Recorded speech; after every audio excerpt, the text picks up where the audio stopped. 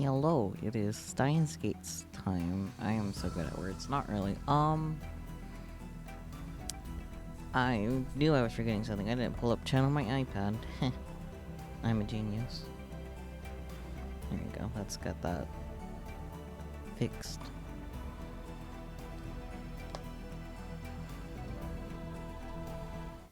There we go. There's a beautiful look at chat. And let's not have this play, please. Thank you. Okay. Let's get into it. Let me get the config up. Hello, Spooky. Welcome on in.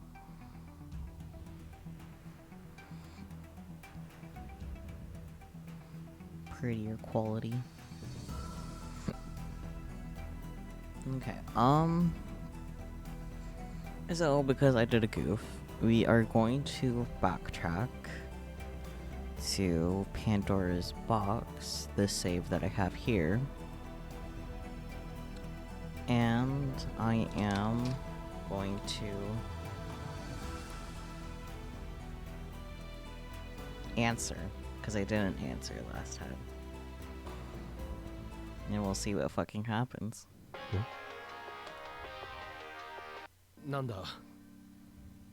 What is it? You're still with Maho, right? Oh, yeah. We're together. Why? What's up? I just heard from Dr. Luxnanin. The office in Waku City has been ransacked by someone. What? And he just got a call from Maho's hotel. Someone raided it too. What did you say? You should hear from Dr. Luxnanin soon. But I wanted to tell you ASAP. Thanks, Kurisu. Daughter and I are looking out for Hiyajo, so don't worry. That's right. I'm counting on you guys. Bye. Understandable, Maho. Maho looked down and bit her lip. This is what I was afraid would happen. They're after Kurisu's laptop and hard drive. Huh? Seriously? Why is it spelled like that? We should probably move. I think this place is safe, though. And I've got a bad feeling. Intuition, you could call it. Got it. No. And where is the laptop and hard drive? Nauri sighed and grabbed a locked, fire-resistant case off one of the racks. He opened it. Is that where he hid it? The laptop was a deep red Japanese model with a 12-inch LCD screen. The hard drive was American, from a brand known for equipping its drives with a shock-resistant rubber case. Let's take it and get out of here. Both Maho and Daru nodded silently. As soon as we left the building, I could see a car coming down the empty alleyway. It was a big American RV. We quickly hid ourselves in the shadow of another building. My intuition was right. The RV stopped in front of the building we just left. 3 men came out. None of them were Japanese. They're all dressed in black suits, almost like MIBs. Men in Black, an American urban legend. They said that they were secret government agents who appear without warning before UFO witnesses or researchers to put a stop to their activities. It is not known whether any such secret agency actually exists. The name comes from the fact that they dress all in black and wear black sunglasses. A movie of the same name, based loosely on the urban legend, helped popularize the idea. Whatever they weren't Akihabara tourists. That was close. Maho went pale when she saw the men go into the building. She seemed to be shaking a little too. This is like a movie. I can't believe it's real. How do they find out about that place though? You sure you didn't screw up somehow, Daru? Who do you think I am? A super hacker, right? Hacker, right? I make sure I didn't get caught. Either that, or Hyajo and I were tailed. Don't scare me. They raided your office and hotel room in Wako City. I'm sure they've been watching you this whole time. Oh, right. Maho seemed to suddenly remember something. She took out her smartphone and made a call. I need to contact the professor. You should tell him to hide somewhere for today. If we meet up with him, he could put him in danger. Maho nodded. Maho perspective. Oh. Nintendo took Maho to Ferris Nyanyan's home. It was on the top floor of a high-rise building in the center of Akihabara. If nothing else, it was sure to be more secure than the ancient building they'd just been in. Ferris welcomed the two of them, offering them food and a place to sleep. Daru returned alone to the future gadget lab to meet up with Suzuha. The mere existence of this laptop could bring disaster. We should get rid of it. Once they both calmed down, she started to talk to him about what they were going to do with Kurisu's computer. He didn't budge an inch. Usually he was an introvert who never pushed too hard for anything, but this time, he was extremely stubborn. Of course, so was Maho. I always want to crack the password and see what's inside. Right now, we can't do that, but there's no time for that. We should get rid of it now. The best thing would be to destroy it.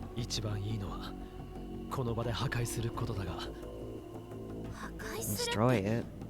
But this is something Kurisu left us, you know? I thought you were a little more logical than this. I didn't think you were this cold.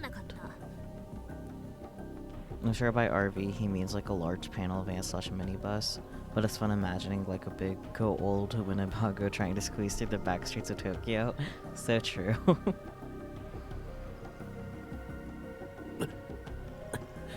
Dots. Maho's words made him flinch. Something bad had happened to him. That's how it seemed to her. And it was easy to assume that it had something to do with Kurisu. So she decided to ask him what she hadn't got into earlier, during the fuss this afternoon. You seem like you're hiding something about what happened to Kurisu. Perhaps because he is. Thoughts. What I know doesn't matter. Maho could tell he wasn't going to share. If they hadn't been interrupted this afternoon, would he have told her? Anyway, what should we do with the computer? And that computer isn't just something an old friend used to own anymore. It's at the center of an international power struggle. What kind of crazy conspiracy theory is this? You still think it's a conspiracy theory after what happened today? You saw those foreigners in black suits, didn't you? Thoughts. Your office and your hotel room were ransacked. Someone set fire to Kurisu's house. And then after that, your lab was visited by mysterious men claiming to be from the FBI. And the attack of the hotel might have had something to do with this too. All these impossible events keep happening one after another.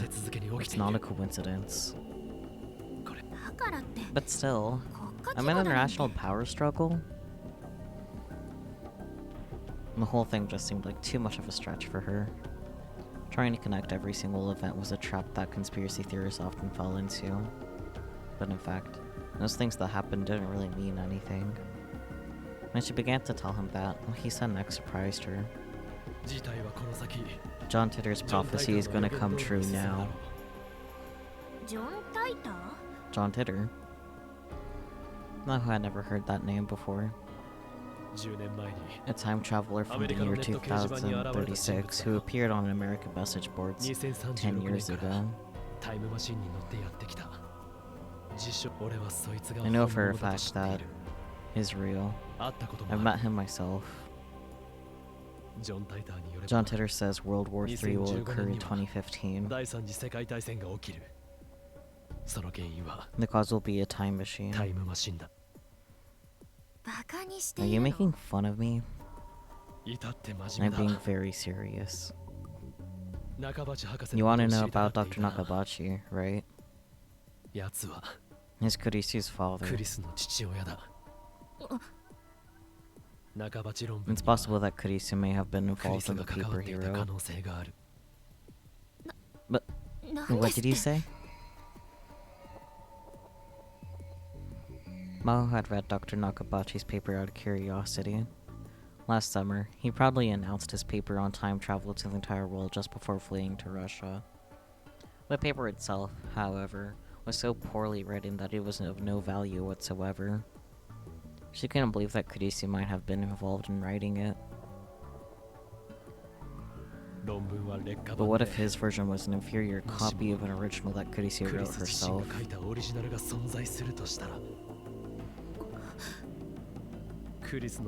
What's inside Kurisu's computer doesn't actually matter, right? No? What matters is that there are people who want it. True. Give me a second. I need to process all of this.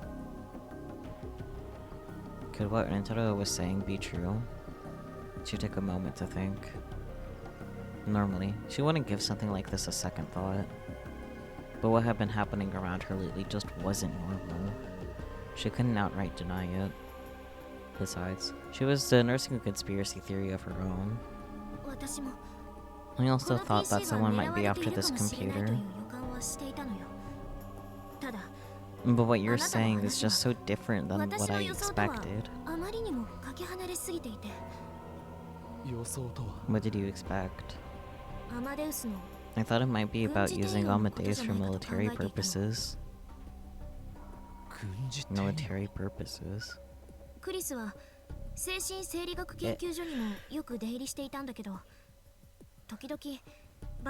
spent a lot of time at the psychophysiology lab. She said sometimes she'd be visited by people who looked like they didn't belong there at all. She said she thought they were from the Department of Defense. Can Amadeus kill someone? How? What? Well, for example, you could take the memories of a veteran pilot and copy them and use them to control drones. I remember what I said about medical applications.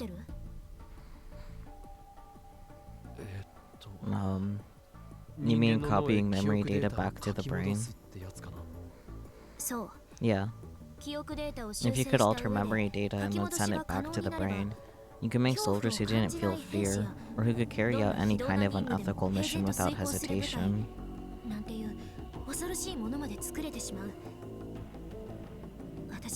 My thought was that Kurisu had found proof that they were running experiments like that.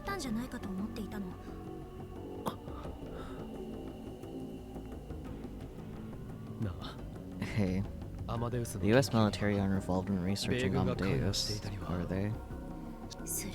Of course not. Are you sure? You're just a scientist. You're not the head of the project. Dr. looks thin and wouldn't let the military get involved either. You're right. Will that happen in another world line?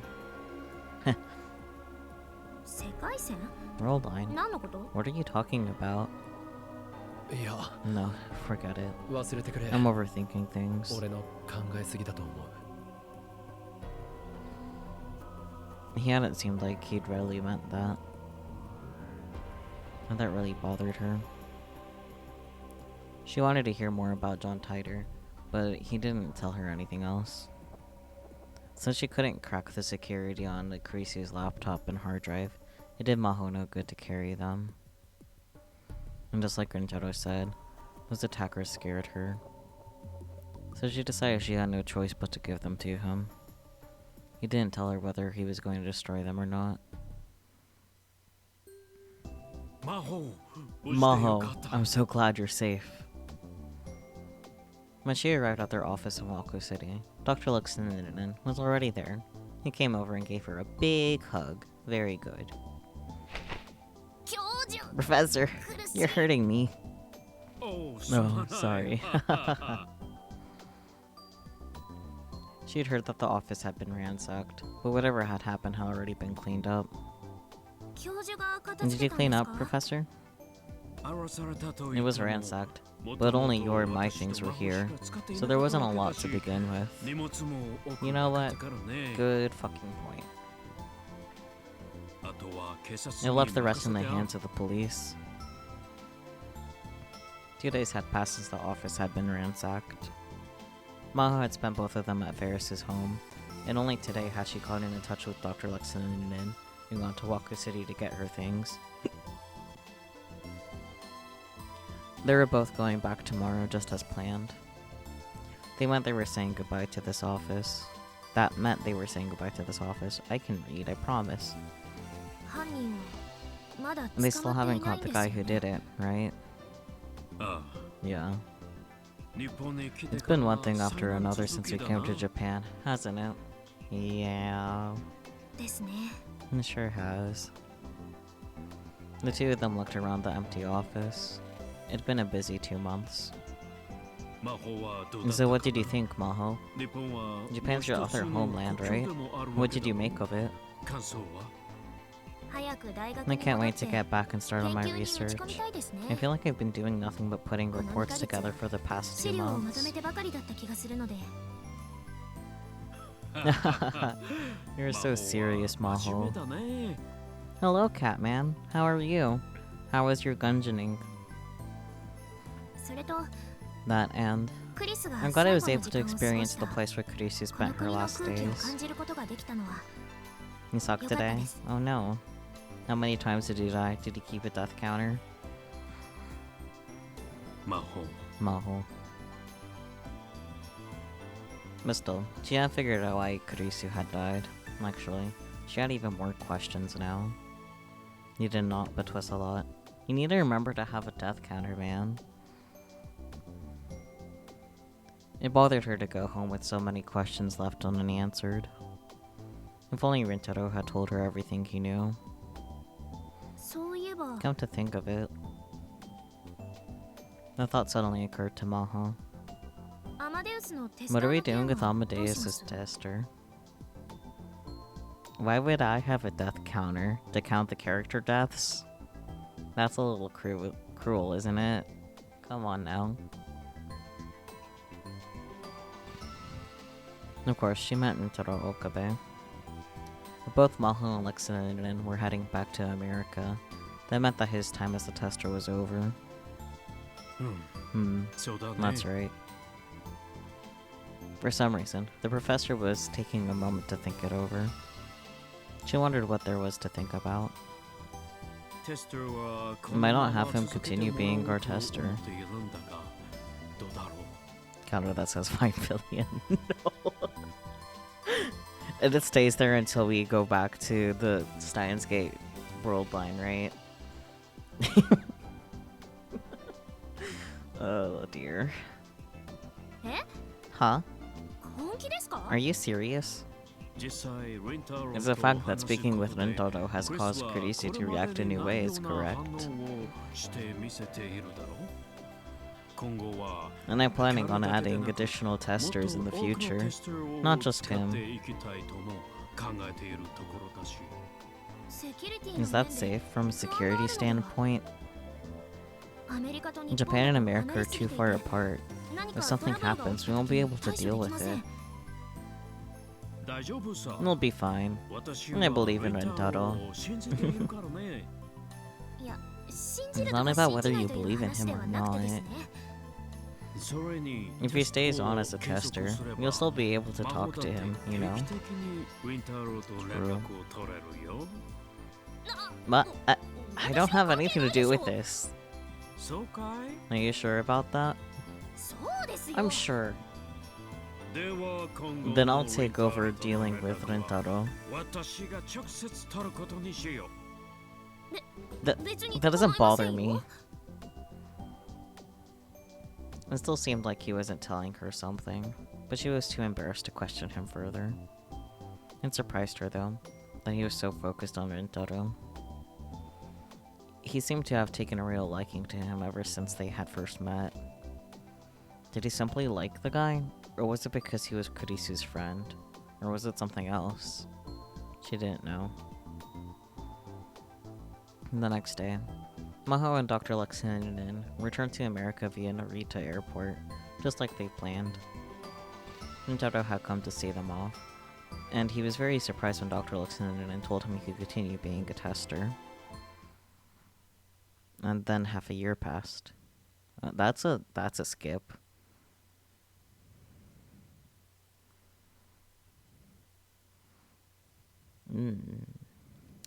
Tasty. Victor Condre's university grounds were dead quiet. It was after 11 p.m. Risk international security for the sake of trying to hitch my employee/student and some guy. Dear. Some of the labs worked all night and into the morning. So the place wasn't completely abandoned. But compared to daytime, it was quiet. The lights in the halls were off, and it was a little scary walking down them alone. Maho lived in the researcher's apartments next to the lab. She'd been thinking about so many things that night, her head felt like it was going to explode.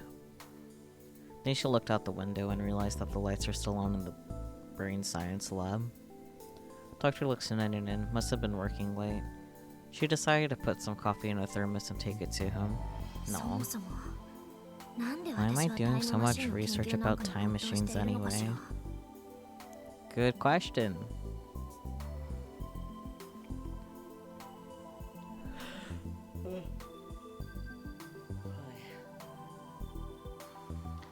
Ever since she'd come back from Japan in January, she spent all her free time on it.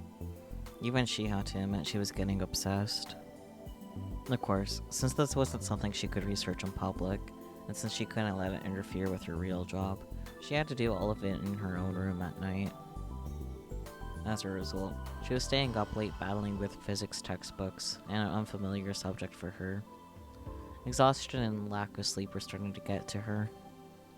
The whole idea of a time machine was stupid.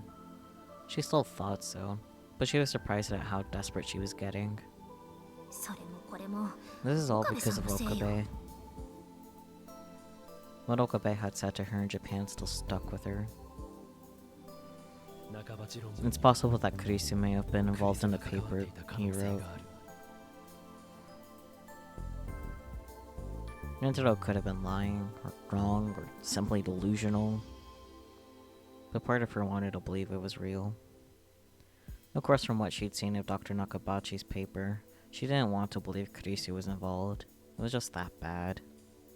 But what if his version was an inferior copy of an original that Kurisu wrote?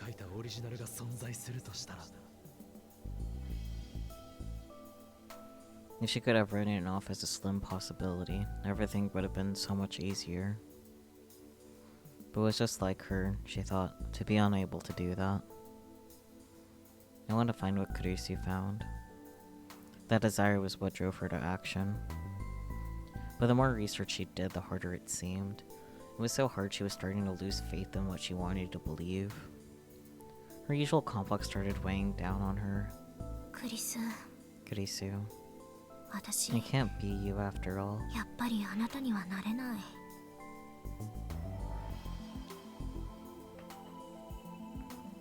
Kurisu was her dear friend. Dog. I'll give the dog a moment.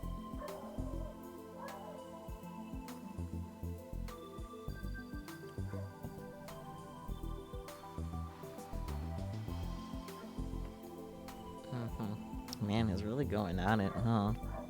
Damn. Damn dog.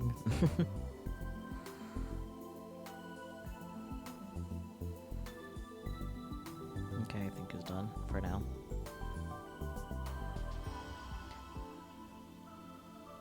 I spoke too soon.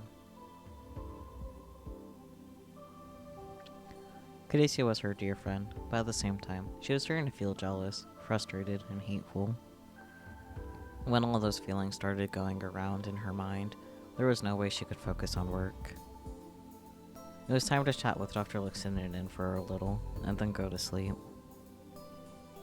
She headed over to the lab. Professor?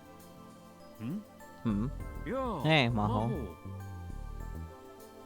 Dr. Luxinen seemed surprised at her sudden visit, but he stood up from his chair and welcomed her. What brings you here at this hour? It's time for kids to be in bed. I'll say those exact same words to you. You got that right. Dr. Luxinen laughed innocently, like a child, at her cutting remark.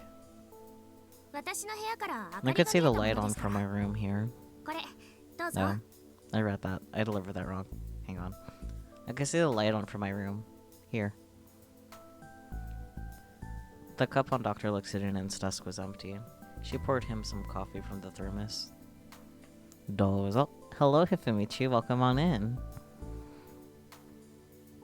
It wasn't the sticky, sweet cafe all day coffee with milk that she liked.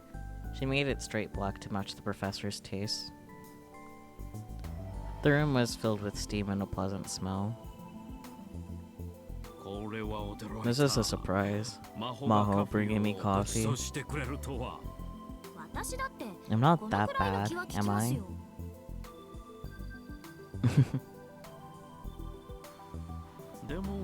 But I thought you hated this sort of thing. Do I have chat on screen now that I think about it? Hang on. I'm being a silly.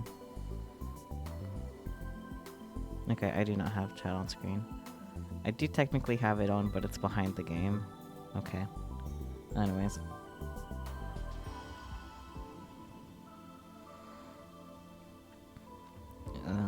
But I thought you hated this sort of thing. As I recall, it was the first day you came to this lab. What do you mean, smooth? I don't keep chat on screen for these type of games. Mary was passing out morning coffee to everyone, and you refused. And do you remember what you said then? Did you come to work to make coffee? Oh my. If you got time to make coffee, why not get started on your work? I was in awe, I remember. This new kid was really something. That was such a long time ago. You don't need to bring it up now. Maho's cheeks swelled in embarrassment. Back then I was... well, everyone called me the girl genius, and I kinda let it go to my head. Yeah, the way he's imitating her tone is great. 10 out of 10. I know better now. Mary was another scientist at the lab. After Maho had apologized, they got on to be friends. No friendship. You're so mean, Professor. I'm never making you coffee again, okay?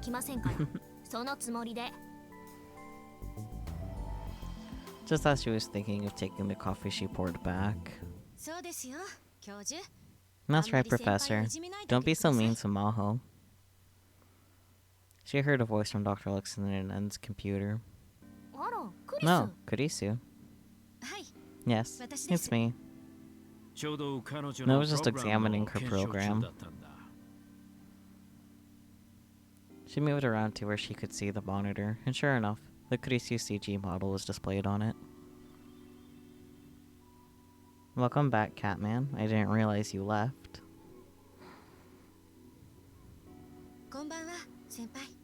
Good evening, Maho. Okay, what are you gonna do? I don't know. I don't trust any of this because this is quote-unquote the bad ending, so... With food from a man named Dave, disguised as a woman named Wendy. I see. Well, that's very exciting, Catman.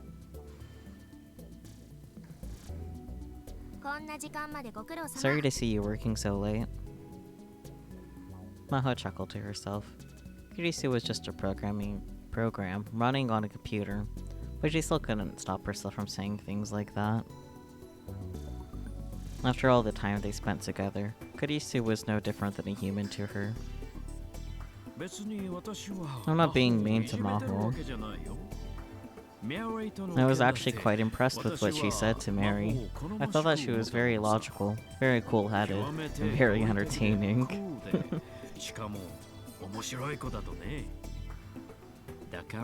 That's why I made her my assistant. Of course. I don't mind the new nicer version of you. Dr. Luxon and gave her a wink as he reached for his coffee cup. Thanks. I'll have some. Cute. As he drank his coffee, he grabbed the corners of his eyelids and gave them a little massage.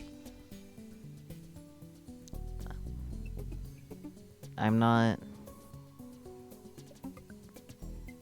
grasping the logistics of drinking coffee and grabbing the corners of his eyelids at the same time. You're gonna do a really long TTS but decided against it? Oh my.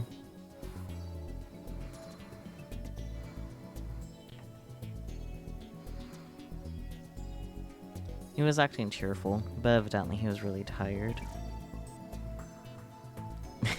I'm glad that we were both stumped by what he's doing, Ifumichu.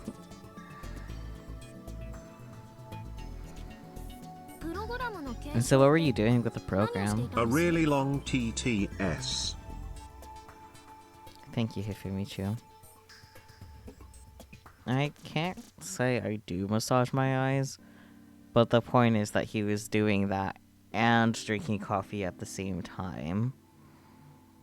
So that's where the confusion comes in. He only has so many hands that we're aware of, you know?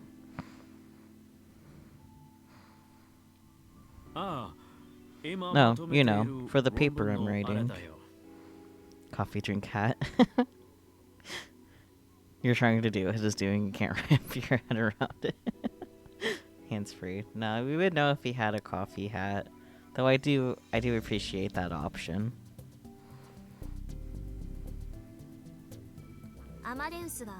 The mechanism Amadeus uses to lie. If we could figure out this part of the program, we could learn more about how humans lie, you know? A hydration pack filled with cold brew. But Maho brewed it black coffee for him and put it in a thermos and then put it in a cup. So we know the coffee's in a cup. So the only explanation is that he has extra arms that we're not aware of. Extra arms and hands, my bad. Yeah, exactly, 3 arms. Yeah. Women's lies sometimes hide important secrets. I can't say I approve of what you're trying to discover them. I didn't read that right, did I? I can't say I approve of you trying to discover them. He has a drinking can and put the cup in it. Oh dear. You want 3 arms of cold brew? Good question, Catman. Though I think with the timing, it's the hydration pack filled with cold brew, not the 3 arms. At least with my copy of chat. Kurisu's expression was sadly serious. I'm not trying to discover your secrets. I just want to know the thought process involved in telling a lie. You wouldn't mind an extra arm now? That either, oh dear.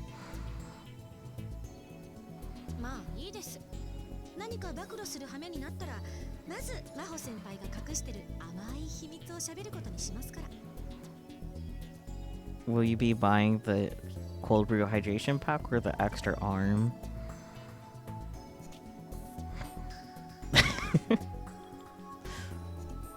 Well, that's fine. If I have to reveal something, I'll start by revealing Maho's sweet secrets. Oh dear. Hey, don't be weird. A 2-liter hydration pack pre-filled with cold brew. Amazing. And what are my sweet secrets anyway? No, I couldn't say. She played dumb. Sometimes Kurisu liked to joke around.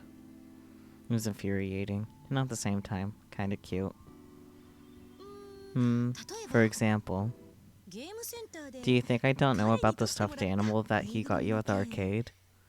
I honestly forgot about that between everything else.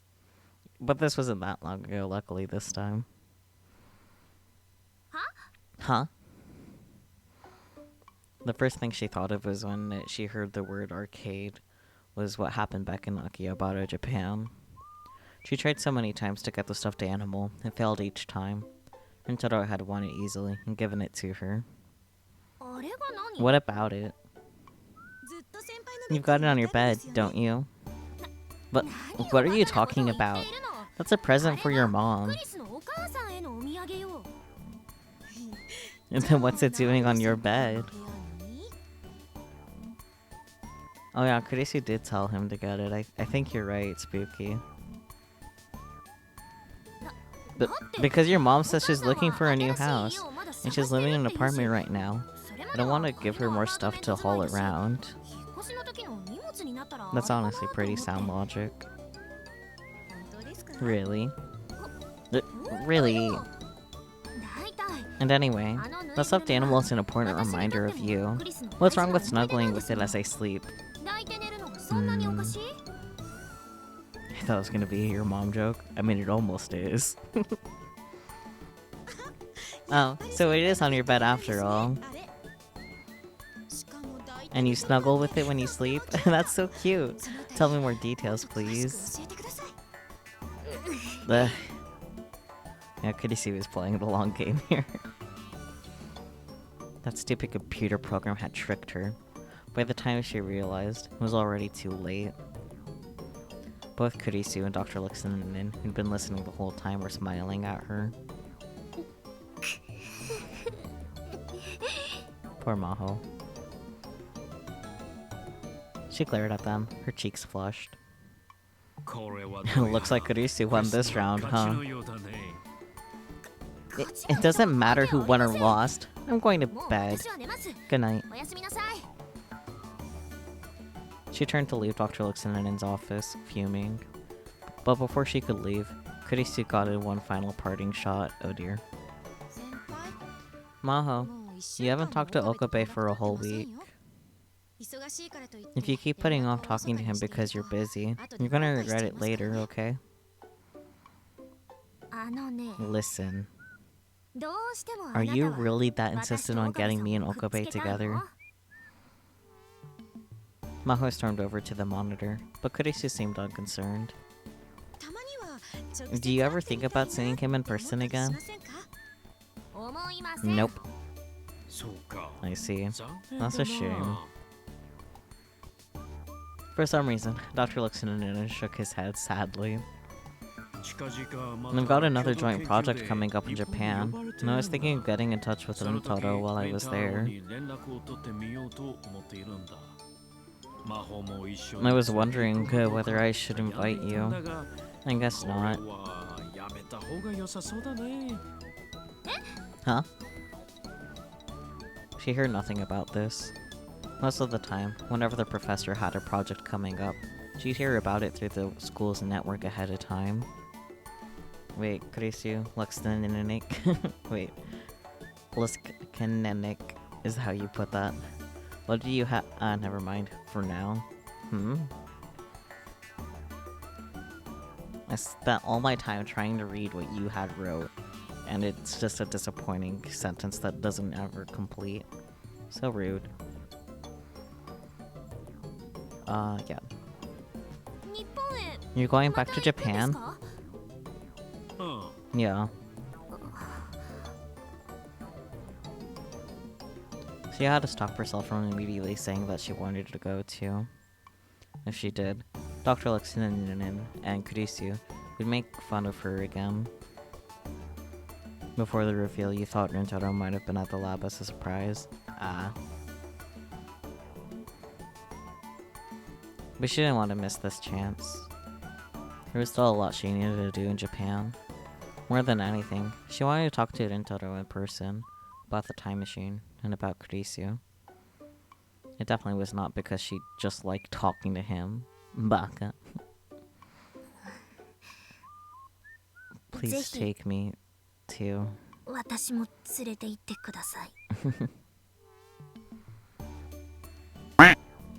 the quack?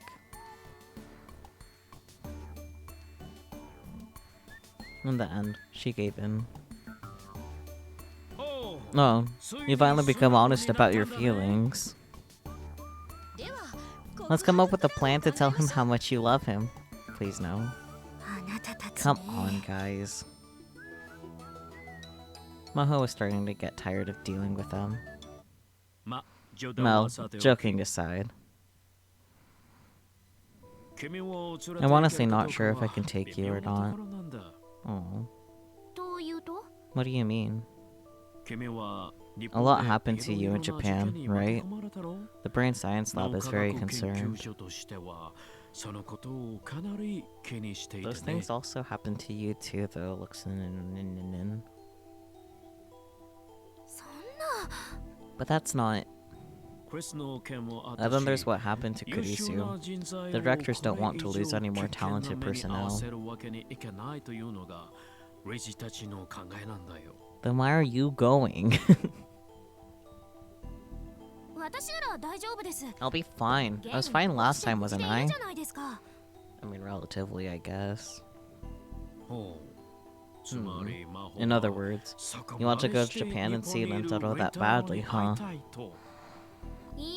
Do I need to talk to HR about sexual harassment? Oh, please don't do that. But why not seriously consider dating him? Kurisu. It's possible he'll be coming here in the future, right? You should try to get your hooks into him while you can. Kurisu, please. Stop sounding like a nosy aunt. Alright, Maho. I understand. I'll talk to the directors. But just note that I can't guarantee anything. Yes, report Kurisu for sexual harassment. That would be an interesting lawsuit. Right. Thanks. I'm pretty serious, actually. Kurisu. Are you still saying that? I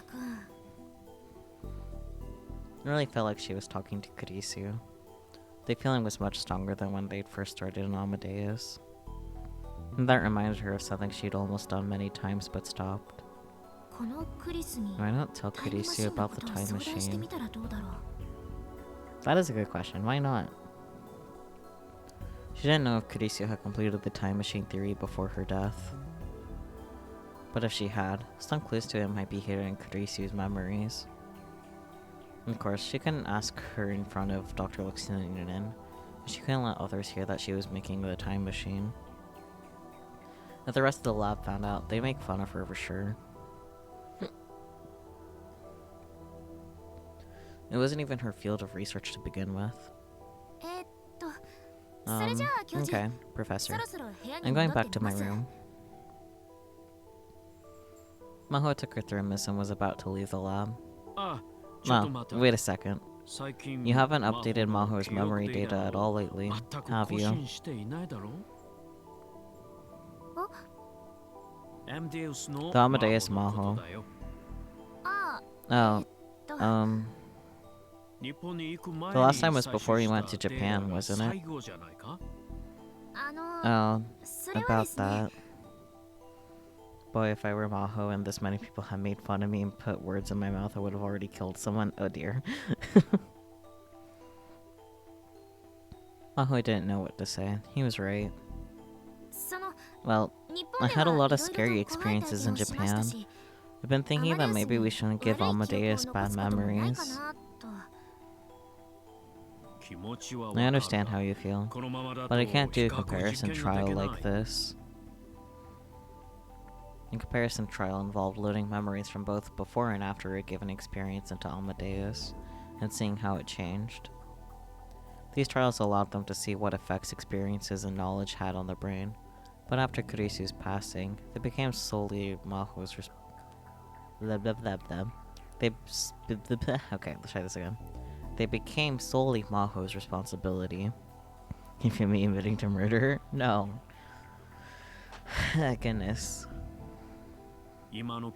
Right now, the real you and the Amadeus you have such different memories that you're almost different people.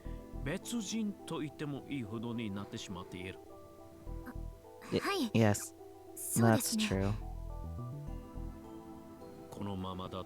At this rate, I'm gonna have to take you off the project and ask someone else to do it. My dear. That's... Her expression darkened. I mean... Okay. You have fun with that cat man, I guess. Her expression darkened. Stop talking to Kurisu all the time, and give yourself some attention. I'm sure she's lonely. Make sure you update your memories tomorrow. Understood? Understood. Maho nodded her head and left the room. The reason she'd given to Dr. Luxinen for not updating Maho's memories is a real concern, but there's also another one. Runtota's words. Hey, the US military aren't involved in researching Amadeus, are they?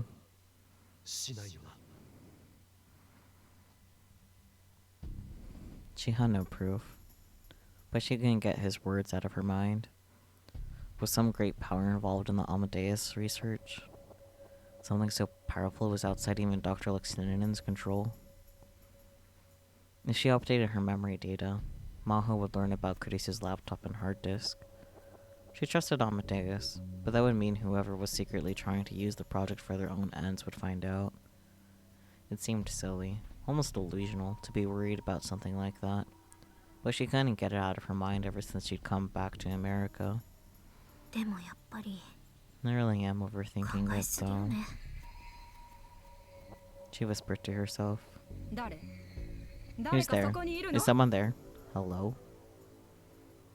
She heard a woman's voice from down the dark hallway. Maho stopped dead in her tracks. The hallway's lights flipped on, and she saw a group of men and women coming down the corridor that connected her building to the next one. Hello? The next building over was the psychophysiology lab. That's nice. Maho's brain science lab mostly investigated the workings of the brain itself. The psychophysiology lab, on the other hand, was more of a medical department. It looked at how the workings of the brain affected mental states and mental illnesses. Excuse me, I'm Maho Hyajo from Dr. Luxinen's lab. The woman at the head of the group was someone she knew. It was Dr. Rios, a scientist at the psychophysiology lab. Fumichu, stop. Oh, it's you, Maho. Professor Reyes. Are you up working this late? You too? Yes, I suppose. We're both addicted to our work, aren't we? Judy Reyes' eyes narrowed beneath her glasses as she laughed. Where's Alexis? Still in his office? I forgot that he has a first name. Yes, he's working on Amadeus. Catman.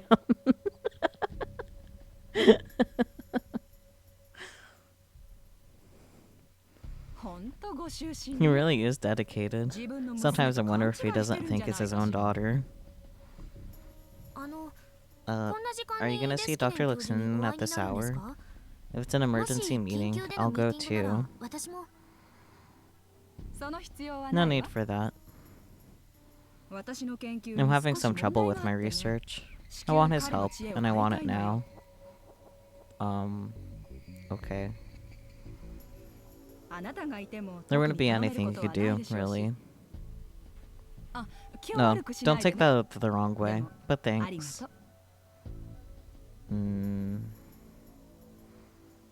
Dr. Rios kept smiling as she walked past to Maho towards the lab. The other scientists followed her. A problem with your research? What could it be? She took a closer look and saw that she didn't recognize one of the people in the group.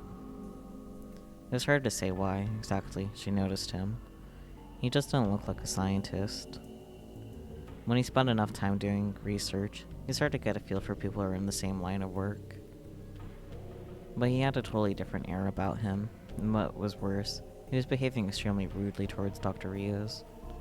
If he was one of her staff, he wouldn't act like that.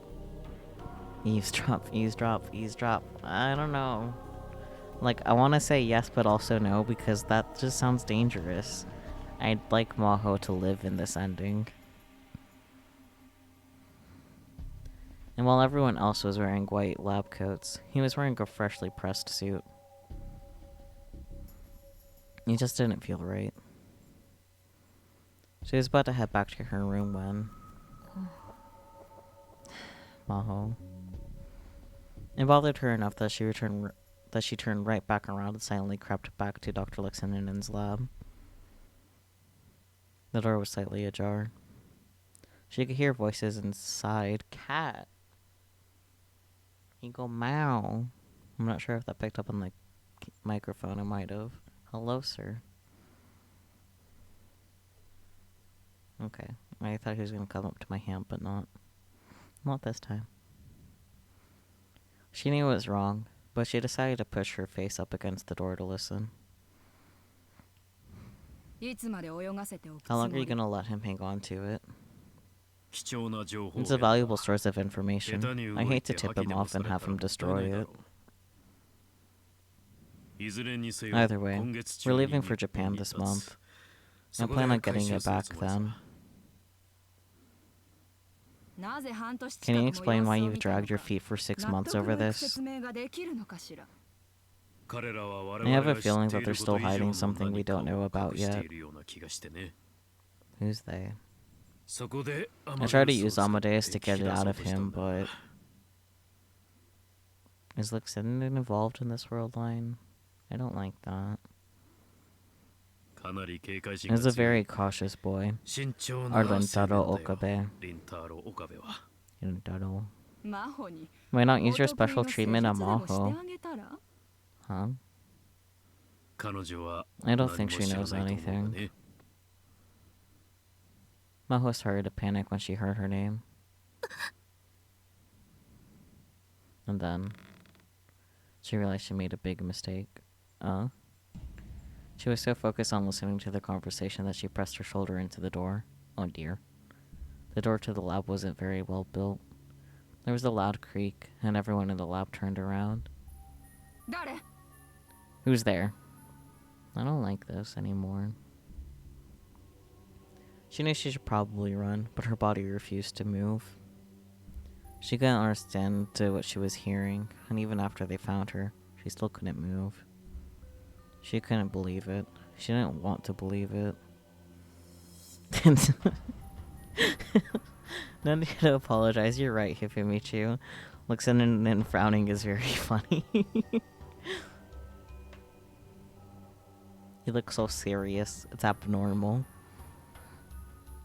This was worse than being in a thriller, she thought. The other scientists who were with Dr. Rios grabbed her arms tightly and dragged her into the room. Oh dear. Professor, what were you just talking about? Dr. Luxinen and looked a little sad as he walked over to her. His huge body leaned forward and peered into her face. No, dear. You heard, did you? Mo. It's good timing. Is it? Maho. Remember that Japan trip we were just talking about? You're going to come with me after all. She didn't know what he meant. Weren't the directors opposed to it? Was it something Dr. Luxinen couldn't decide on his own? What was good timing? Confused, she glanced over at the computer screen, but Kurisu was no longer there. The one thing she knew was... Okabe's words weren't the ramblings of conspiracy theorist after all. Nope, Okabe perspective. Oh hey. If we get to the next day, that would be cool. No particular reason. I like the wallpapers, they're silly. Anyways. It was almost July. The rainy season hadn't been that bad this year, and what little remained of it had already disappeared. Temperature-wise, summer had come a long time ago. Summer. In other words, it had almost been a year since it happened. And then one Saturday afternoon, if I stayed home, not only would it be hot, but Dad would be on my case about helping with the family business. To get away, I'd come to the area around Ikebukuro Station.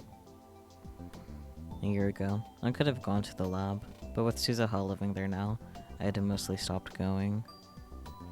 But that meant that it was hard to find a place to study on my days off. It was too much trouble to go to the university. And the classrooms probably weren't open on weekends anyway. And after a lot of research, I settled on spending my free days visiting this cafe near my parents' home and spending a few hours there. In fact, a lot of the other patrons did the same thing I did, buying a single cup of coffee and sitting there for hours on end. Oh, so that's Runtero's job, the family business? Yeah, huh, I didn't even connect those dots until you said that. I don't know, this is like the first time it's ever been mentioned.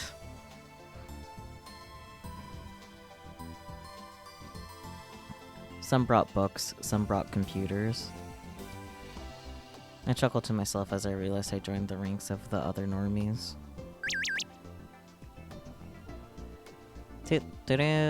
Where are you now?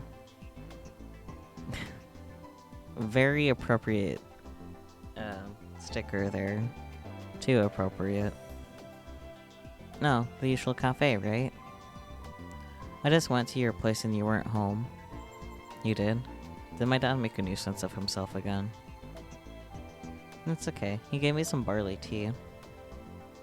I have to go shopping. Will you come with me? Okay. Thank you. Okay, I'll leave now. Wait for me. No. I honestly kind of want coffee now, too. So they went to my house. My family's business was called Okabe Greengrocer. Okay, well now we know. It's a grocery store. Like, Midori from OnStars. I'm normal, it's okay. It was a beat-up old store located in a rundown shopping street. The place was almost 40 years old. I really wanted them to rebuild it. That was your second guess? Yeah. You wanted coffee earlier but decided against it because Starbucks expensive. True. Ugh. My mind had wandered. Mayuri was gonna be here in less than 15 minutes, so maybe it was time to call it a day. I worked pretty hard during the morning, so it wasn't too bad. I was a little surprised at how hard I've been working lately. I could feel how having a goal gave me energy. I needed to get to Victor Condré University as soon as I could. Victor Condré University. Since I was still testing Amadeus, I kept in touch with Maho via email and online chat.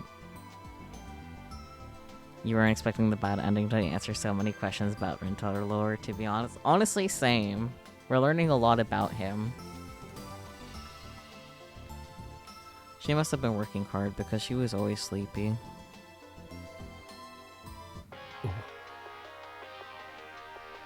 Hello? Kurisu? That's concerning.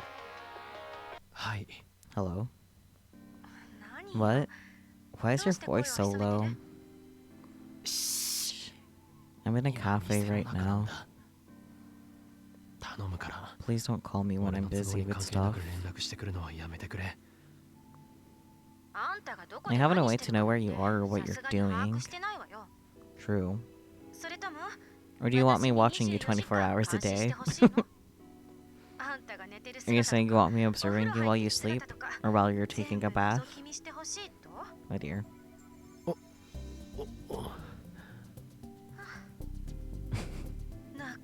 You're quite the pervert, aren't you? I'm sorry. If you don't want to talk to me when I call you, just don't pick up. True. I won't get mad about something like that. That's true. Well, it looks like you're busy now, so I'll do what you want and hang up. You're right. It's probably pretty weird for the rest of the cafe to see you talking to a 3D model of a girl on your phone. Come on. I'm kidding. You always take the time to talk to me, and well... I'm grateful. No. We can talk about that some other time. I'm hanging up. Hey, wait. She said wait. Why didn't you wait? Fucker. Kurisu always talked so much. You're the one used to talk a lot too. Talking to her in a place like this always drew a lot of attention and made me feel awkward. Looking at a screen and talking was embarrassing, was all. So I had once proposed that I talk to her like it was on a normal phone. And this is what she said. Why do I always have to stare at a close-up of the side of your head? She was really a selfish little program. Mayuri and I met up and head for Tokyo Hands. Stationary. When I stepped inside the air-conditioned store, I felt refreshed. If it was gonna be this hot in June, I shuddered to think what it was gonna be like in July or August. So what are you going to buy? Mayuri's outfit is cute. We're gonna make some signs for advertising, so I need poster board and highlighters and stuff.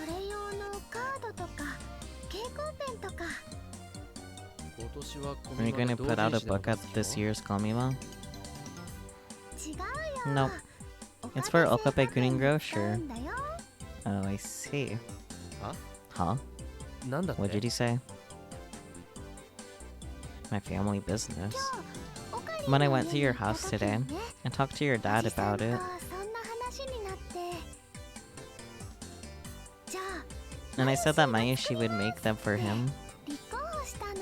Of course, Mayuri. Wait, seriously? My dad could be such a jerk. There's really no reason you have to do that. But Mayushi wants to do it. You're sure? Your mom and dad are always so nice to me. Okay. I'll get you something as a thank you present then. Really? That makes me so happy. I took a quick look around and saw that they were selling a lot of things you could use for advertising. I decided to mostly leave the purchasing decisions up to Mayuri. She spent quite a while deciding what to buy. But, well, maybe because of all the time she spent at Maid Queen Yawn Squared, her taste ran in the direction of cute and anime. Part of me thought it was dangerous to leave it up to her, but still, they'd ask her, not me. It wasn't any of my business. I should just leave it to her. And so I decided to wander around the store while Mayuri finished her shopping, but... Again. What's up? Are you out shopping? Yeah, with Mayuri. No, a date. Mainstream woman. I told you to stop calling me that. And stop assuming everything is about romance. Right, fine.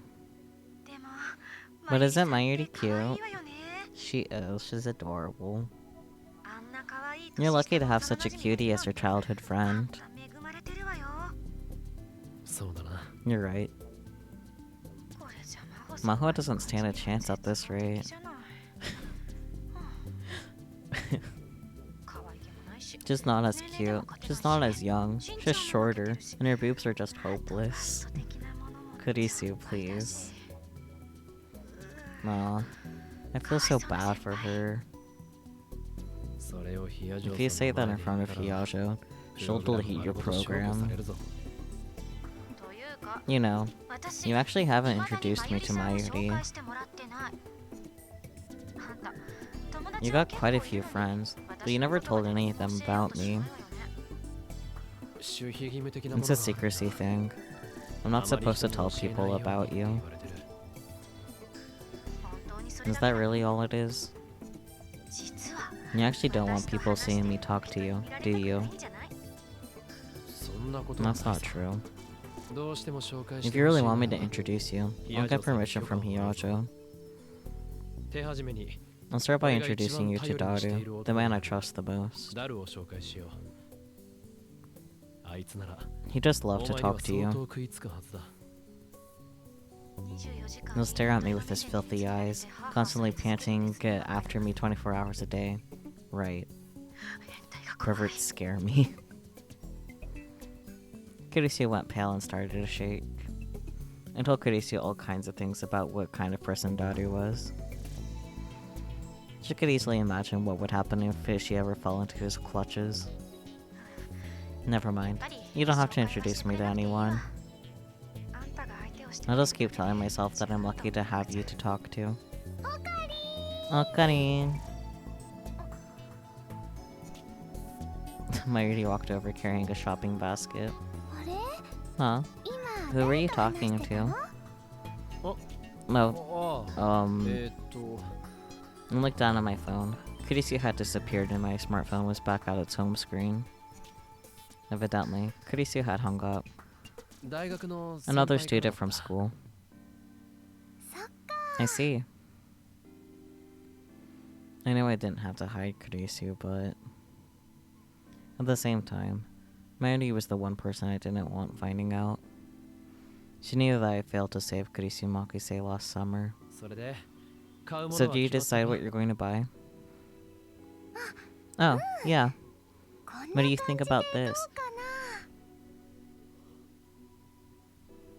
The basket was filled with heart and star-shaped cardstock.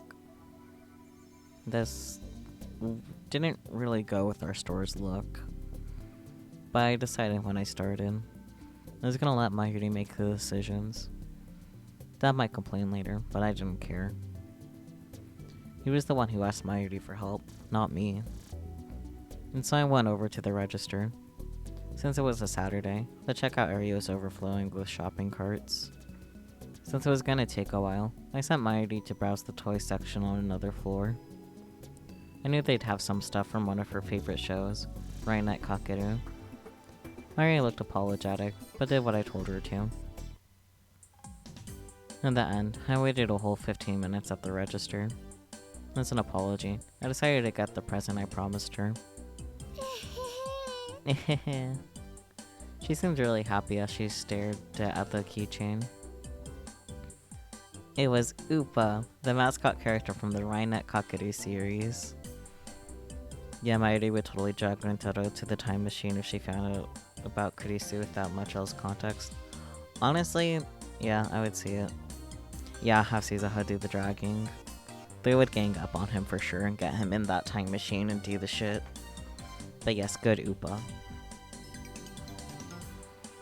I told her when she went over to the toy section she could pick out anything she wanted, and this is what she chose. You seem pretty happy about that, given how many Upas you already have. Well, that's a regular green Upa, right? Not the rare one. The rare one.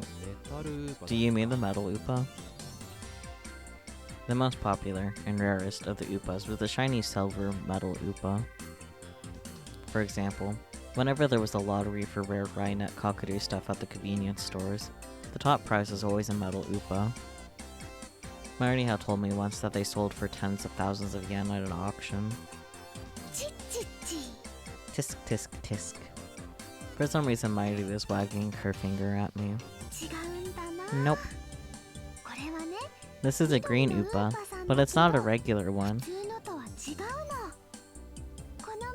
This is the green fairy Upa that was in the movie they just released. Got to think of it, there had been a Rainet Kakeru movie out in spring. Mayuri sat in a theater full of little kids to watch it. The green fairy. Is it okay if I spoil the movie? Go ahead, I'm not going to go see it. So this movie, it's about a fight with an evil super hacker in the virtual world.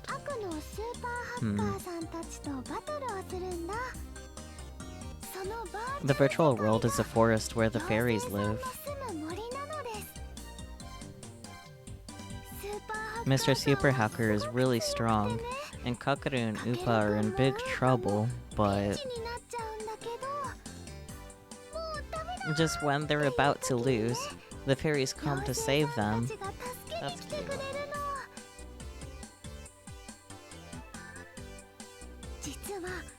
And it turns out that the fairies are actually the flowers in the school garden that he'd always taken care of.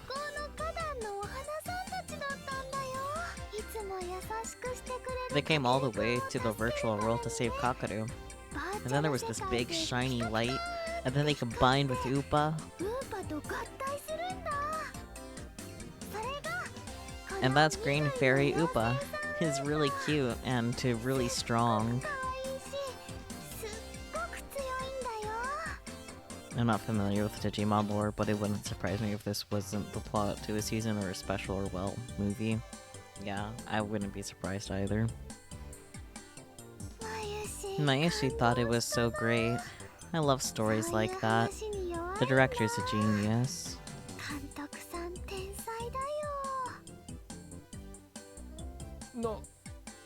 I see. It was rare for Mayuri to get this excited about something. I took a closer look and saw the design was a little different from the standard Upa. I didn't know a lot about Upas, so I couldn't say exactly what was different. I've actually been spending a lot of time looking for this keychain. It's really popular, so it's sold out everywhere. I never would have thought Hands would have had one.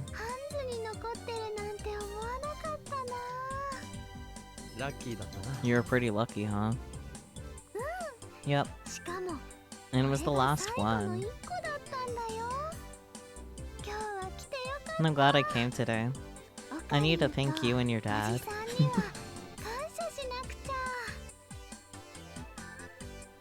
Larry took the tag off the keychain, got her house key out of her bag, and carefully attached it. Hey, Okari. Maishi will treasure this forever and ever and ever. I'm sure you will, sweetie. I'm sure you will. Totally don't give that to your future orphan child.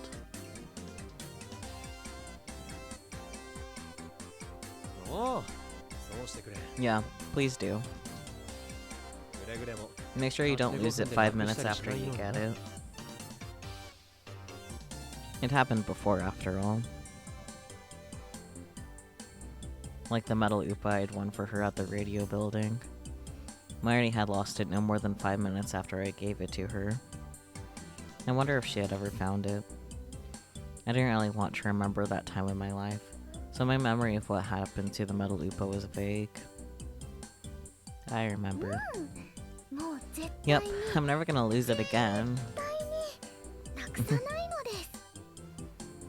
The two of us started to head back. I'm gonna work hard to make the ads for your shop, okay? No, yeah. You still got to do that. Oh, I forgot to turn off that timer for Nightbot. Oh well. What's your evil thought? Do tell us. Here, let me do a quick save in case anything stupid happens. But while... yeah, I'm gonna go turn off that timer. You tell us your evil thought in the meantime.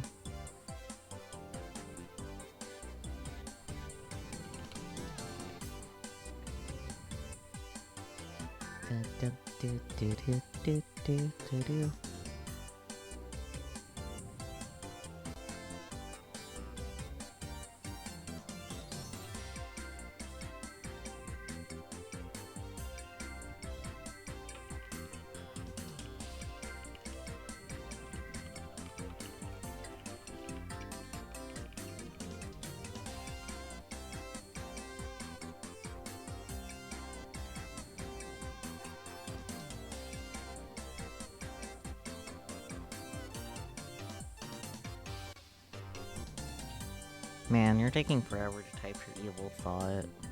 No. What if this is the bad ending because it parallels with where this all started? I don't think so.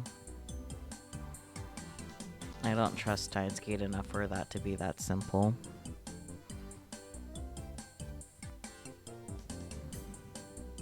I've been thinking the job was done once we bought the materials.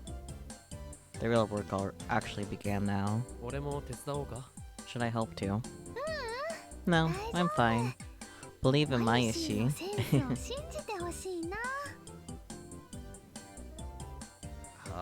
I'm a little worried after you tried to buy a heart-shaped cardstock. It's fine.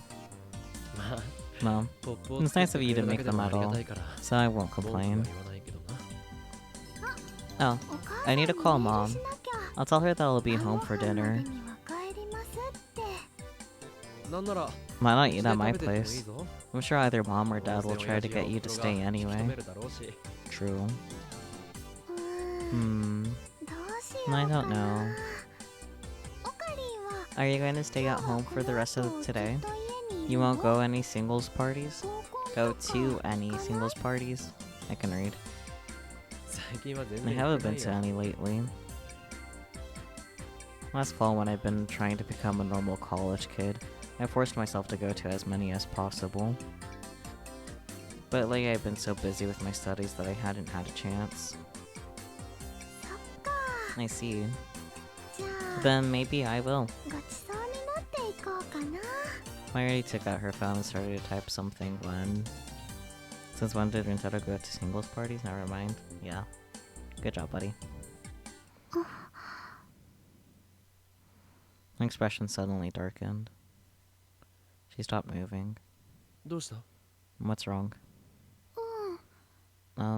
ついさっきね、 I just got a message from 楓さんからメ Kaede. ールが来て I て didn't notice it. 気づかなかったよ。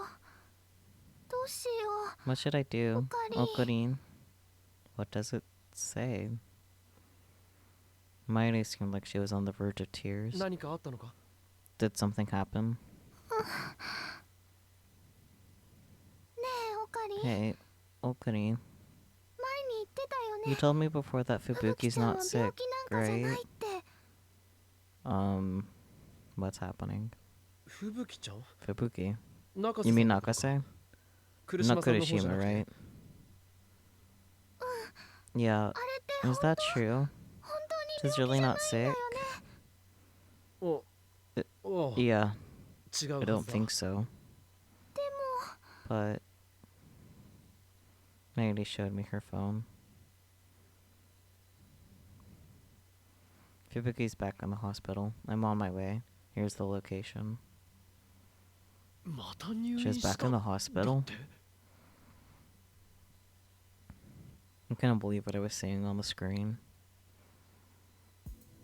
Fubuki was at a different location than before. This time it was the AH Tokyo General Hospital High-Tech Medical Center in Yoyogi. It was supposedly one of Japan's most advanced hospitals. According to what I read on the internet, patients with the new encephalitis that everyone was talking about were being gathered here for special treatment. But I'd also read lots of really bad urban legends about the place, and I was a bit worried about what kind of horror show I'd find there. But of course, when we arrived it was nothing like that. It was very clean and decorated like a luxury hotel. まゆりちゃん、 Mayuri, Okarin, こっちです。 this way. Kaede and Yuki waved to us as we entered the lobby. Yuki had gotten a message from Kaede as well, and had evidently come right over. 吹雪ちゃんは Where's Fubuki? 大丈夫だよ。 She's fine. Yuki gave Mayuri a soft hug and a smile. Kaede bowed her head apologetically. 驚かせてごめんね。 Sorry to scare you. 私も I was 焦っちゃ kind っ of in a hurry myself. て、もっと I should have ちゃんと checked more 確認 carefully したから before I メールすれ messaged ば you. よかった。というと And what do you mean? 中 How's 瀬さんの Nakase 容体は doing? 今 I just met her mom in the 吹雪ちゃん hospital のお room. 母さんに It 会えた doesn't んで look す like け her ど、 illness has 例の gotten 病 any 気が悪 worse. 化したとかじゃないそうです。 I guess that's good. じゃあ And then they've just brought her here for more examinations or something. はい、 Yes, そう言ってま that's した。 what they said. So there's nothing to worry about. 全然心配ないって。 No. I'm so glad. Same, Mayuri. Though not entirely relieved because I don't trust this game. But Mayuri looked extremely relieved as Yuki continued to hug her. If I remembered right, the last time they examined her, they said it was possible that she had the disease, but as long as it didn't get any worse, it wouldn't affect her daily life. They just told her to come back for regular checkups. Moa's raised field again?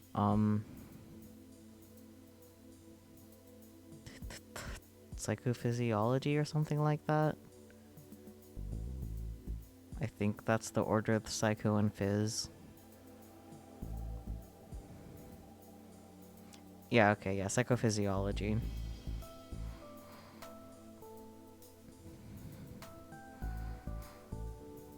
The encephalitis had arrived in Japan over 6 months ago, but the number of patients was still increasing.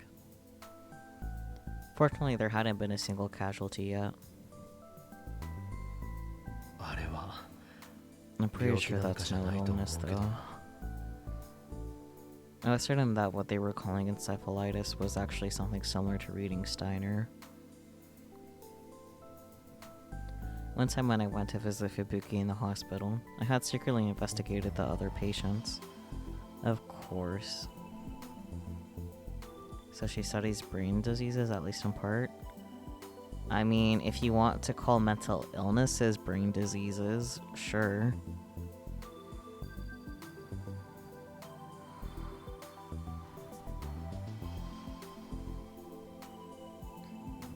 I wasn't able to get any proof, but I found out most of the patients in her wing had, to varying degrees, memories of the same world line.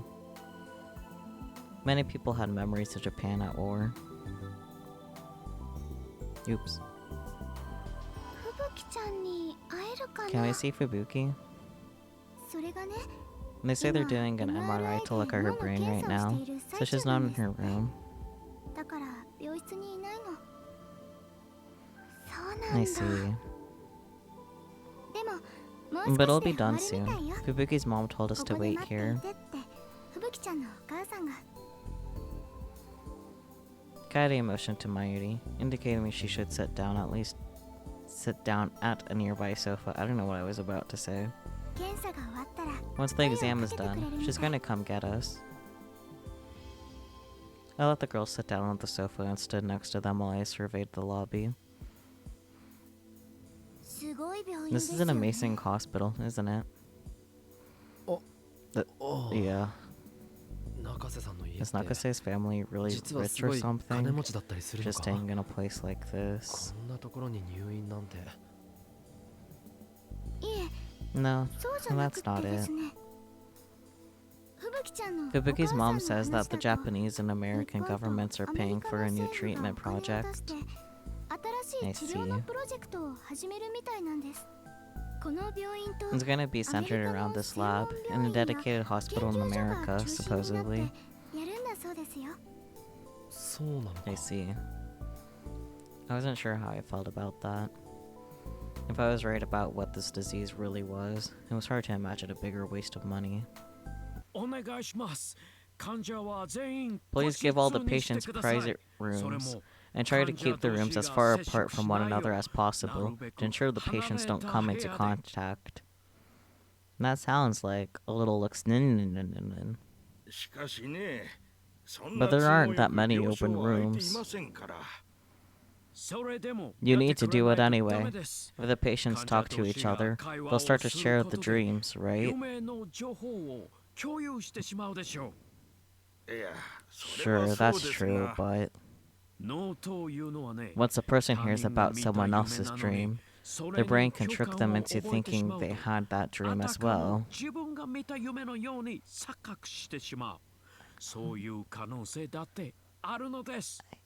sure that's how that works, but okay. Across the lobby, I saw an old Japanese doctor in a white coat, and a big man in a suit who was frantically trying to talk to him.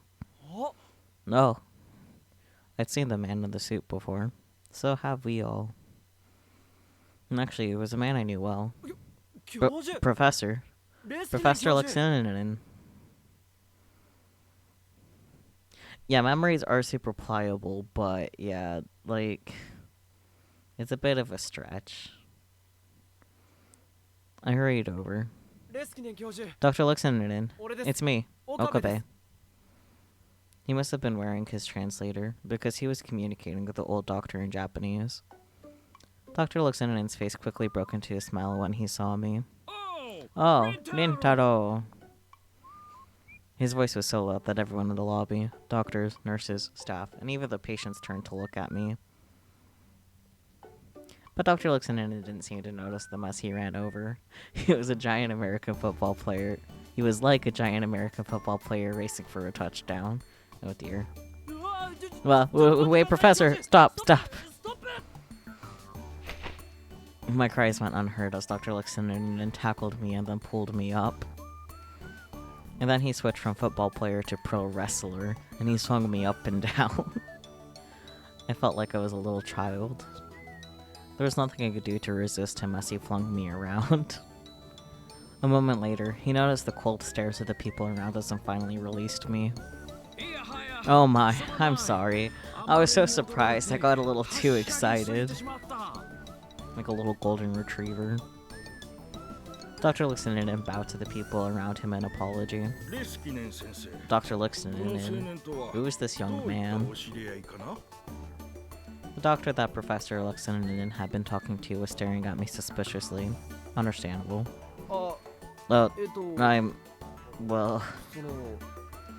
I wasn't sure exactly what to tell him. It wasn't like he was really my professor.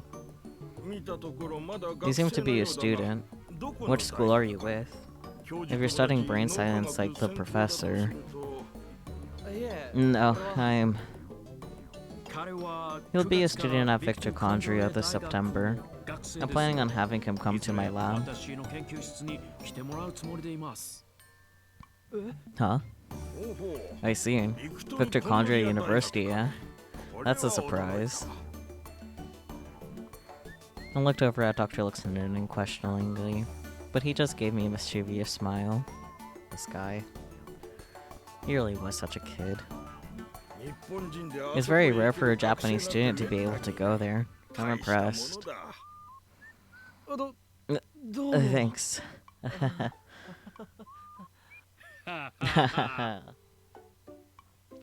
After the doctor left, I sighed loudly enough for Professor Lixenden to hear me. So, who was that guy? The director of this hospital. The director?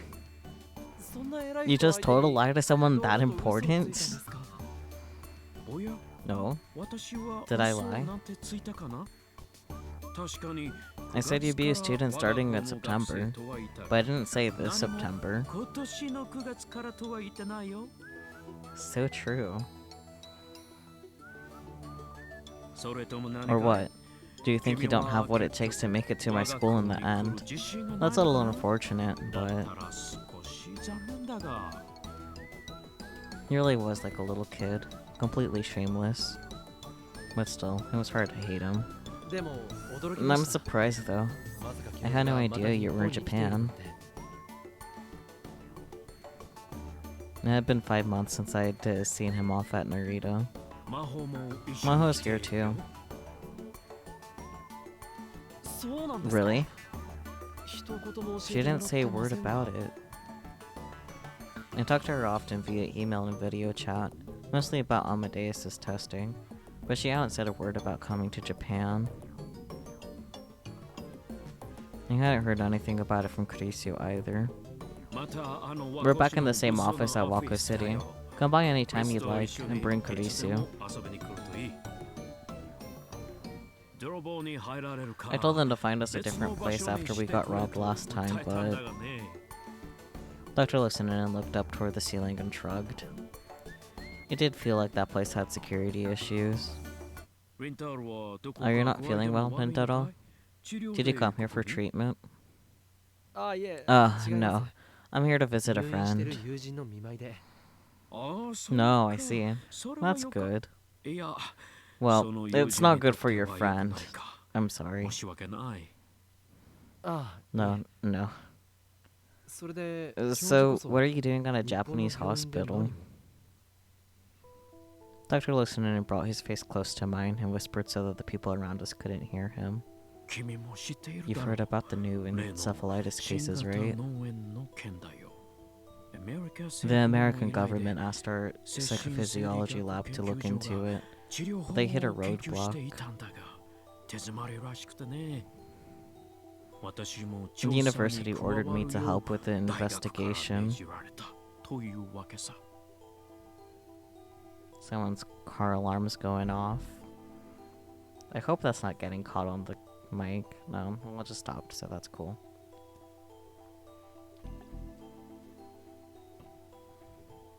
I see.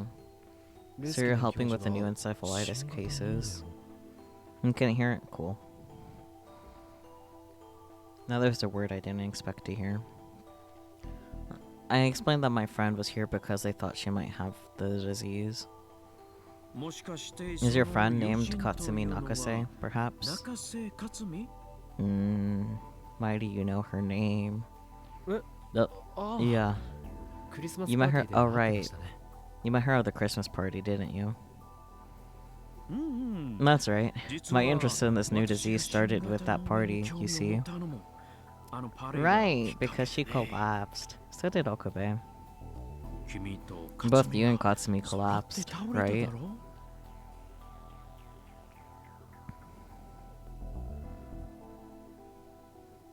He was right, actually. In my case, I've been sent to that other world line. I met up with her again several days ago. She demanded to know why she was being sent back to the hospital when she was just fine.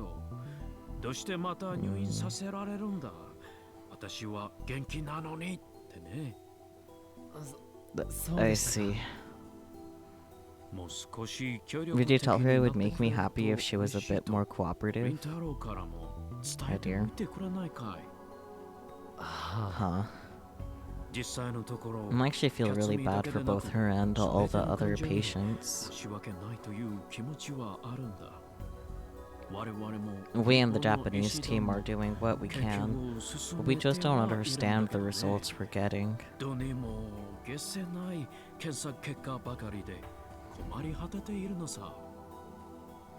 Dr. Lixinen's usually chipper expression darkened.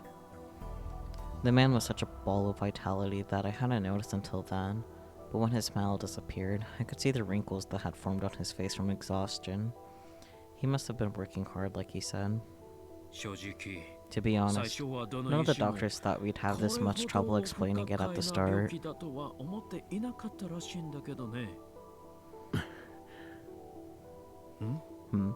What's wrong, Rintaro? Well... Is there something wrong? No. I'm not a medical student, so this is all outside my expertise. I was about to tell him about my reading Steiner, but in the end I couldn't. Good.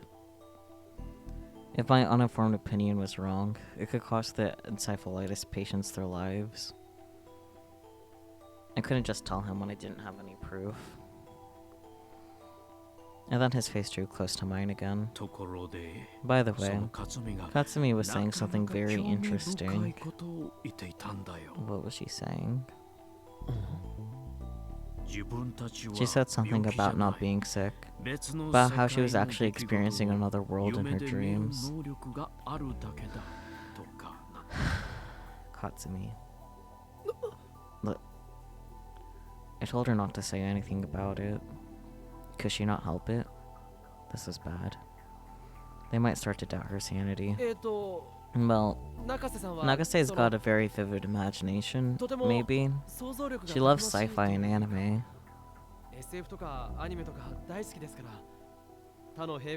She probably just said that she has the power to experience parallel worlds because she saw it on some show somewhere. Parallel world, another world which exists parallel to our own in another space-time. It has the same dimensions as our own world, and sometimes the people and objects within it are in the exact same place as our own.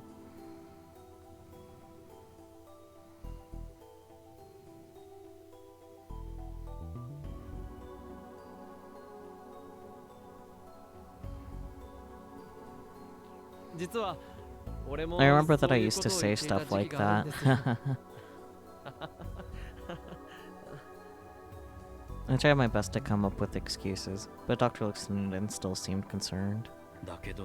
But still, I was really surprised when I started participating in the treatment project.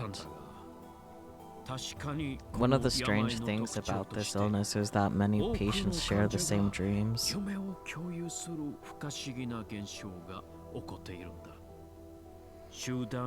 I'm assuming it's similar to a mass hallucination. But what do you think? I've never seen this before. From a brain science perspective, I just don't have an answer right now.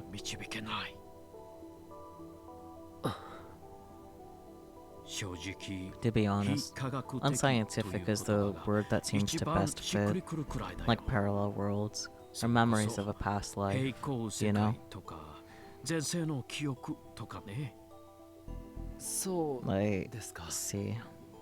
It would help if you talked to Katsumi too. And there's some things you can't say to a doctor, but that you'll tell your friends.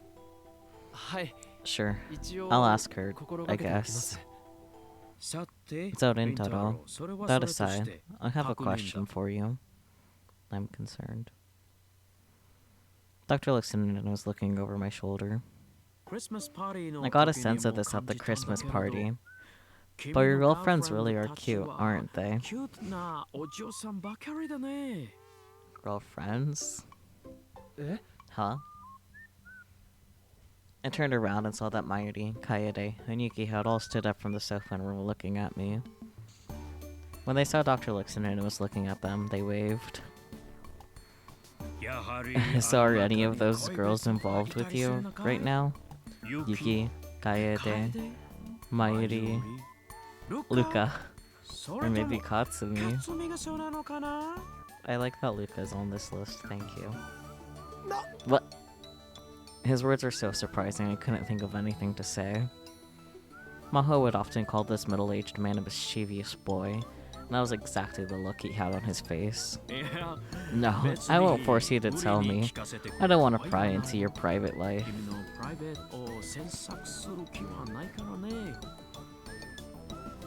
But, well, I hope to have something to tell my favorite student.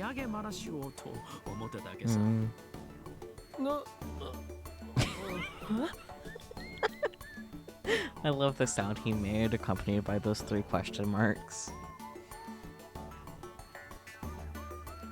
Lixonen is such a fun character. I hate that he's evil. So true.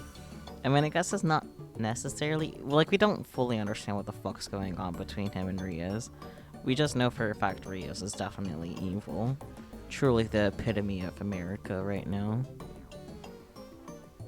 But yeah, Mavo is truly bringing it. Dr. Lixonen turned to walk away before I could figure out what he meant. Alright, Rintaro. I've got to talk to the director a little more, so I'll be going.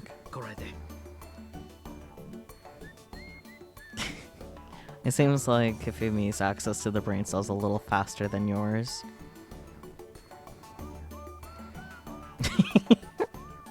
I love your reply, Kifumi. 10 out of 10.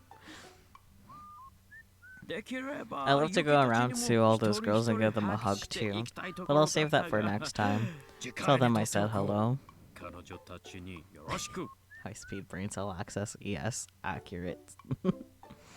Oh, sure. Mayuri and the others came over to me as I watched him go. Was that Dr. Lixonen? Yeah, I knew I'd seen him somewhere before. I thought he'd gone back to America.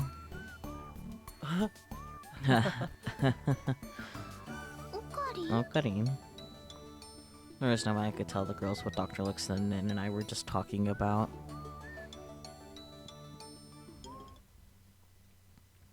After Fubuki's exam was over, we went to her room and listened to her complain, and then the visit was over.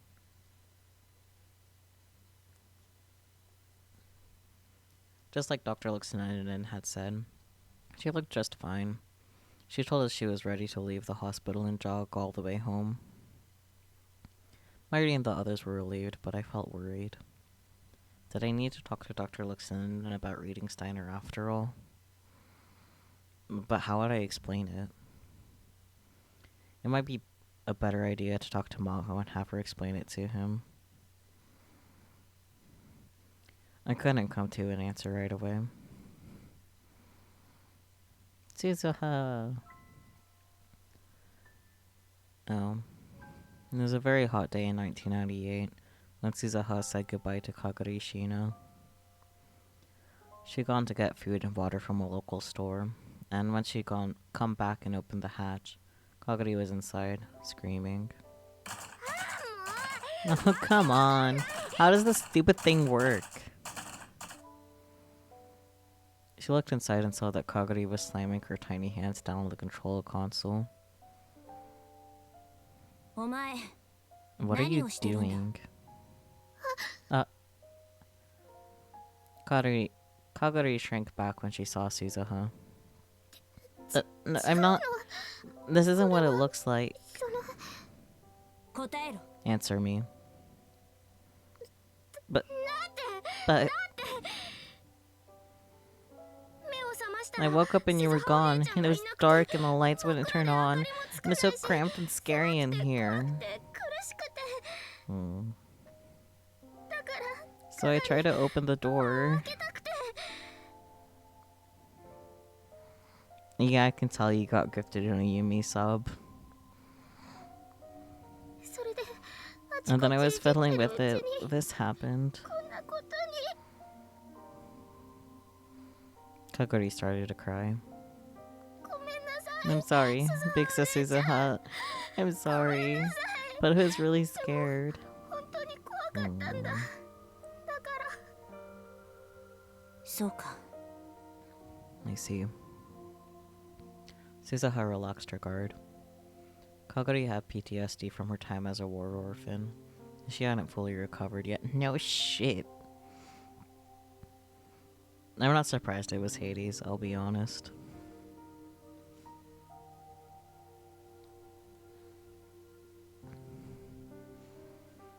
Mayuri had once told her that she got very frightened in dark and cramped places. It would make sense if waking up in the dark caused a panic attack. And the time machine could only function with Suzuha's biometric authorization. Someone of Kagori's size wouldn't be able to break the console either. お前は時間移 You 動のシ passed ョッ out ク from で the 気を shock of 失って time たんだよ travel, so I want to だ let か you ら get 休ま some せておい rest. たんだけど I'm sorry. 悪かった Suzuha grabbed one of Kagori's tiny hands to help her up, and then led her outside the machine. Wow, 暑い it's so hot. かがり Kagori, 約束するんだ promise me that you won't touch the switches on the control console no matter 操 what. 縦席のスイッチに触ったりするな Okay, じゃあ I'm gonna 私は get 仕事に started. かかるから You go and rest. お前はその Have some 辺で food 休ん and でるん water だ if you want. 飲み物と食べ物は適当に食べていい Suzuha handed Kagori the provisions she'd brought, then went inside and poked her head into the cargo space under the control console. She connected the IBM 5100 she'd stored there to a portable terminal she brought from the future. By all appearances, it was an early 2000s cell phone, but inside it was a miniaturized quantum computer from the year 2036. Of course, future Daru had made it himself. When she booted up the IBM 5100, rows of numbers started to appear on the screen. 何をするの What are you doing? Kagure was looking in from outside the machine. 2000年問題 Did you は study 勉 the 強 year したか 2000 problem? 施設の I 学校で studied ち a ょ little っ at the とだけ orphanage. 結 In 局 the end, 何にも nothing 起こらなか happened, ったんで right? しょ表向きはね That's what everybody thinks. 公表されてない It け wasn't ど made public, 実 but は at 当 the 時 time, あ a れの lot of せいで places and a lot い of くつかの countries 地 had 域や serious 国に problems because 深 of 刻 it. な問題が起きたんだそう Really? なの問題だったのは The issue was this この computer, the IBM IBM というコンピュータ 5100. ーなんだよこれには古いプログラム It's 言 got 語 an が old 搭載され programming てるんだ language けど on it, そ and the のプログ engineers ラム weren't の able 問 to 題点 fix the を program. 技術者たちが修正できなかったというより In fact, そん they な didn't 言 even 語 know で書 that か an れた important 重大 program なプログラ existed ムが that 存 was 在する written こ in と this 自体 language. 全く知られてなかった第三次世界 The 大 race to 戦は develop the time タ machine イム was マ the シン beginning の of 開 the 発 Third 競 World 争が War, 発端なんだ but けどもしかすると there's a chance that 2000 something that 年問題 happened で during 発 the 生し world たある the 事 year 象と 2000それに problems 付随する and 対 the 立こ divisions そ that が resulted from もっ that と were 深 a い原 deeper 因である可能 cause. 性がある She didn't expect a 10-year-old like Kagori to understand this, but she didn't feel like taking the time to explain. しかも In the 西 year 暦2000 2000 年 is と a いうのは special year, 特 you 殊な see. 年でね All the world lines 全ての世界 temporarily 線が converge here. 一旦一つに収束してしまうらしいんだそれに関連して This means that it's この possible 問 the 題 year があらゆる 2000世界 problem 線 has a の huge 運命 effect on all に重 world 大な影 lines. 響を引き起こすかもしれない私たちが目指して The る world line in the gap that 狭間 we're の trying 世 to 界線 reach, Steins Gate, シュタインズゲ is ート no も例外じゃ exception. ない She looked down at the terminal connected to the IBM 5100. だからこれは So this is the patch 2000 program 年 to 問題 keep を the 起こ year さないように 2000するた problem め from の ever 修 happening. 正プログラムなんだよ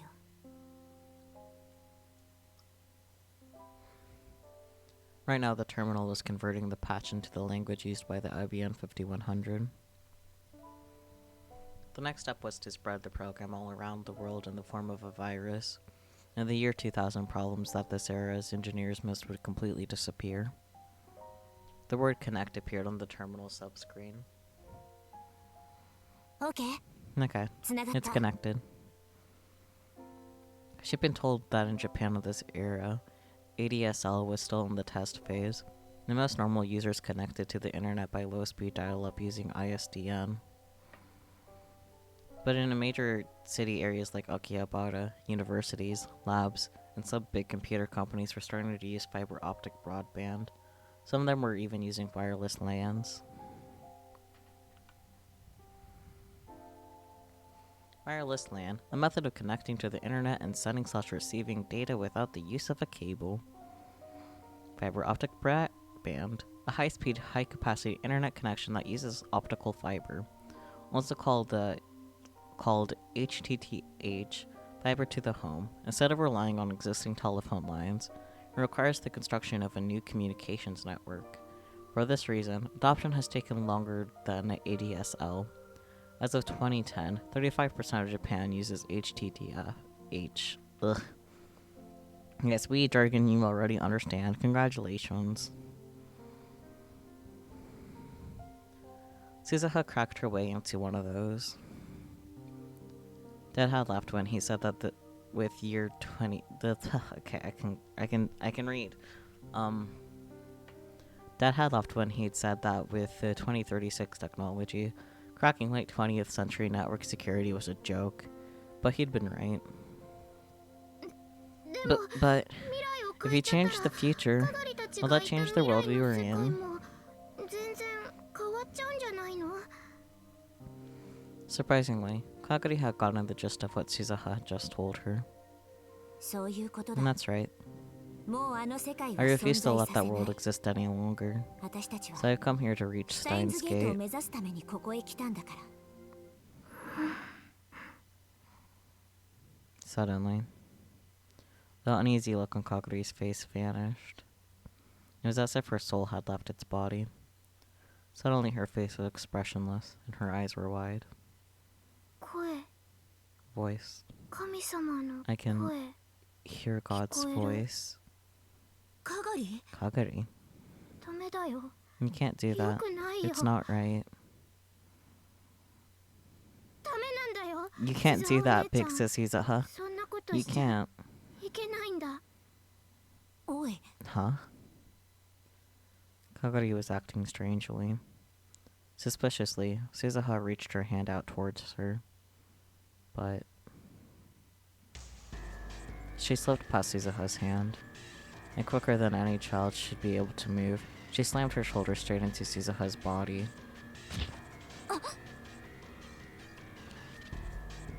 Suzuha was caught completely off guard. That's how fast it was. Kagari's shoulder hit her in the solar plexus. She bent over and collapsed onto the seat. Kagari tore the terminal out of Suzuha's hands. The cables connecting it to the IBM 5100 were ripped out, and errors displayed on both screens. But what are you doing? Kagari didn't answer the question.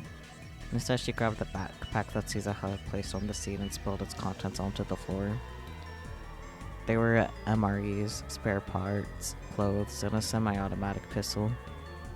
Suzuha couldn't believe it. Kagari was going to try and pick it up. Stop it! She forced herself to ignore the pain as she jumped on Kagari's body.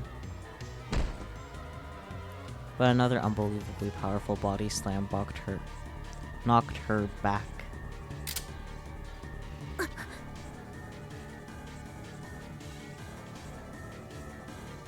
Something cold was pushed right up against her brow. 動いちゃダメ Don't move. Kagari's tiny hands weren't shaking at all as she clutched the semi-automatic pistol. In the space of an instant, the safety on the gun had been flipped off. That's when Suzuha realized that this wasn't just a temper tantrum. Suzuha was the one who taught her how to use a gun.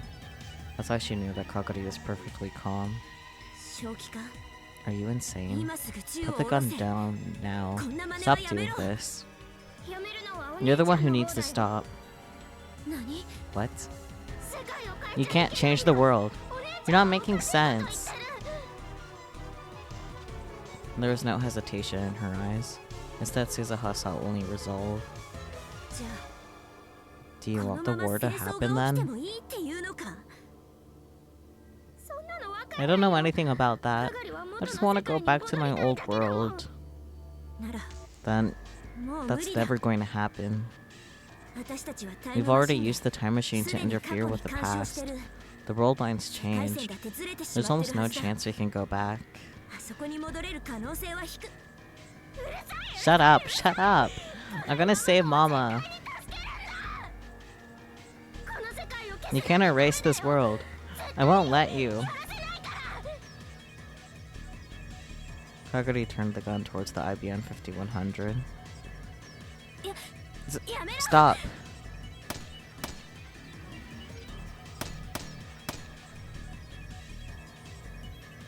Before Suzuha could stop her, she yanked down on the trigger. Again and again. やめてくれ。 Stop it, Kaguri! Please, stop! And then Kaguri jumped out of the time machine, and Suzuha never saw her again.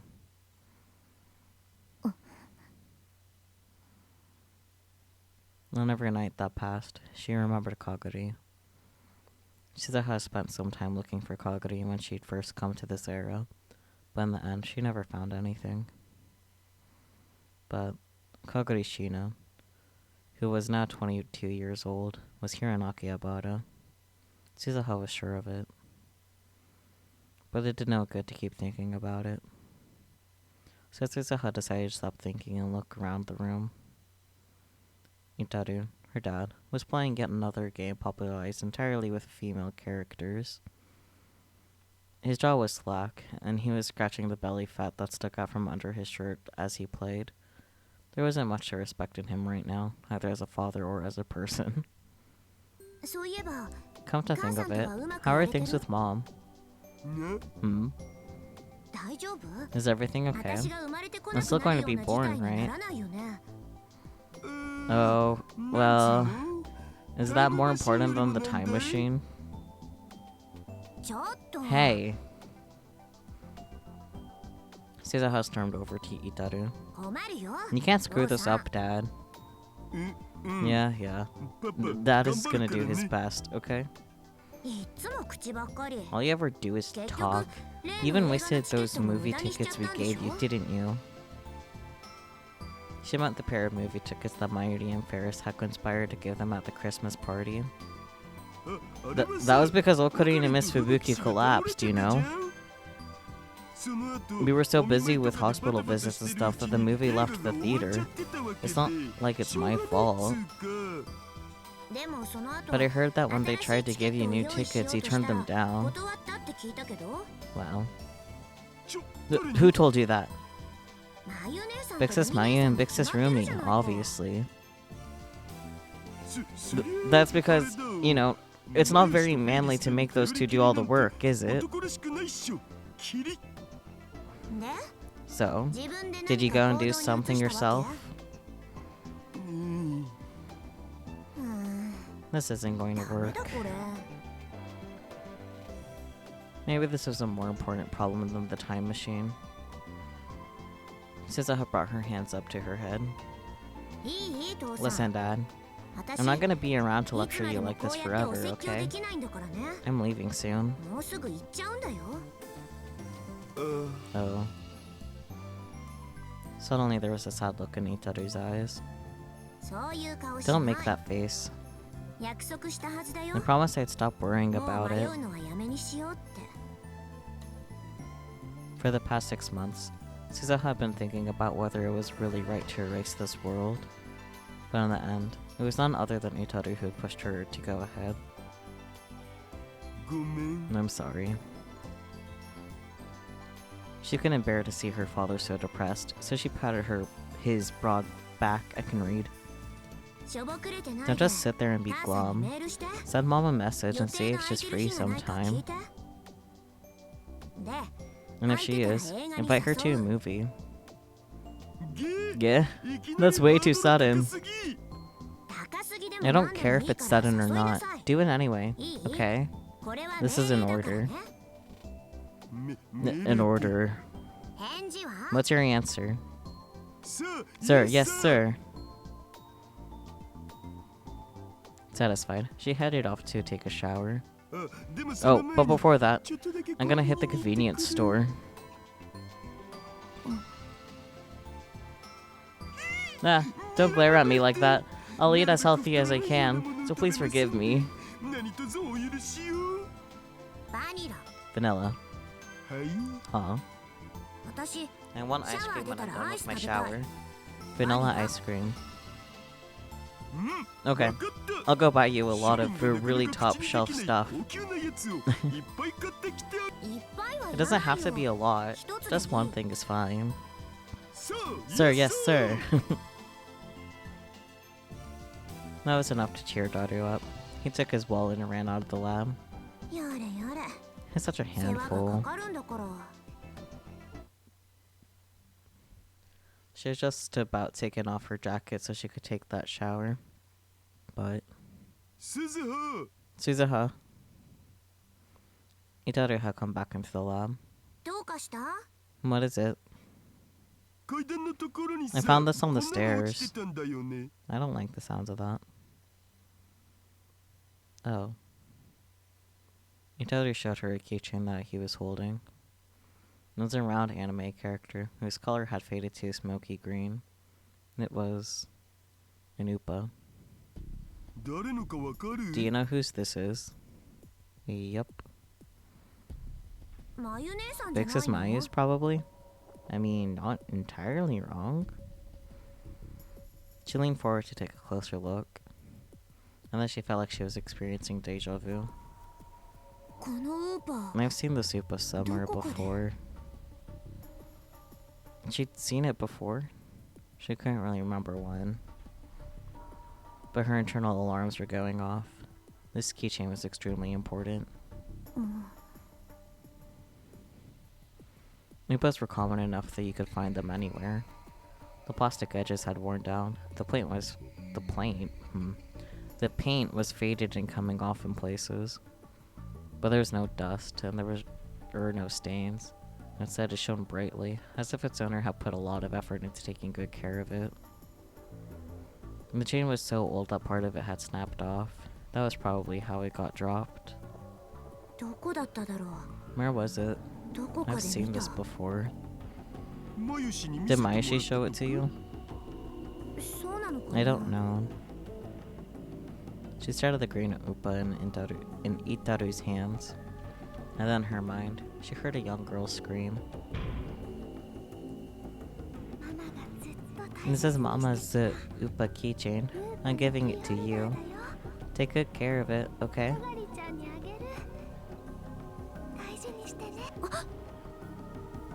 She gasped.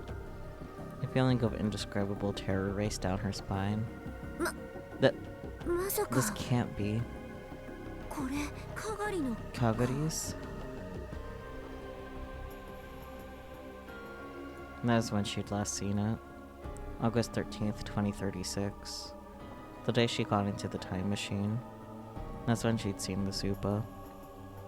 It was older and more worn now, but the more she remembered that day, the more certain she became. This was the Upa that Mayuri had given to Kagari. She'd seen Kagari holding it and crying to herself many times before. Kagari? You mean future Miss Mayu's daughter? Yeah. Did you find her? No. But she knows where I am. What do you mean?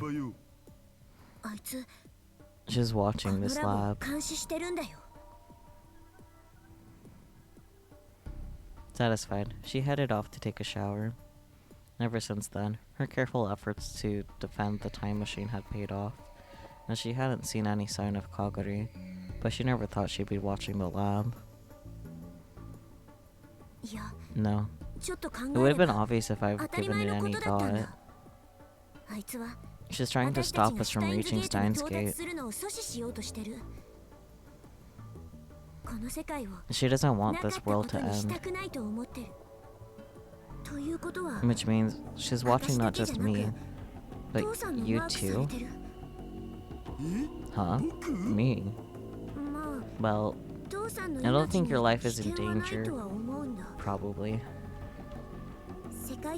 If you believe what we know about how world lines work, you live till at least 2036.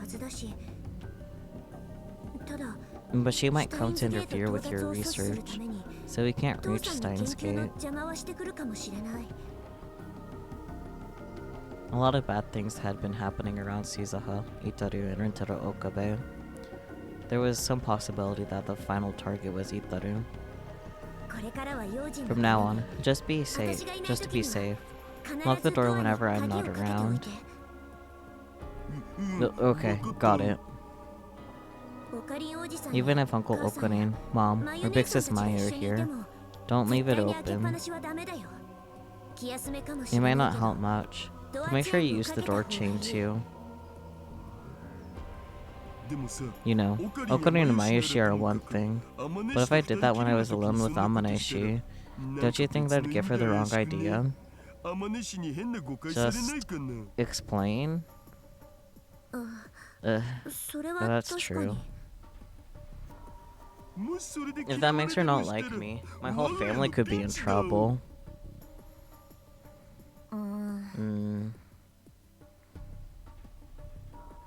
Shizuha groaned softly, unsure of what to do. If he had only gone in to be her boyfriend sooner, there wouldn't be a problem. Wait, we're back to that. Just be careful, okay? Shizuha decided to keep the green Upa keychain. She softly ran her fingertips over it as she stared at it. Hey, Shizuha.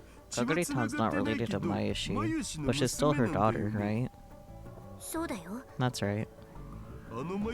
Could somebody raised by Mayushi grow up to the kind of person who'd assault someone?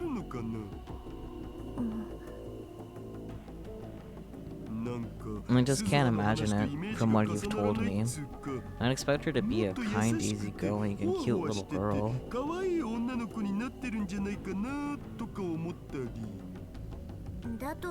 And I wish that was what had happened. Yeah, I thought that was how she turned out, too. But now, she's probably... From what she'd seen at the radio building, she could tell. Kagari had definitely received professional combat training. It wasn't just the simple self-defense techniques that she'd learned from Shizuha when she was a child. As she'd grown up, she'd been taught the cold teaching techniques of a killer. There was no way to know where she'd been or what she'd been doing ever since she'd gone missing in 1998. But there were no doubt in Shizuha's mind that she was trying to ruin her plans. Shizuha sighed as she took her shower. Since it was summer, she set the water temperature low. It was barely any hotter than tap water. As long as the water was pouring down on her, she could feel like all the bad memories were being washed away. She slapped her cheeks with both hands and turned off the water. The small tiled room suddenly became quiet. In the silence, she vigorously toweled off her hair. This building was never intended for anyone to live in. Not only was there very little room, but there wasn't even a place to change. It was small, and there was no windows, and the steam from the shower room built up, making it an unpleasant sauna in summer. Supposedly, Itaru and Okabe would sit naked next to the fans to get away from the heat and moisture. Of course, that was only when the girls, as well as Luka Ureshibara, weren't around. But Shizuha couldn't do that.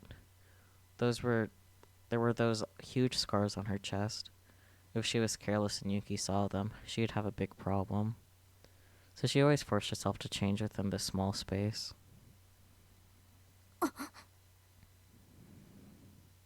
The second she left the shower room, she realized something was wrong. The lights were off in the part behind the curtain, where the lab room was. She was sure she left all the lab lights on when she'd gone to take a shower. She didn't remember turning them off. Still completely naked, she flung open the curtain.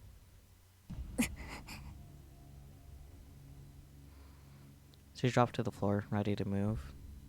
She could tell by the light that the shower room that there was no one else in there. She didn't hear any breathing, and she didn't feel any other presence. Did Dad come back? And then when he left, he turned off the lights? No, that couldn't be right.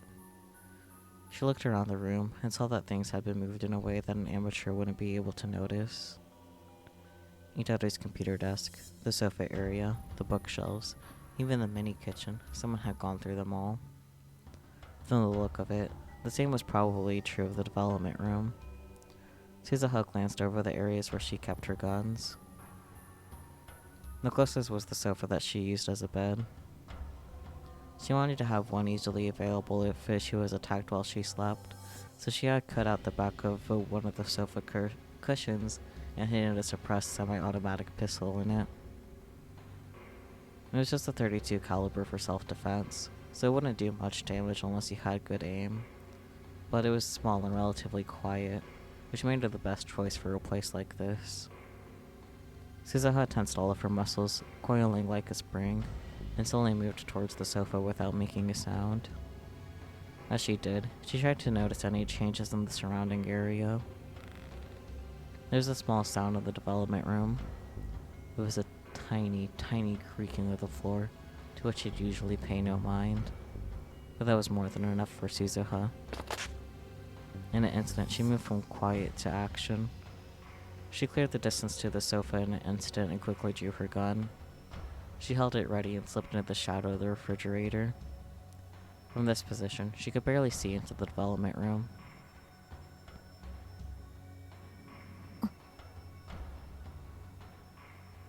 The room became silent again. But this time the intruder in the other room didn't try to hide their presence. Try anything and I'll shoot. Hands on your head. Come out slowly. Suzuha threatened the intruder in a low voice, but the intruder seemed completely unconcerned as they exposed themselves to Suzuha's gaze.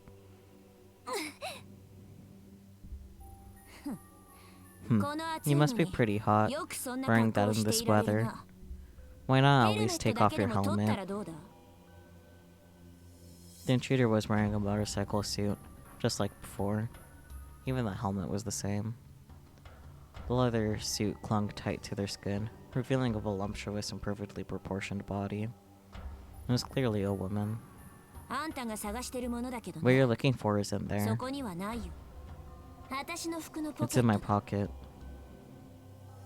Suzuha pointed toward the entrance to the shower room. The shirt she'd just taken off was lying there on the floor. The girl in the motorcycle suit turned her head, but because the face mask was down, Suzuha couldn't read her expression. You should know better than to drop that. It's something Mama gave you. Right, Kagari. The second she spoke, Kagari Shina was the first to move. She drew a deglossed military knife that must have been hiding behind her back, and closed the gap between herself and Suzuha in an instant. Suzuha pointed the gun on her legs and pulled the trigger, carefully aiming away from her vitals. She heard the small pop of a suppressed .32 and saw Kagari lose her balance and fall. Or she thought she did, but it was a feint. She only pretended to lose her balance. In fact, she changed directions and was heading for the shower room. It seemed her first goal was to get what she'd come for. Huh? After firing only one shot, Suzuha realized even a .32 should have more recoil than this. She fired again, but Kagari didn't flinch even for a moment. A blank? How? At some point, all the bullets in Suzuha's gun had been swapped with blanks. The instant's panic was all it took. That instant's panic. Kagari reached out for the shirt on the floor in front of the shower room. No way! Suzuha gave up on firing and flung the gun at Kagari. Okay, I did think about that. It's like, we might as well just throw it at this point. It's still gonna fucking hurt. There was a dull thud as the hard barrel slammed into her neck. Caught off balance, she staggered before she could grab the shirt. She could hear Kagari's voice for the first time from within the helmet. Suzuha jumped. She kicked the off-balance Kaguri as hard as she could with her toned, muscled legs. This is no time to hold back. Kaguri went flying all the way to the edge of the room. That had to have broken a few ribs. Suzuha jumped toward her to continue her attack. But with terrifying speed, Kaguri leapt off the ground and charged at Suzuha. There wasn't enough time to come to a full stop.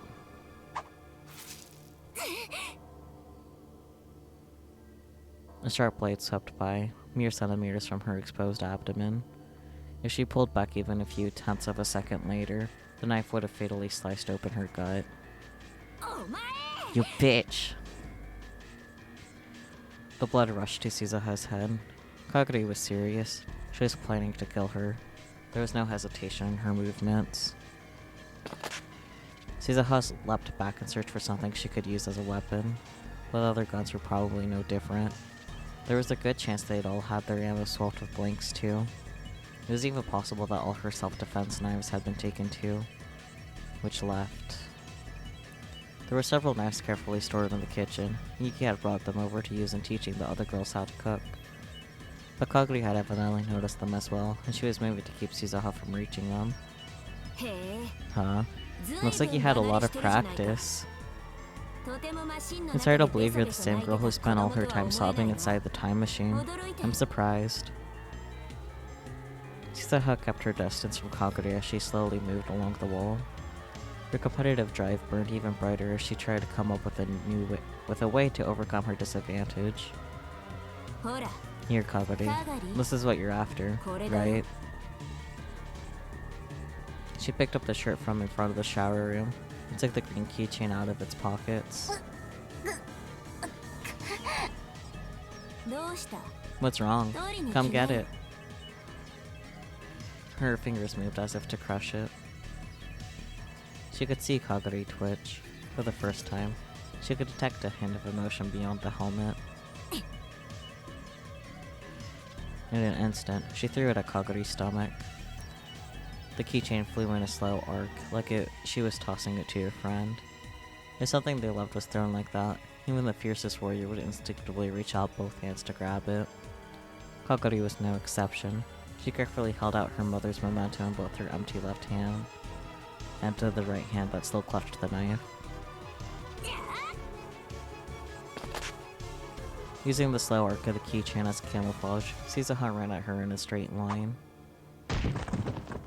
Her right fist connected hard with Kaguri's stomach, then her left arm smashed Kaguri's head to the side.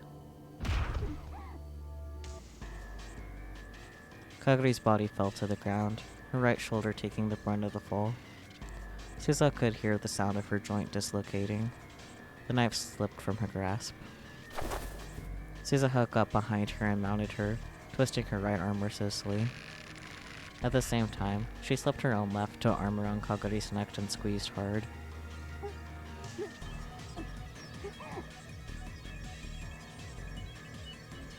She could hear something like a moan from Kaguri's throat.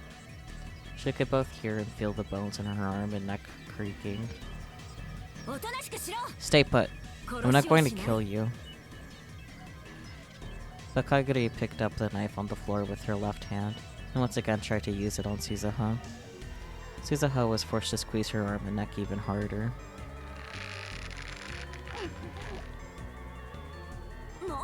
Stop it, Kaguri. I understand how you feel now, but it's wrong. It's wrong. But Kaguri didn't stop. If anything, she tried even harder to pull Suzuha away. But what kind of training did she get? Even in all the battles she'd been in, this much pressure on two different spots was enough to get even the toughest soldier to submit or fall unconscious. Terrified, Suzuha squeezed even harder. At this rate, she wouldn't simply knock her out. She really would kill Kaguri. But if she stopped, Kaguri would kill her. What should she do? Fix it, Suzuha. It hurts. It hurts. And then she heard a sad, weak voice from inside the helmet. It startled her. and she relaxed both her arms. But that was just what Kaguri had hoped for. The knife came very close to cutting Suzuha's left arm. When she let go to dodge it, Kaguri shook her off and kicked her at her hips with both legs. Suzuha was slammed back hard into the computer desk, and for a moment she couldn't breathe. She fell to the floor, and the printer and monitor crashed mercilessly into her naked body.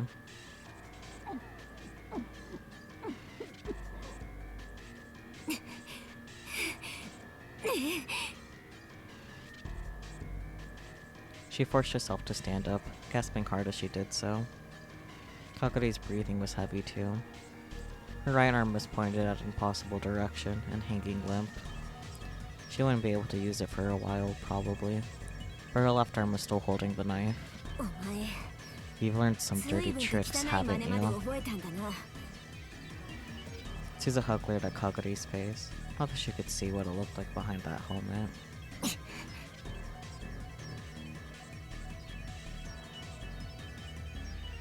The two of them fell silent as they tried to catch their breath. The tension in the air was so thick that it was difficult to move a muscle. Sweat rolled down her forehead and into her eyes, but she still didn't blink as she waited for Kaguri to make her next move. It was the sound of the front door opening that broke their stalemate. Hey, Suzuha, did I just hear a loud noise? Suzuha felt a chill run down her spine when she heard Itaru's voice. Huh? Why is it so dark? No, Dad, stay back! She yelled at the exact same instant he turned on the lights. The sudden brightness was enough to make Suzuha flinch for an instant. Kaguri was wearing a full-face helmet, and that made all the difference. She leapt towards Itaru just a moment before Suzuha. Kaguri's black knife went up to his throat. Dad!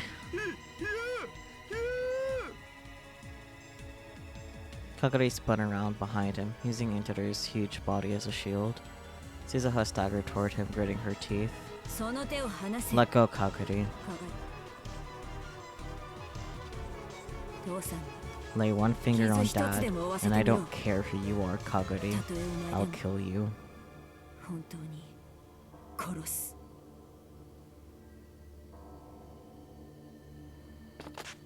But Kaguri remained silent as she headed outside the door with her hostage. And then the next moment, she shoved him forward.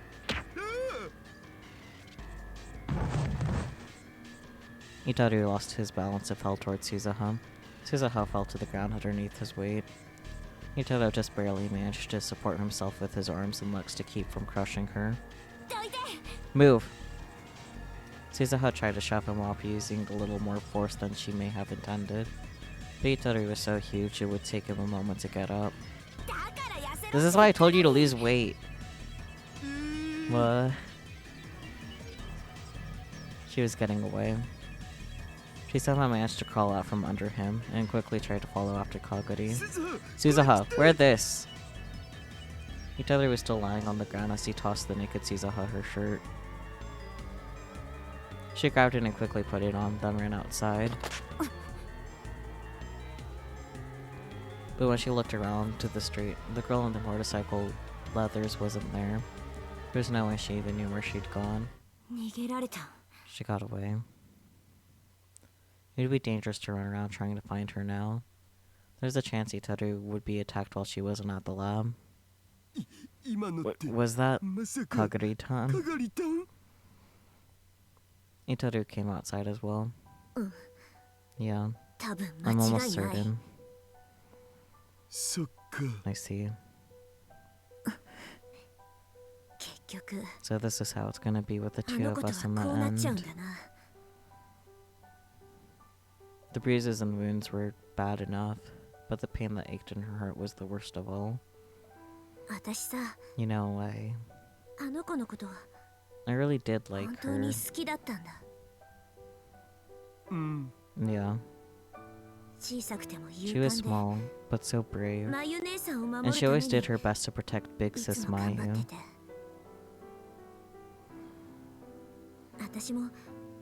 And I taught her a lot. I thought of her as like a little sister. 妹みたいに思ってた。Yeah, けど but now あいつはも she's う completely my enemy. 完全に敵だ。 Itachi straightened up her shirt sleeves. 今の鈴 You know, you look like a slutty girl in an なんかエロゲーの H game right now, ちじゃけらっぽい格好になってる Suzuha. Thanks, Daru. Huh? Oh. What? Suzuha was caught completely off guard. True, her t-shirt only came down to just below her hips, roughly the length of a mini-skirt. Her breasts were almost completely bared. The shirt's hem was turned up and she felt exposed. Well, I don't mind H games with slutty girls. I don't think the whole naked except for a shirt thing is all that bad. Daru, またそうやってふ you're ざけ being る。 silly again. 大怪 You 我 could して have たか gotten もしれ badly ないのに。 hurt. But Itaru shook his head. 僕さ I got さっ freaked き out ナイ by フ the 見て knife, 騒いじゃったけ but I ど don't think I で really も needed 怖 to が be る that 必要なかっ scared. たんじゃないかなってあれがもし Unless 僕の I'm 聞き間違 mistaken. いじゃなかったら Itaru rubbed the part of his neck where the knife blade was. ナイフを突きつけ When ら she れ had た the knife 時 to my ほ throat, んの I 少しだ could け hear 聞 it, こえたんだよ just a little. 何が？ Hear what? 彼女 She was Tabu. probably 泣いてた crying. Huh? Huh? Crying? Under that helmet? After that whole battle with Suzuha? While holding a knife to Itaru's neck? But why? だからさ So don't you think it's too early to jump to まだ早い conclusions? んじゃね父さん、 Dad? の アイス、 Did you buy me that Take the vanilla photo. ice cream? バニラ。あもちろん Yeah, of course. 食べたいな。 I love to eat it. 私、 I'm a little ちょっと tired. 疲れちゃった。 And then she almost fell forward. で But Itaru managed to catch her before she hit the ground. おい鈴 Hey, hey, Suzuha. ごめん。 I'm 平気。 fine. But let me rest a little. 少しだけ休ませ。 Relix. Well, come on in. You did miss a fight sequence, actually. It just happened.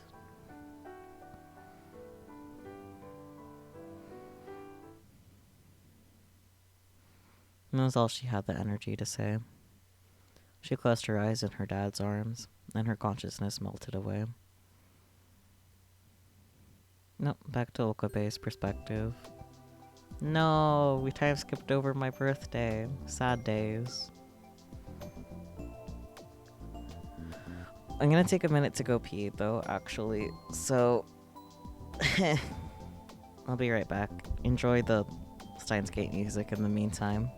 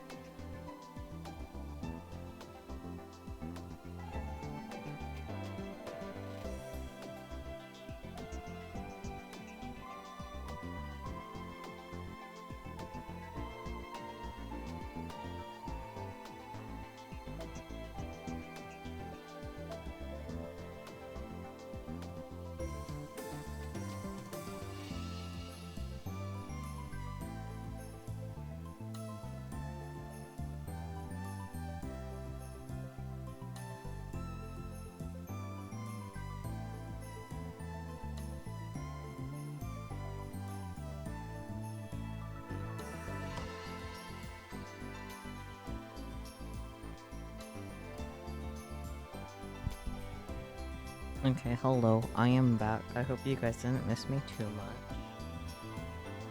I was away, I brought some proper water too, because I need to hydrate.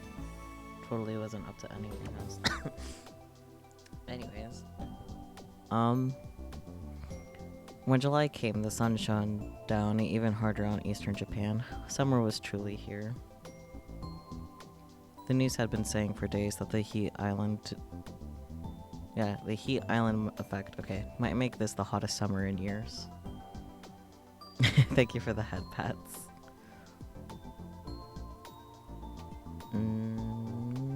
You guys still have game audio, right? Because I don't have it. Because when I walked away, my headphones, is connected.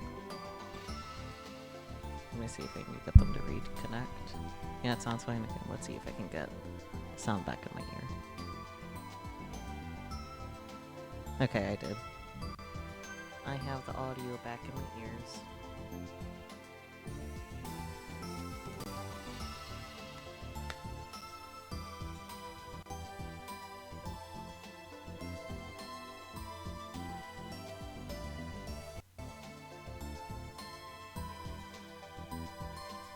Okay, I think it has to be specifically the one earbud, which sucks because it's kind of low on charge. Or... oh no, I'm not getting the game audio anymore. Okay. Well, I'm glad you guys have the game audio, but I don't, which ruins my experience. So I'm gonna make a small save here.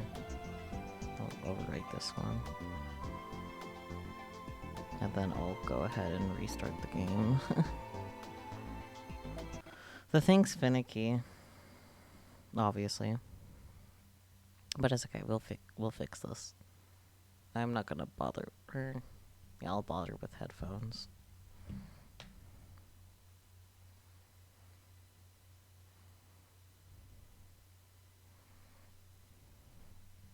I don't think I'll be taking any more breaks, so... as it proceeds to reconnect to my phone again instead of the computer. I hope that won't cause any issues, please. Nope.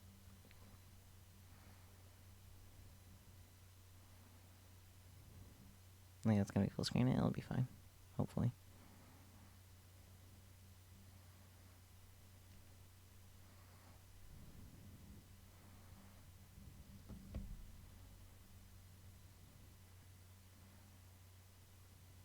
It's gonna be my... okay, it's in my headphone. Okay, let me go back to OBS and put the game back up for you guys.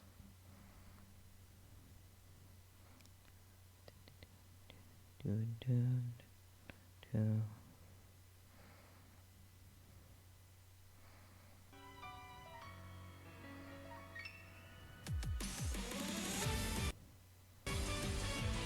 we go.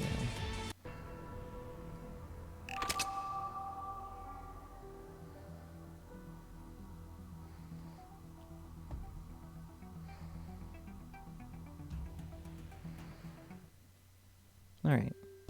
Almost as nothing happened. Anyways. And then, on the first Sunday in July, I met with Maho in Akihabara. Aw, her little dress is so cute. I was waiting at the open cafe at the UPX when Maho arrived. She was a little late. Okabe. It's been a while. She ordered an iced coffee and took a deep breath. But you know, we talk to each other all the time on video chat. That's right. It doesn't feel like it's been that long. Her habit of paying no attention to her clothes or looks hasn't changed at all in the last 6 months.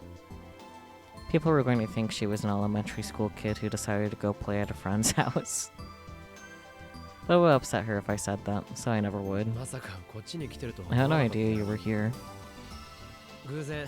If I hadn't happened to see Dr. Luxinen, I never would have found out. And I was gonna contact you once things calm down. We need to talk to each other about Kurisu at some point eventually. You hear about that new encephalitis cases? Dr. Luxinen is, at least. I'm his assistant, but I'm mostly in charge of Amadeus. Have there been any problems? I assume not, since I'm still getting my usual reports. Yeah, nothing really. Lately it's been a struggle to deal with Kurisu though. Hey! I heard a voice from my smartphone, which I placed on the table. What do you mean by struggle? I left the Amadeus app turned on. Of course, Kurisu could hear everything we said. She's gotten a little ruder since we first met. You're just afraid of me for no reason is all. Maybe. It was turning into our old relationship in the Alpha World line, where we'd fought all the time.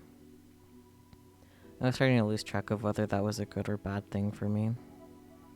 I thought I was trying to forget about Kurisu. You were pretty rude when we first met. That was. She's rough on people when she meets them for the first time. You know why? Because they refuse to treat her like I'm related. Poor Maho. The two of them spoke in unison. So I always get upset. Once I get to know someone, they stop talking about my appearance, right? So I can speak more normally around them is all. I guess I was right not to comment on her outfit. That was a close call. Anyway, back to Amadeus. It's an interesting sign that Kurisu is developing a bit of a sharp tongue. It's a side of her she never shows to me or the professor, right? That may be a sign of how much she's opened up to you. I have not. Maho simply smiled and ignored her. We can analyze those as psychological changes as code. This is a change we never would have seen if she'd only been speaking to me and the professor. That alone means you're right to keep you on as a tester. Is that how it works? Dr. Luxnanen was very impressed by this too. I think you're giving him too much credit. In fact, whenever he talks to me, he's always complaining. He's not very manly, you know. Well, I knew my personality had gotten a bit negative, especially given what I've been through. But does she really need to say that to Maho? Does she really need to say that to Maho right now? An eye for an eye it is then. By the way, there's something I hadn't told you yet. What is it? It's something I don't think you or Dr. Luxnanen are aware of. Wait, what are you going to tell her? Something Maho and the professor don't know? About me? Does the phrase Kuri Gohan and Kamehameha mean anything to you? Hey! A few weeks ago, I actually searched for Kuri Gohan and Kamehameha on a whim. It was the handle Kurisu had used on that channel when she was still alive. From what I'd seen, the comment started in the summer of 2008, then abruptly stopped in July of 2010, and then started up again in December of that same year. Even now, in July 2011, they were still appearing. If it wasn't Kurisu's ghost, and it wasn't an imposter, then the one who could be writing those posts was... Rintaro Okabe? Wait, don't we have a private chat?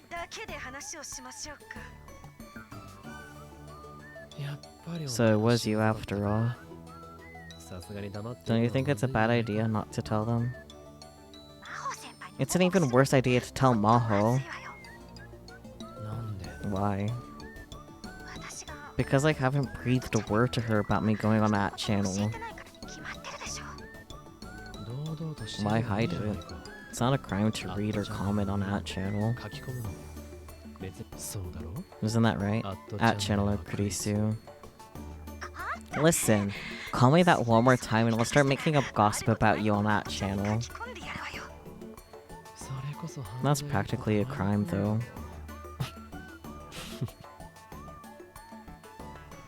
I couldn't help but laugh. Conversations like this brought back so many memories. I used to be so full of myself that I tick off Kurisu all the time. Hey, what are you talking about? Nothing. Don't worry about it. Delete all your memories of today from your hippocampus, please. You can hide it, but she's going to find out eventually. You just shut up. You two have gotten a lot closer over the last 6 months. Ah, Maho. I'm sorry. Huh? Why are you apologizing? No, just... It's been so long since you and Okabe have seen each other, and I'm doing all the talking. So why don't you two take some time and chat? That's not what I meant. It's all Okabe's fault for saying something weird, isn't it? Is that true? Kuri Gohan Kamehameha. Ah. Kurisu sounds of despair. Please don't say that. Just like the real Kurisu, she was strangely obsessed with hiding the fact she was an out channeler. I need to go cool off a little, so I'm gonna hang up. Bye. Kurisu disappeared from the screen. Kurisu had been kind of rude lately, so it felt good to have a chance to get back at her. If I overdid it, she was probably gonna hold a grudge, so this was likely a good place to stop. What's Kuri Gohan? If you really want to know, ask Kurisu. If I explained it, she'd probably get mad and refuse to talk to me again. So how long are you going to be staying here? It might be longer than last time. We barely know anything about the new encephalitis Dr. Lexington is researching. It's possible that I'll be sent back on my own too. If you got time, visit the lab. I'm sure Daru and Mayuri would love to see you. I'm sure they would too.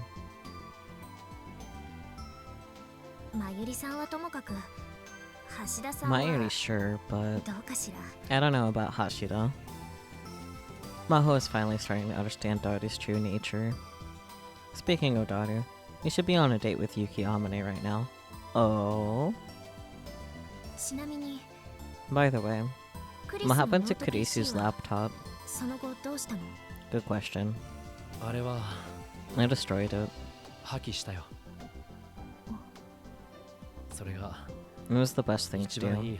I explained that to you before, didn't I?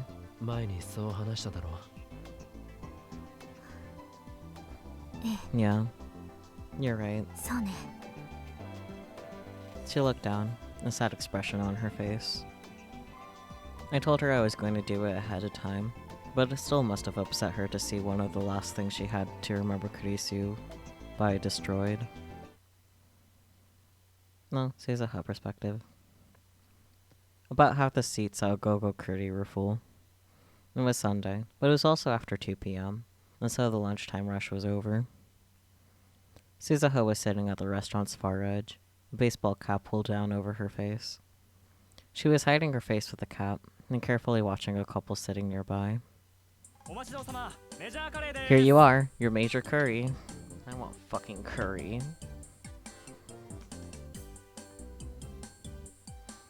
One of the items on the Go-Go Curry menu, it consists of an extra large portion of rice, a pork loin katsu, chicken katsu, hot dogs, fried shrimp with tartar sauce, and a boiled egg.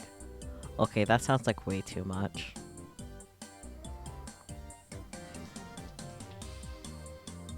A cheerful employee put down 2 giant silver plates, or trays more accurately, in front of them.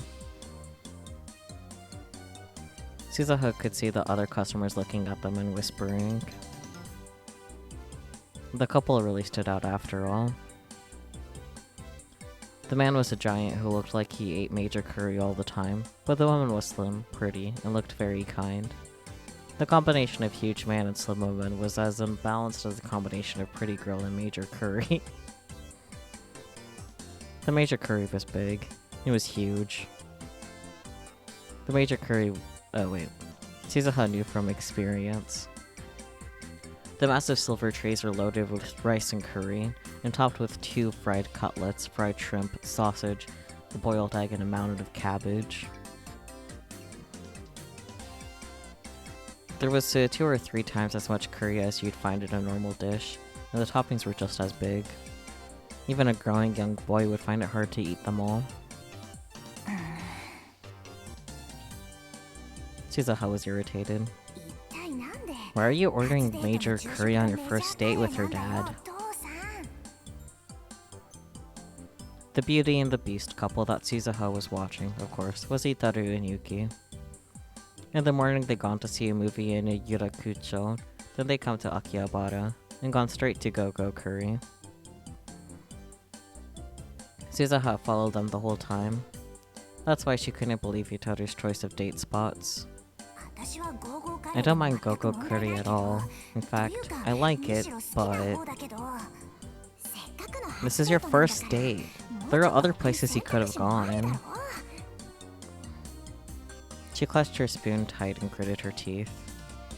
Suzuha knew next to nothing about Japanese youth culture in 2011, and even though she knew it was a bad idea, who knew what was going through Yuki's mind? Or so Suzuha thought. But... wow, it's even more amazing than the pictures. Surprisingly, Yuki was ignoring the people around her, and innocently enjoying the huge curry. Amaneshi, if you can't eat it all, I'll finish for you, okay? Okay, thank you. But I'm actually pretty good at this. Yeah? That's a surprise. I actually would always just come back and look at the menu outside. I always wanted to try this. Watch Yuki finish it before Daru? Maybe. I'm glad you brought me here. I'm glad to hear that.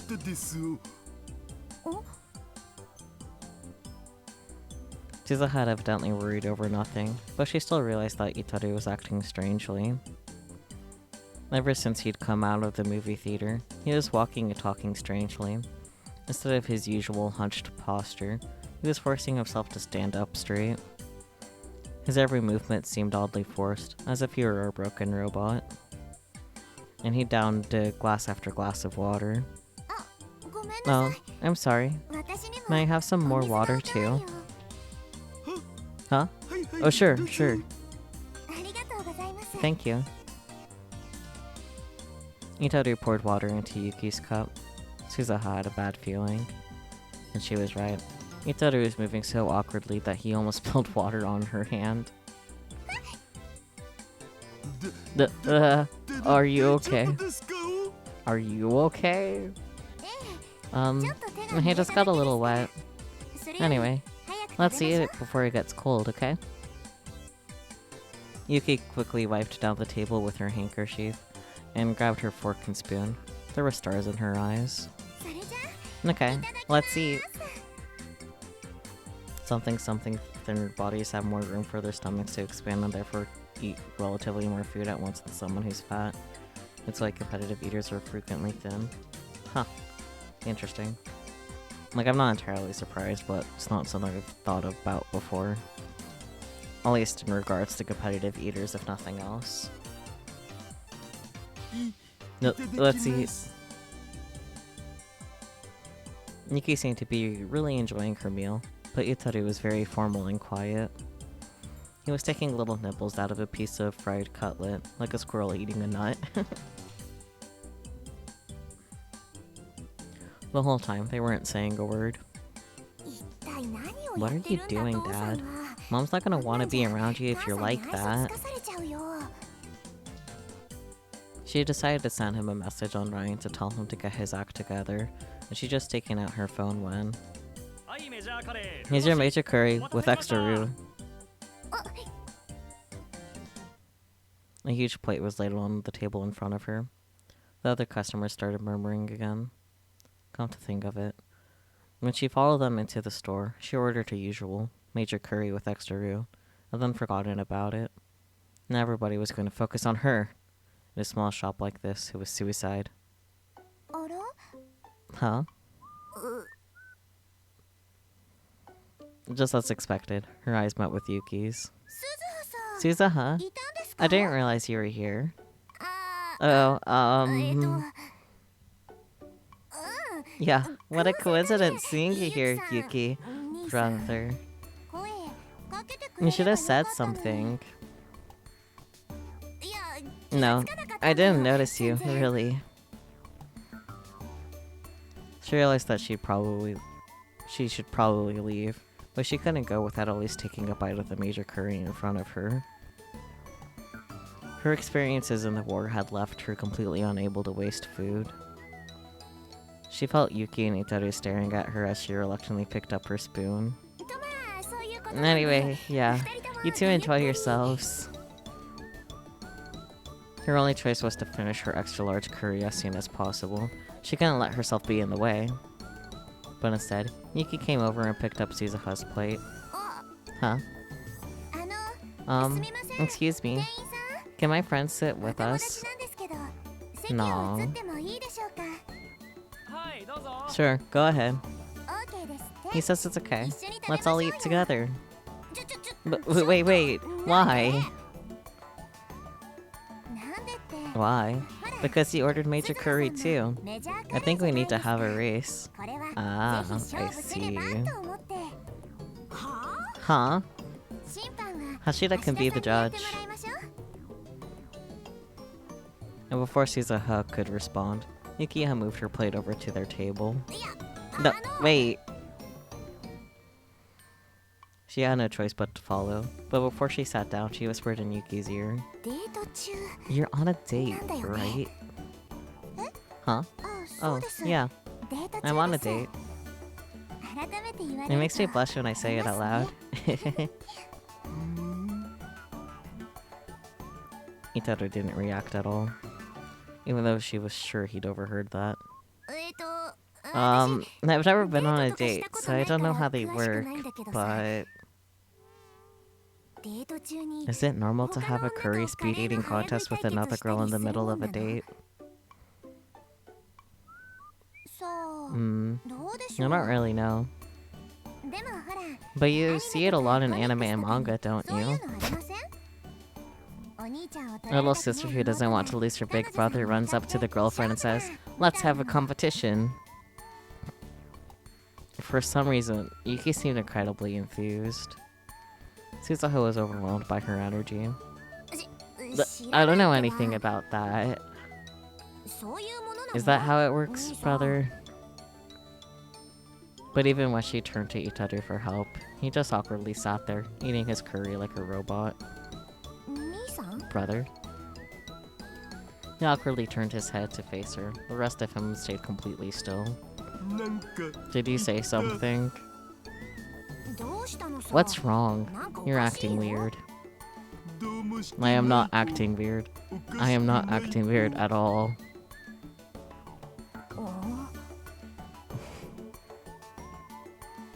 Suzuha glanced back at Yuki. And for the first time, Yuki looked concerned. In the end, Yuki and Suzuha did have the curry eating contest, and surprisingly, both of them completely finished their meals. Suzuha won by a very small margin, but the battle was exciting enough that not only the other customers, but the staff as well, were applauding at the end. But the whole time, Itaru kept eating by himself. Since this wasn't even a conversation, let alone a date, she sent Itaru home alone. Part of her wanted to demand Itaru explain himself right now, but she decided to talk to Yuki instead. She tried her best to avoid Yuki so far, in order to keep her identity a secret, but it was July now. She would be gone from this era very soon. This might be her last chance to talk to Yuki at all. I'm so glad you were there.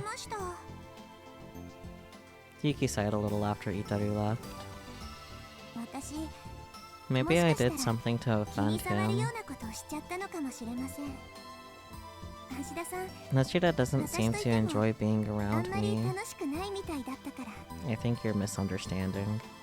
単に緊 You 張 don't してただ think けじゃない he かな。 was just nervous? でも映画を But 見 he る was 前 having も fun 楽しそう talking に with お me 話 before し the てくれてたん movie, ですよ。 you know? それが But after the 映画の movie, 後は he started すっ acting かり really よそよそしくなって strange. しまって、私 Did I 何 do か something 間違っ wrong? ちゃったのかな。カレー屋さんに I 連れ asked て him 行 to って take me もら to った the のも curry place, 私のリクエ but ストだ Steins った was んで acting すけ like ど、 that the whole ず time. っとあの調 I 子だ wasn't ったか really ら sure what to さすが do. にちょっと困ってしまって、それで And so since you happened to be there, I turned to you for help. というわけです。What had happened inside the theater? I'm thinking Yuki might have given him a kiss. Like either on the cheek or on the lips. Like something like that. And that's why he's broken. That's my guess. Or maybe they just held hands. The most lewd act, of course. Suzuha hadn't followed them inside. She spent about 2 hours killing time outside. あのさ、 Hey, ゆきさんは why do なん you で like 兄さ my んのこと brother? 好きになったの？ Huh? Huh? いや、 I mean, 私が言うのも maybe I なんだ shouldn't say けど、 this, あん but まり he's not モテるタイプ exactly じ a ゃないじ lady ゃん、 killer. 兄さんって。鈴葉さんは What do you think about your お兄さんのこと brother? どう思います？私？ Me? 好きですか？ Do you like him? 嫌いですか？ Hate him? 好きですよね。 You like him, right? 見ていれば I わか can り tell by ま watching you. す。まあ、 Well, うん。 sure. There are parts of him that she didn't like. But of course, she loved her dad. で、 Wait, 私のことは why are we 別に talking どうで about もいいじゃない me? か。それで、 So, Yuki-san what は？ about you? Relix, stop. 私は I ま still だ don't really know if I 好 like き him か or どうか not. もよくわからない Oh で dear. す。そ I そっか。 I see. Not only had Itaru not told Yuki he liked her, this was still their first date, and they hadn't spoken that much before either.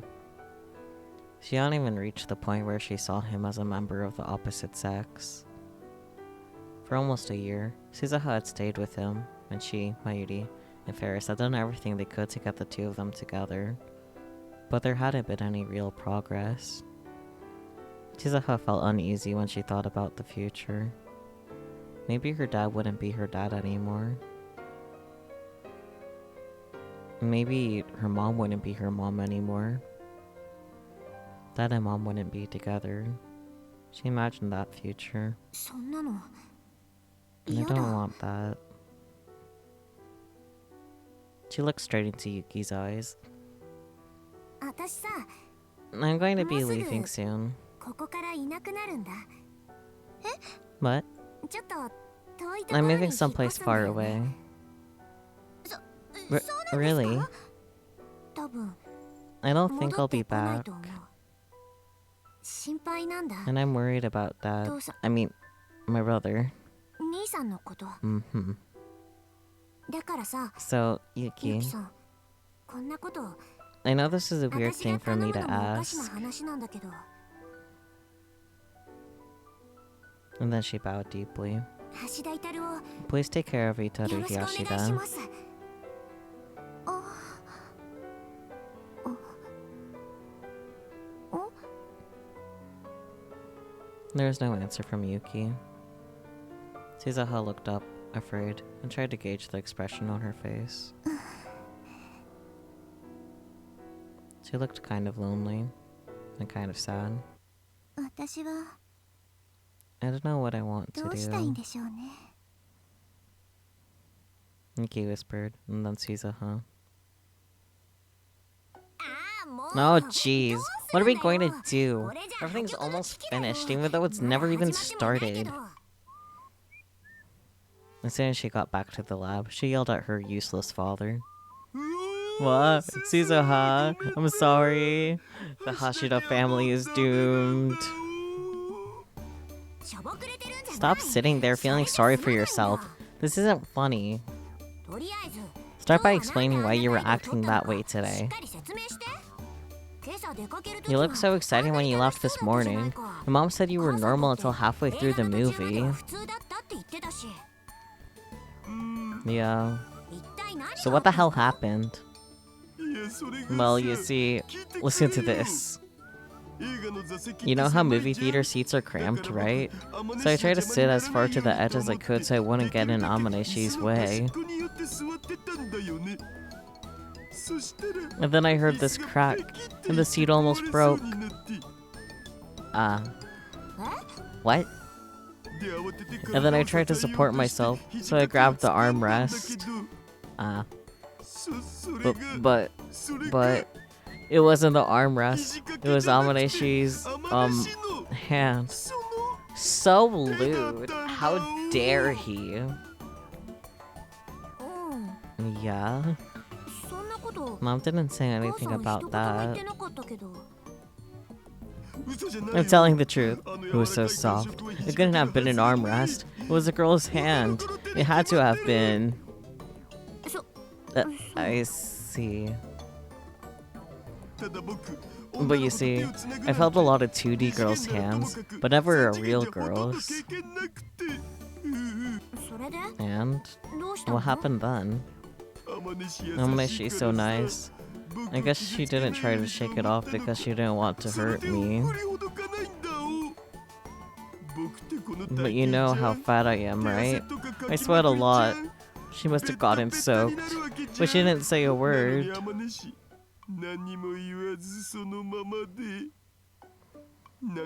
And so I really started to think about that. No, I see. That's why you're acting so weird. I'm sure in her mind Amaneshi was going, "Get off me, you creepy loser pervert." Mom's not like that. In fact, from the way she was acting, she probably thought she'd upset him somehow. The problem was what she'd said. I don't know what I want to do. What does she mean by that?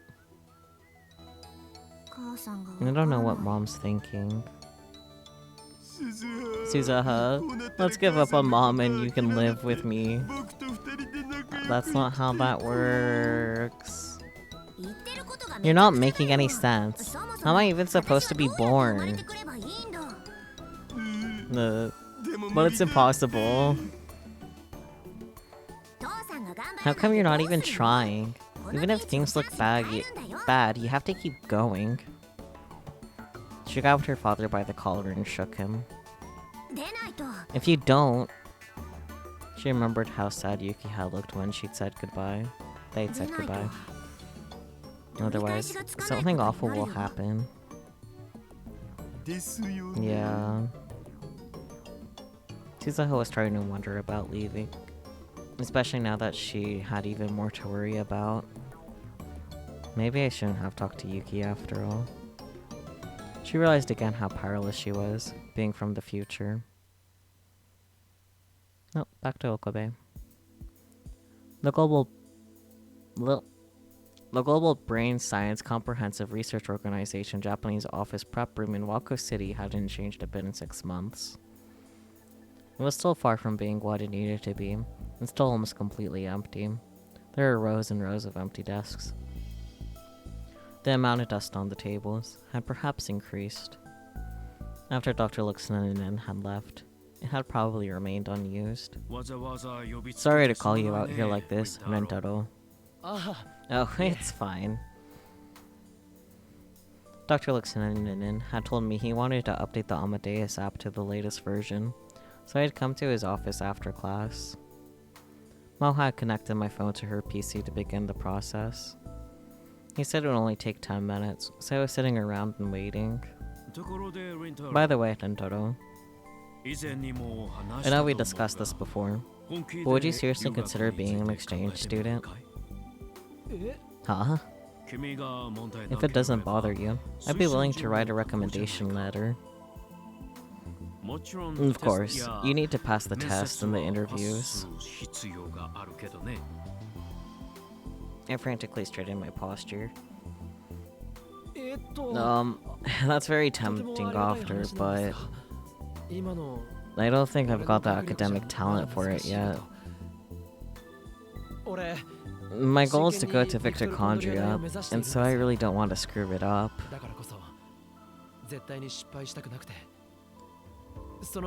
And so I was planning on really buckling down and studying for at least another year. Dr. looks in and pursed his lips as I tried to stammer out an explanation. But soon... Okay. He patted me on the shoulder and smiled. I knew you were a very thoughtful young man. Really? No one's ever told me that before. Saying it was one thing, but maybe I was just a coward. There are many times when you needed the courage to move forward without being afraid of failure. Was now one of those times? So you'll try for it next year then? Yes, maybe. Had I missed my chance? But Dr. Luxton didn't wait until next year? I started to get nervous. It's not good to obsess over things too much. I think even coming to visit would help your motivation.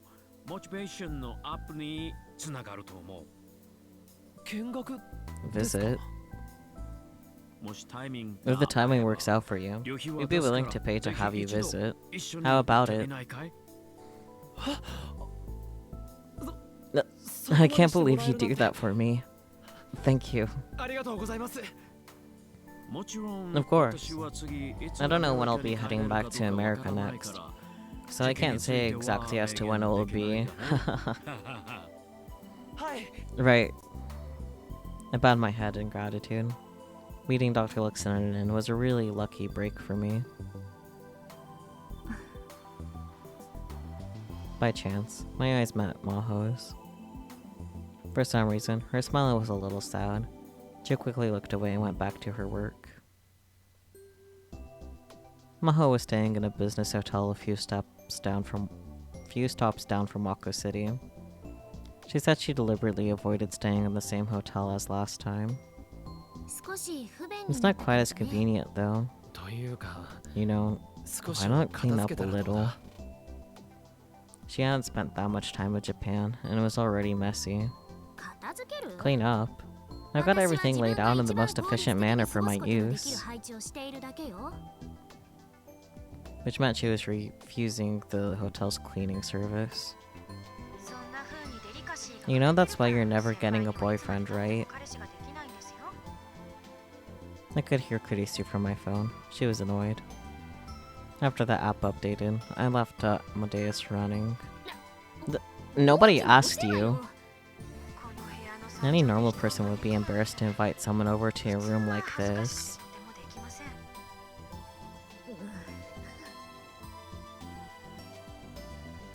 Well, cleaning wasn't a specialty of mine either. It wouldn't be right to give her too much of a hard time. So what did you want to talk about? I'd come to Maho's hotel because she said she wanted to talk to me about something. I wouldn't have minded talking about it in the office, but she insisted on speaking alone in her hotel room. I knew she didn't mean anything by it.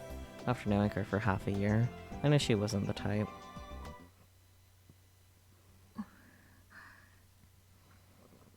Maho looked like she was having trouble finding the words she wanted to say. You still haven't told me the truth about what happened to Kurisu.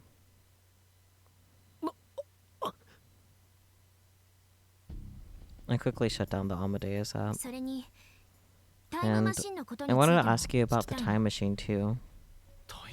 The time machine? You're the one who said that Kurisu was involved in Dr. Nakabachi's paper.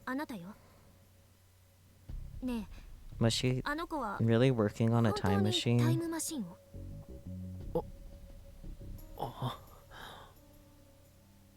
How should I answer that? Last time she'd been trying to decrypt Grace's laptop. I was willing to tell her what I'd experienced in order to get her to stop. In the end, I lost the chance though. But things were different now. Grace's laptop was gone. There's no reason to bring it up anymore. But then Maho said something I didn't expect. 実は私 And actually, I've been researching the time machine for the last 6 months, along with my タイ normal ムマシンの研 research. 究をしていたの。なんだって What? クリスにできたのな I ら felt that if Kurisu could do it, so could I. 思ってしまって歪んだ対 It's 抗意 just a 識が silly rivalry. 石に Maybe な I'm っている being のかも。 stubborn. でも But, ね but you know, もしタイムマ if シン I を could 作 make る a こと time ができた machine, ら I told myself, クリスのことを maybe I could save 救えるかもって Kurisu. やめろ I didn't click. That just progressed on its own. I promise. Don't. This was awful. Why bring it up now? Maho was still haunted by Kurisu's death just as much as I was. バカなことは Don't get any Come stupid on. ideas. 岡部さん Okabe. マキセクリスを救お Don't う try to save Kurisu, Makise. 考えるんじゃないそんな可能性は It's ゼロなんだ impossible. 神の摂理が The laws of God won't allow そ it. れを許さないやっぱり Then I was right. あなた I was right. やっぱ You り know 何か知 something, っているの don't ね you? Maho got closer to me. もしかして Did she really do it? Did Kurisu really make a time タイ machine? ムマシンを完成させているあなたはそれに You よっ used て it to become humanity's first time traveler, didn't you? I know you そう did. なんだわ 根拠があって言っているのか Do you have any proof of that? I pretended to remain calm. Maho seemed shocked at her own words. ごめんなさい I'm sorry. 私 I'm being weird. どうかして I い can't るわ believe I said something so こんな妄想を delusional. 口にするなんて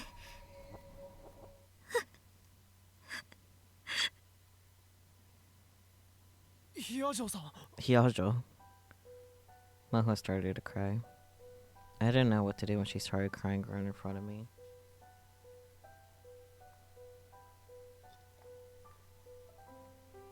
どうしたのかしら私 What's gotten into me? こんな急 I に全 didn't mean. 然 I didn't mean to つもり cry. なんて She used her fingers to wipe away the tears. She seemed pretty unstable. I could sense a lot more fragility than I'd seen before. She looked like she'd been psychologically pushed to the limit. All the things she experienced must have taken a toll on her. When we were talking on video chat, I hadn't seen any signs of that at all. Should I tell her? If she was researching a time machine, that was a bad sign. She might start looking into things and open doors that should remain closed. If that was the case, I should tell her what I experienced, and then have her give up, just like I did. 分かった Fine. 俺 I'll が tell you 経 what I 験したことを experienced. 話そう絶対に Promise me you won't tell anyone. 他言無用だそれと And I'll say もう this 一 one 度 more これだ time. けは言っておくマキセクリスを Don't get any ideas about saving Screw Kurisu all Makise. いいな Got it. She nodded as she wiped away the tears. I told her about the events in that Alpha World line, about the time machine, about reading Steiner, about the method of ending memories back through time that I called a time leap, about how Kurisu had developed a time leap machine that made this possible, about Suzuha Amane, the time traveler from the year 2036, about the future Suzuha had told us about in the Third World War. and about how the race to develop a time machine would set off that war. I told her all these things, as matter-of-factly as I could. As for how Kurisu died, I couldn't tell her that. When I told her everything, she fell silent for a bit.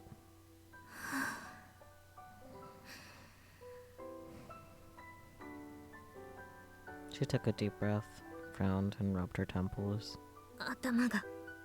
My head hurts. You don't need to believe it all. You can think I'm crazy if you want. It doesn't bother me.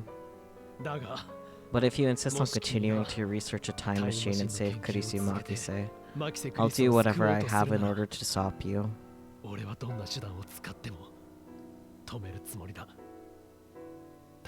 So give up on any ideas you've got. Stop pushing yourself so hard. I was about to say more, but Maho put her hand up to stop me. Let me get this all straight in my head a little more. This reading Steiner you told me about, it's not the new encephalitis? The symptoms match what Dr. Luxinen told me about. That's true. It might be. I still don't know whether I should tell him or not. It may just confuse him for no good reason. What do you think? Don't ask me, please. Maho was still massaging her temples with her fingers. That's true. Sorry. Did you really destroy Kurisu's laptop?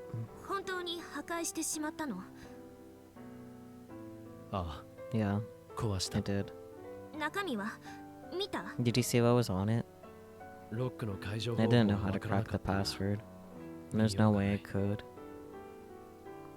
Even Dowdy said he couldn't do it. There's no way I could do it on my own. Did you read the original paper on the time machine that Kurisu wrote? No. Maho kept asking me questions. She seemed to be in some kind of strange hurry. Do you know how Kurisu made her time machine? They're basic ideas. Could you recreate it? I don't know. Maybe with Doddy's help. So you could, right? It would be difficult to do on my own. What about me? Don't even think about it.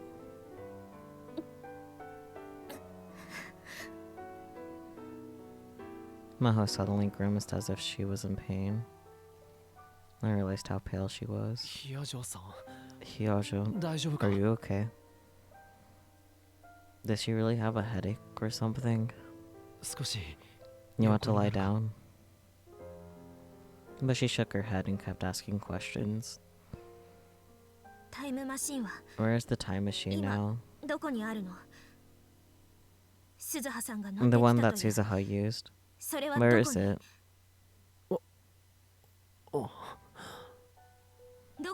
Where? I wasn't sure if I should say without Suzuha's permission. Akihabara. Maho looked so desperate that I found myself answering her question. It's still there, on top of the radio building. I see. Her shoulders slumped and her head drooped. I was worried that she might ask to see it for herself, but maybe she really was sick. Are you really okay? I put my hand on her shoulder and looked at her face. You should rest for today.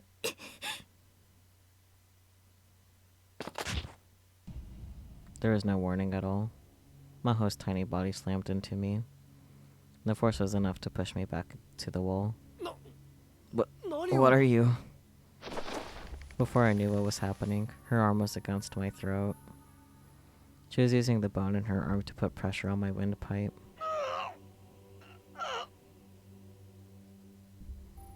I couldn't breathe or speak. I twisted my body and tried to resist, still clueless as to what was going on. Then she used her other hand to grab my head and slam it back into the wall.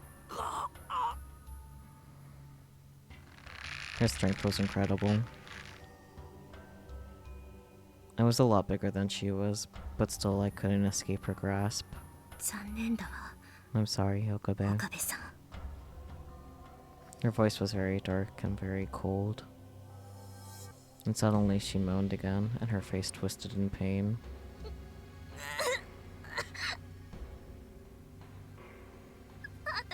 My head feels like it's about to explode. She was crying again. Why? Why did you tell me? You shouldn't have said anything.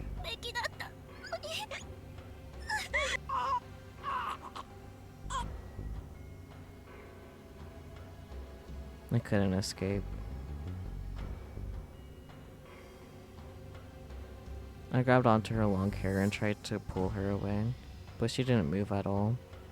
It was as if she felt no pain. I think she might be being mind-controlled. Just like how Kaguri was before. My phone had been vibrating in my pocket for a while now. I desperately grabbed for it. I pressed the button without even looking at the screen. Please answer, Kurisu. Okabe.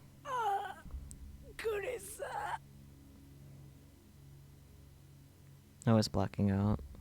Was I going to die here? Without even knowing why Maho was trying to kill me? But the whole time she was strangling me, Maho looked like she was in so much pain. Wait, was she still crying? Before I could figure out if her tears were real or an act, I passed out. When I woke up, my throat hurt.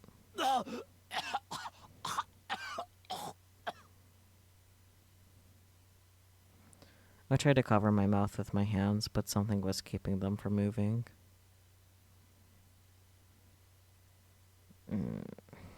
I opened my eyes and saw that I was sitting in some kind of chair with my head facing downwards. I slowly raised my head. My hands were tied to the armrests with zip ties. That's nice. When I tried to break out, the ties dug into my skin and hurt very badly. I tried looking around. It was a room I'd never seen before. There were machines that looked like they belonged to the operating room of a hospital. But the wall was also lined with monitors, like some kind of guard room or control room. I couldn't see any windows, so I had no idea where I was. Someone. My throat hurt when I tried to talk. And then I remembered that Maho had almost killed me. Why had she done that? I felt more confused than angry. Yeah, Rintaro. Hello, Rintaro. You're awake. I heard footsteps and saw a wavering shadow beneath the dim fluorescent lights in front of me. I knew that voice. What? Dr. Lexington. How do you feel? If you're thirsty, I can get you some water. I actually am quite thirsty. Let me drink some more of my wawa.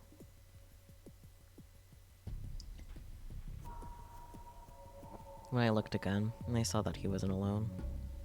There were several men behind him in black suits. They were looking at me without saying a word. All of them were holding guns. They looked like MIBs and reminded me of the foreigners I'd almost ran into at Daru's shop 6 months ago. Or was it the same group? What's going on here?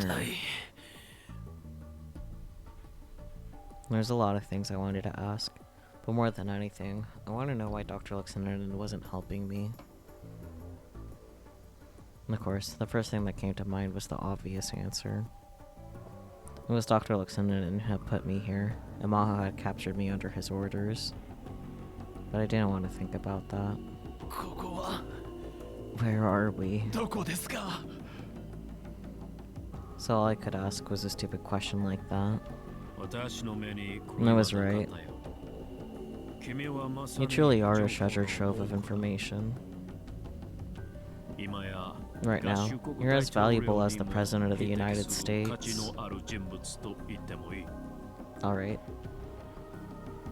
He didn't answer me, but he showed me a self-satisfied smile. I could feel alarm bells going off in my head. I was getting more suspicious of Dr. Unedited. Am I imprisoned here? It would be more accurate to say you're under our protection. Once your value becomes clear, there'll be a lot of people coming after you. Did you order this? Dr. Unedited. That's right. I made the decision. After hearing about your information from Maho. Where is Hiyajo? Resting in her hotel room, I'd imagine. Did Hiyajo become my friend in order to extract information from me? That wasn't her original intent. In the end, that's how I ended up, though. And you too. Were you nice to me because you were after something? Just who are you? Now, please calm down. You're not the one tied up to the chair. Who are you to speak?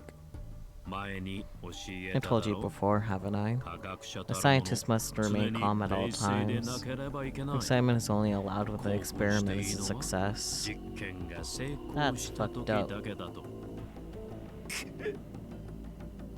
Instead of feeling calm, Dr. Unedited's attitude was pissing me off. I felt betrayed, as you should.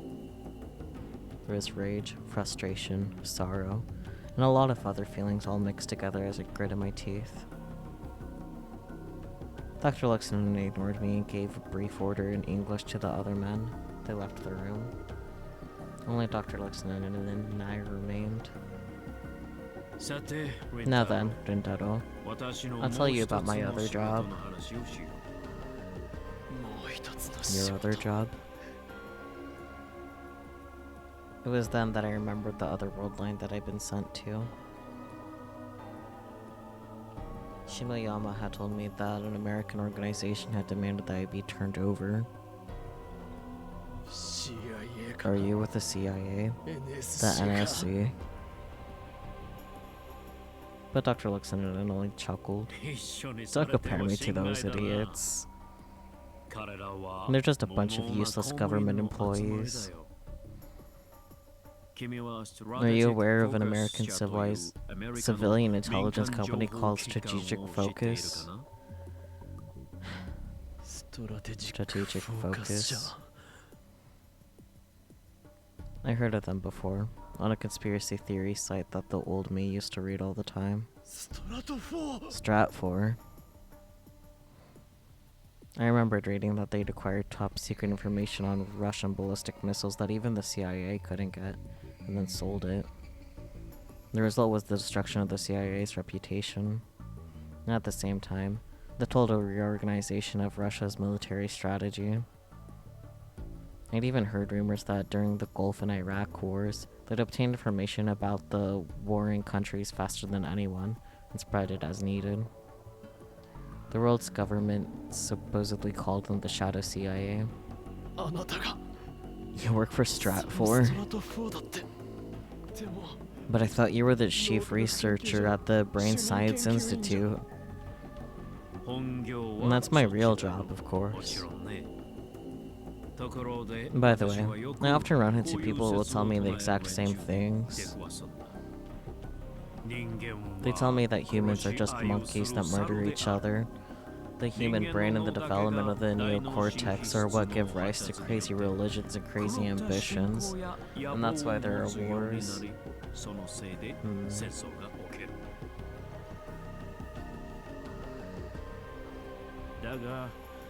But every time I hear that, I think to myself, not stupid, it's nonsense. Who could believe something so silly? So why do humans fight all of these useless wars then? Do you know, Rintaro?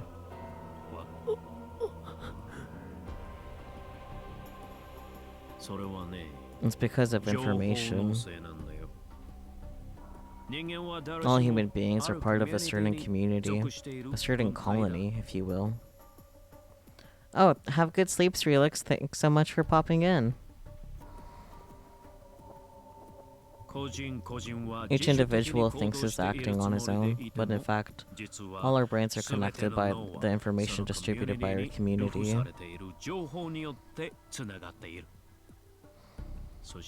And thus, we are forced to live as members of a herd whether we like it or not. Let me give you an example. Well, as examples go, it's not the best, but the worst massacre in history, which was carried out by a certain European country, did not take place during the dark ages of the witch trials. It was halfway through the 20th century, in a time when the atomic bomb already existed.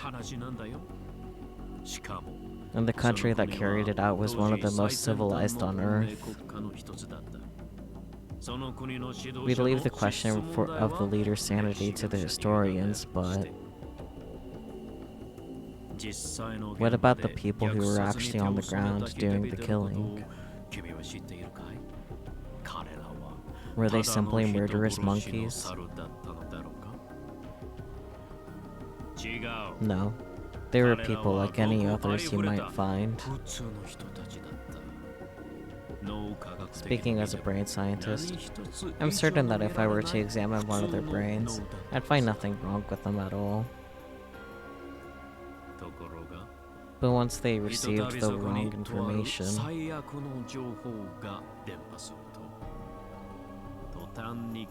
the brains became capable of murder without remorse. The wrong information. This is our job. We are on the right, and anyone who does not obey is evil.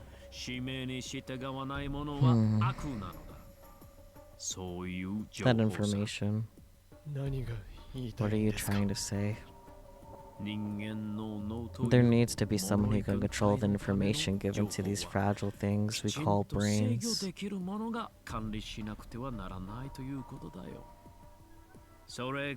And that is the ultimate goal of strategic focus.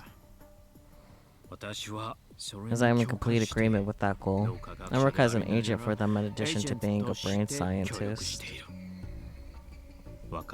Do you understand? Nope. They don't. That's just the kind of monologue a villain gives in the movies. In the end, all you're doing is selling information for money. You said I'm a treasure trove of information, right? Or are you going to sell information on the time machine too? America? China? Or the war zones in Africa and the Middle East? All of them. Of course. Nixon and shrugged his shoulders and quietly laughed. And just like nuclear weapons, every nation needs them to act as a restraint against the others. Time machines aren't like nuclear weapons.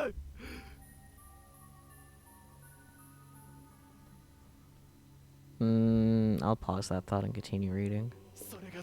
No one even realizes if they've been used. The whole world might change without even the person who used it knowing. That's a good point. There's no way to restrain their use. The world will just keep changing and changing with no one knowing which country altered the world line or how. And that's right. A time machine is far more delicate thing than a nuclear weapon. That's why we need your power. All of you people, I should say. You called it reading Steiner, as I recall.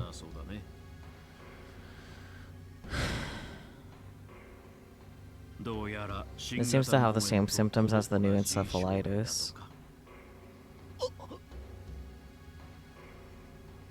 That's right. Unedited was researching the new encephalitis too. We'd reached the point where we realized that the patients may be capable of detecting changes to the past. Fumichu. I won't read any Steiners for you, sir. But we wanted proof. So does every intelligence agency in the world. They're desperately searching.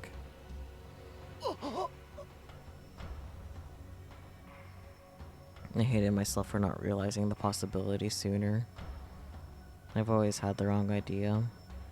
I thought that the reason the new encephalitis patients were being brought together was just to give them meaningless treatment. But I was naive. Too naive. Unedited and Stratford's goal was to gather people with reading Steiner and study them. Maho just told me all about your amazing abilities. I had originally just hoped to get information about Kurisu's successes. But instead we got information on the new encephalitis. You're wonderful. This puts us a step ahead of the rest of the world.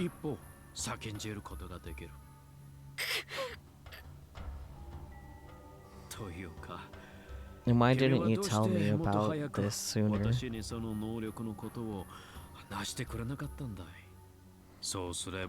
you had, I wouldn't have had to do so many things to your friend Katsumi's brain. Huh? What did you do? What did you do, you fuck?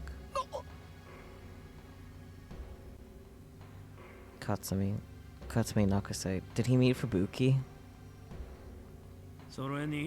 And I wouldn't have had to use the procedure on Maho's brain either. Yeah, I saw that coming. Even Hiyajo? Was that why she was acting so weird?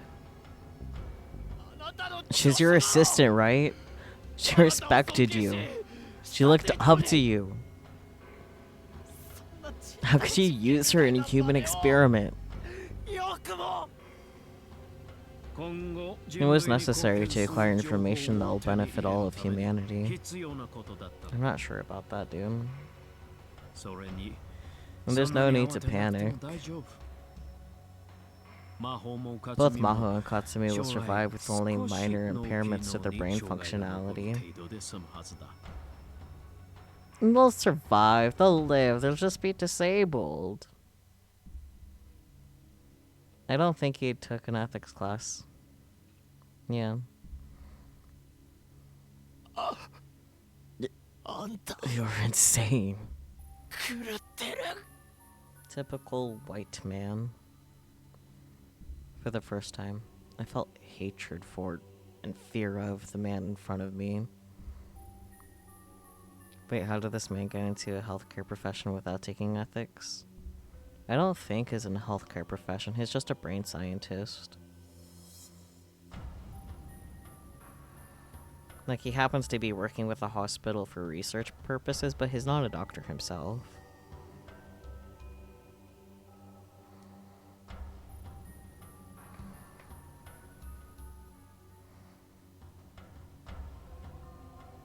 I couldn't believe that this was the same man I respected so much.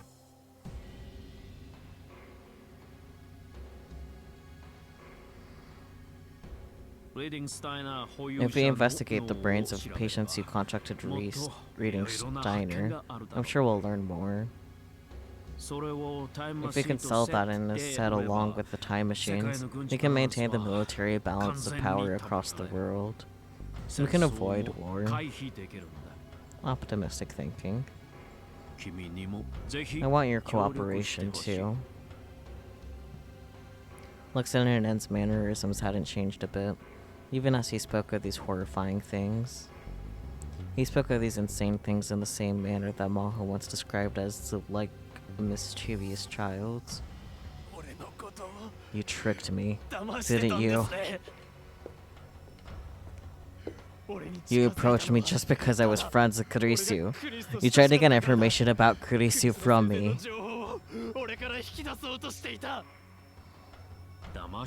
I don't think I ever tricked you. It was a coincidence that we first met. It's true that a major reason I asked you to test Amadeus was your relationship with Kurisu. But it's also true that I got to know you. I really did take an interest in you. I still wish you could be my assistant.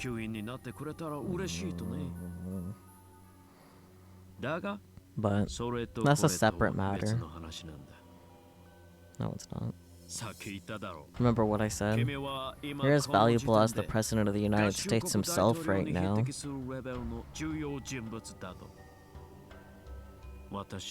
I need to prioritize the company's work over my private feelings. For the sake of humanity's future peace. I'm sorry, Rintaro. But at the same time, I'm excited. I can't wait to see all the information you possess.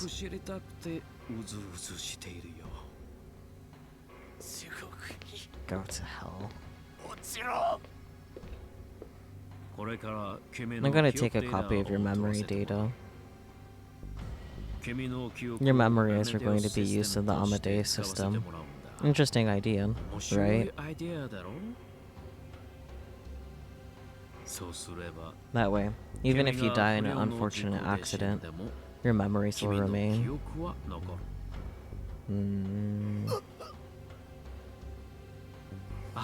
No, don't worry. I'm not interested in killing you. I'm not convinced. Humans have far weaker security than Amadeus. Hello? Hello, Hades. Thank you so much for gifting a sub to Pac-Man. I appreciate it. I wonder... I could probably... I know who to message to let Pac-Man know that they were gifted a sub. Oh. Do-do-do. That feels inappropriate with what's currently going on in Steins Gate, but do-do-do was redeemed.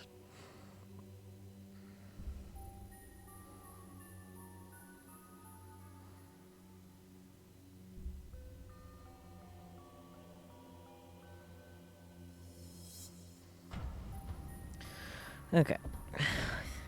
Pac-Man will be informed eventually about the gift sub, because it's like really late in their time zone right now.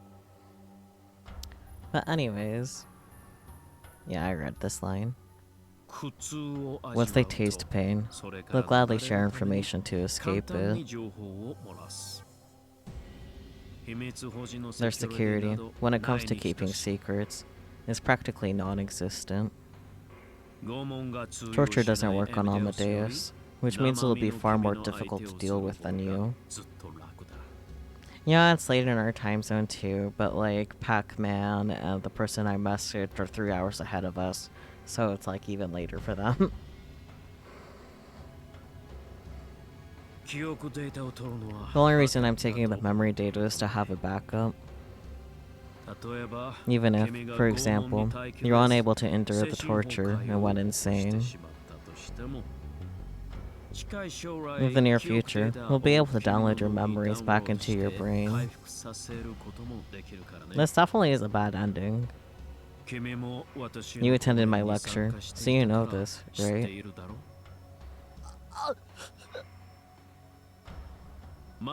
We'll start by getting that memory data. And then you're going to tell me all kinds of things. I'm going to be busy. No, relax. Relax, stay.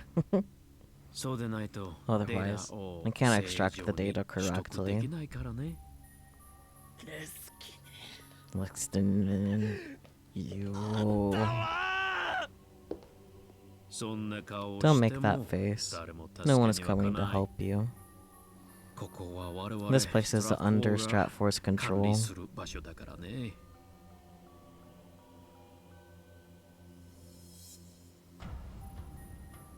Why would a bad ending mean, like, poorly written? You dork. No one knows about it but us. No one.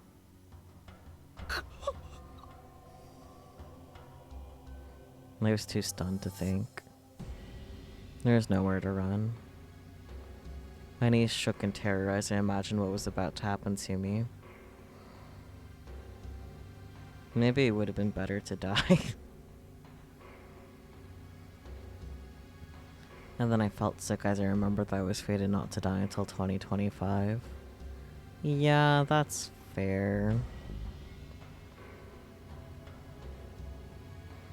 If no amount of torture could kill me, this is literally hell.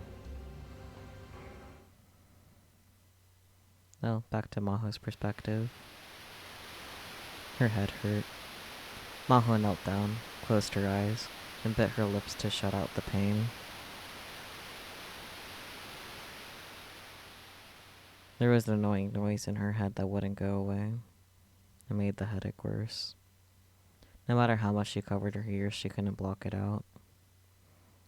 She wanted to scream from the pain, but she held it in because she thought it would only make her headache worse. She could hear a voice mixed in with the noise. It was Dr. Luxnan's. Listen, Maho. You need to find out Okabe Rintaro's secret, no matter what it takes. If you can't, I'll have to kill him. You don't want that, right? You seemed to really like Rintaro, didn't you? Me and Kurisu kept bringing it up after all.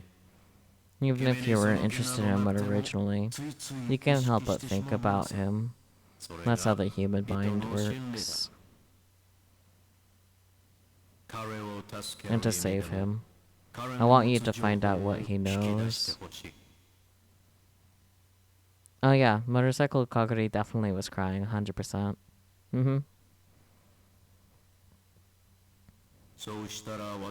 If you do that, I'm willing to bring him to my lab, unconditionally. Maho, tell me everything you learned from him.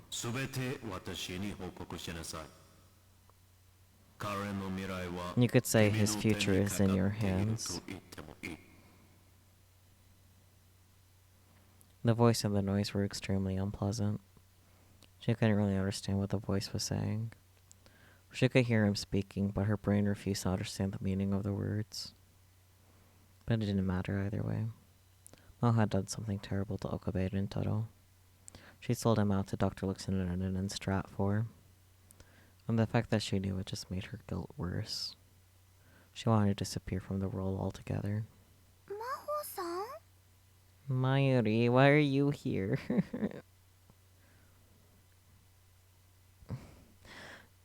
No. How dare you say that, Spooky? How dare you? If timing you out for 10 minutes for saying that wouldn't be way too excessive, I would time you out right now. You're on thin ice, sir. Maho.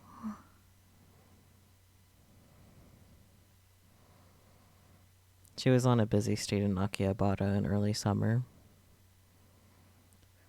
She was leaning on the side of a building in the shade when she heard someone call her name.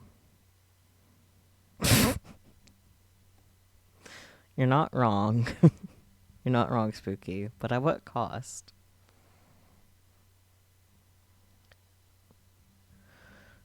She was leaning on the side of a building in the shade when she heard someone call her name. I knew it was you, Maho. Mayuri's so cute. Mayuri. Mayuri? She didn't expect to see Mayuri here, so she didn't know how to respond. She just looked back and stared. 具合悪いんですか？ Thank you for the quack, Hades. Are you not feeling well? 大丈夫よ。 I'm fine. オカリンを見ません Have you でした seen か？ Okarin? Huh? Maho went completely still. Mayuri's innocent question reminded her of her own stupidity and cowardice. どう Why? して Her voice was shaking. オカリン I haven't been able to get a hold of Okarin since yesterday. お家にも帰 He って hasn't gone ないし home. He hasn't picked up the phone and is not answering text メ messages ー or ルや LINE に LINE. も返事来ないんです Mm. ダル君は Dada says 心 I'm 配し worrying すぎ too だっ much, て言うんだけ but ど something doesn't feel right. なんだか胸騒ぎ Mayuri's がする very のです perceptive. だから So I left 今 school 日は early 学校を today, 早退して and now I'm searching around この here. 辺りをずっと探してました It was still only July, but it was pretty hot. She'd been wandering around all of Akihabara in this heat. Mayuri Shina was a kind, pure-hearted girl. That was the impression that Maho had. She would never betray someone or get jealous or let someone use her. 知りたい Do you want to know? Huh? Mayuri leaned forward. 真帆さん Maho, オカリン do you の know こ where と Okarin 何か知 is? ってるんですかもし知ってるな If you ら know, please 教え tell てくだ me. さいお願いします Please. She bowed deeply. そうか I see. And then she realized. And then she wished she hadn't. Mayuri was in love with Rintaro Okabe. A dull pain ran down her temples. You seem to really like Rintaro, didn't you?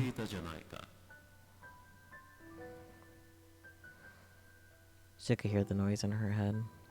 Just tell Mayuri everything. But then have this innocent girl tell you how horrible you are. Maybe you'll feel better then. The idea raced through Maho's mind, even as she knew it was wrong. She tried to hold back her headache as she opened her mouth. ゆうべ I was with Okabe late last night. 岡部さんと一緒だったの そ Were う you? なんですか So, where is he now? オカリンは今どこに Maho ignored her question. 岡部さんは昨日 This is what he told me last night. 私にこんな話をしてくれたわ No. 彼が経験して He きた told me 別の about 世界 another におい world て he'd experienced. Where you, Shina Mayuri Mayuri-san. Shina, had died again and あなたは again. 何度も死んだんですって Right, Mayuri hasn't been told about this. Fuck.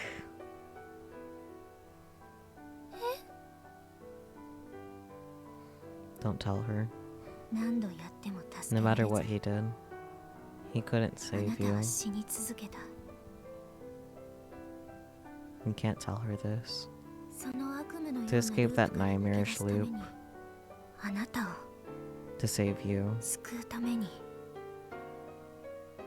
It was like another person was speaking using Maho's mouth.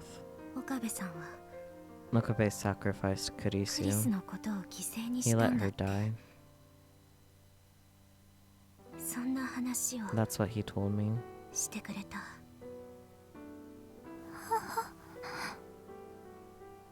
タイムマシンを If 作 he り makes a time machine and tries to クリ save スをも Kurisu う一度 again, 救おうとすれば he'll go back to all of that. またあの頃に逆戻りしてしまう You're hurting her. But the words didn't stop. 岡部さんは Mokobe is そ so のこ afraid とを of ひ that. どく恐れているあなたを He's doing everything he can to 必 protect 死で you. 守ろうとしているここは This is the world he chose, あなたを守 after るため sacrificing に many things to protect you. 他の多くのものを犠牲にして選択された世界なのよあなたは I'm sure he didn't tell you any of that, though. 何も知らされていないだろうけど。嘘。 That's not true. そんな。 No. おかりん。 Oh, Claudine. Maddie was too shocked to speak. She looked like she was about to cry at any instant.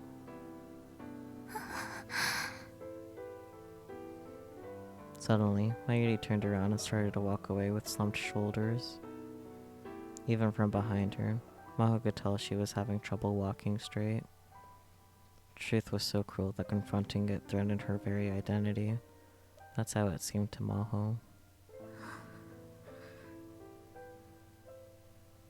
Maho was still in a trance. It felt like there was a fog covering everything she saw. It was all out of focus, like a mirage. If someone told her it was a dream, she would easily believe it. The same was true of her own mind. She knew she would feel worse about what she just told Mayuri, but while she realized she hurt her, she felt no emotion.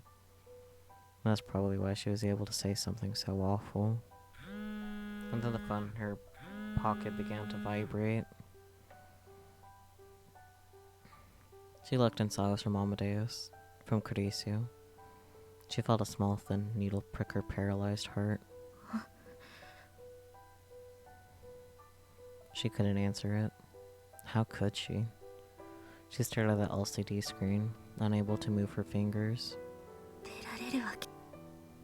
Even a centimeter. Okay, I knew I missed. How could I answer ない it? じゃない。 She couldn't let Kurisu see her like this. But even so, it felt wrong to just stay here. Maho decided to go after Mayuri. But by the time she made it to the overpass, Mayuri was already gone. Since she was right in front of the station, there were many people around, and it would have been impossible to find her. なぜ Why did he come up to 私 me? の前に現れたの。私に声なん If て he かけ hadn't なけれ talked to ば me, you wouldn't have had to 傷つ suffer. かずに済んだのに。私は I'm not who I used to be. 以前の私ではなくなってしまったのよ。 She looked down over the station from the overpass and whispered to herself. And then she saw someone in a distinctive outfit approaching her. They were wearing a black motorcycle suit and black full-face helmet despite the heat. She thought it might have been a cosplayer, but instead of trying to take pictures, the people nearby were avoiding them. Given a closer look, the person appeared to be a woman. Even Maho could tell that she had incredible proportions. The woman walked under the overpass and vanished from Maho's view. And then she came up the stairs, and she came right toward Maho. Maho quickly looked away, like the other pedestrians, and tried to run away. But before she could, the woman in the motorcycle seat ran over and wordlessly grabbed her hand.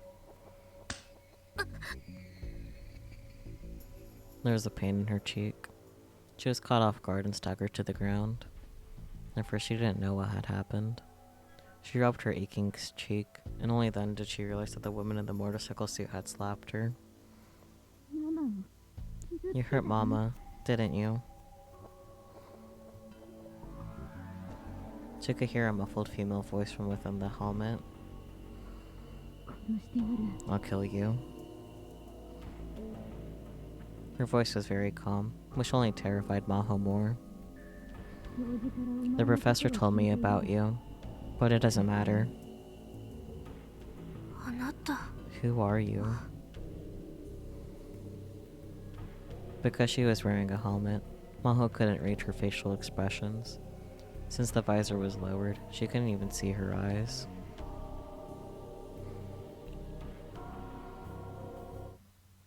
There was no answer to her question. Instead, the woman looked up to the sky as if she noticed something. Maho looked up too. For a moment, it seemed as if a black shadow crossed the windows of the building. She could hear a helicopter. It was close. What is going on? How long had it been there? She hadn't noticed it at all. And then she felt the air around her change. The pedestrians were all looking toward the station in fear and shock. What's going on? She could hear people saying things like, "What's that? Are they filming a TV show? Some kind of cosplay event?" Something was going on at the station. Maho stood up and looked too. What is that? She found herself whispering the same thing as the others. There were 2 trucks painted a deep military green parked outside the station.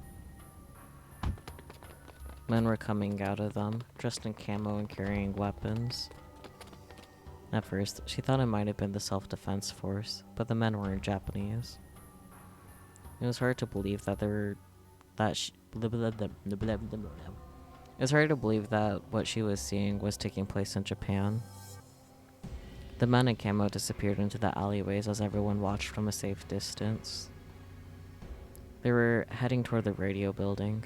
Maho had heard from Rintaro yesterday that the time machine was there. Was that Strat 4? Or Russia? Or perhaps another country's military? Were they here because Maho had told Luxinen what she learned from Rintaro? As soon as the thought crossed her mind, she was hit with another terrible headache.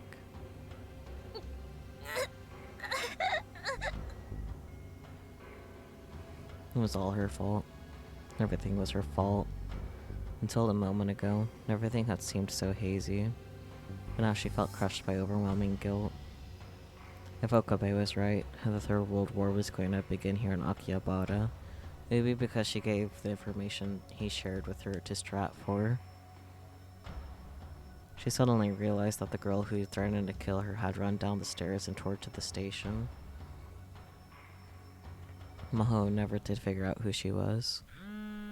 And then her phone started to vibrate again. It was from Kurisu. She wanted to get away from the guilt, so this time she picked up the phone. Senpai! Maho! Kurisu. Are you okay? What do you mean? What happened to you? Nothing. But you're crying.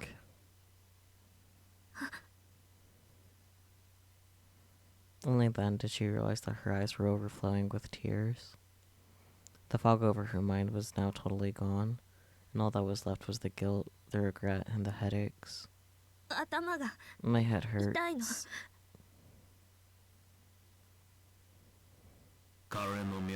You could say his future is in your hands. She heard the noise again. Where's Okabe? What happened to him? Who cares about Okabe? You tried to kill him. I saw it. Leave me alone. I can't do that. Just leave me alone. I couldn't beat you. No matter how hard I tried, I couldn't be better than you. You know, Kurisu, I respect you. You're younger than me, but I think you're an incredible scientist.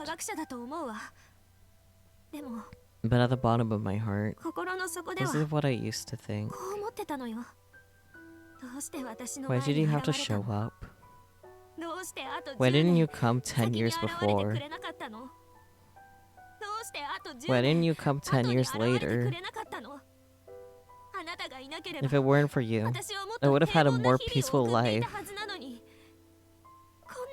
Then these awful feelings wouldn't take control of me. Everything I thought I knew, you destroyed. And even though you're dead, you're still with me. I want to just be sorry that you're gone, but I can't.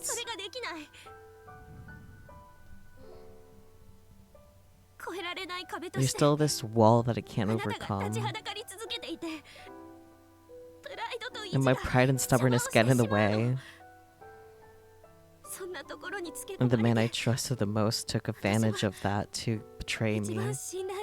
And I betrayed a friend who trusted me.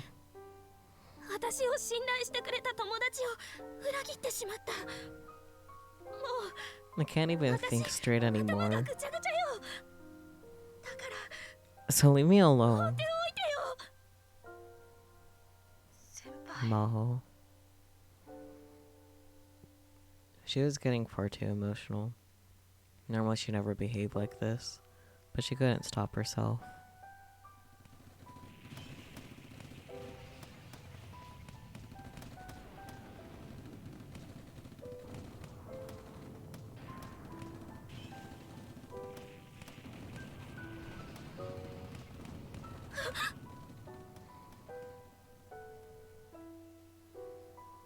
She heard an explosion in the distance. The people all around her started to scream, panic, and run. The flames from the explosions were coming from the direction the men in camo had gone. Did they do it? The helicopter sounds were getting louder. Glimpses of their dark, agile bodies had flashed in and out of Maho's vision for a little while now. And then she started to hear loud gunfire. It was more than one or two people shooting. There was a battle going on between many people, taking place here in front of Akihabara Station. It was like the beginning of a war. If what Nintendo said was true, Suzuha Amane might be near the time machine, and she might be caught up in the battle. She wondered about the woman in the motorcycle suit too. She started to stagger forward. She still didn't know what she was planning, but she didn't take responsibility for what she had done. The elevators in the radio building were broken. Mao had no choice but to take the stairs to the roof. But maybe the power had been cut, because the lights were off on every floor. She could hear sporadic sounds of gunfire from the floor above. Strangely, nobody came running past her to escape. There were several shops in the building, and of course, there should have been customers there. But despite the fact that the elevators weren't working, had they all evacuated earlier, or were they all hiding somewhere waiting for the terror to end? That was what she thought about as she sweated her way up the stairs. Just before she reached the roof, she saw someone for the first time.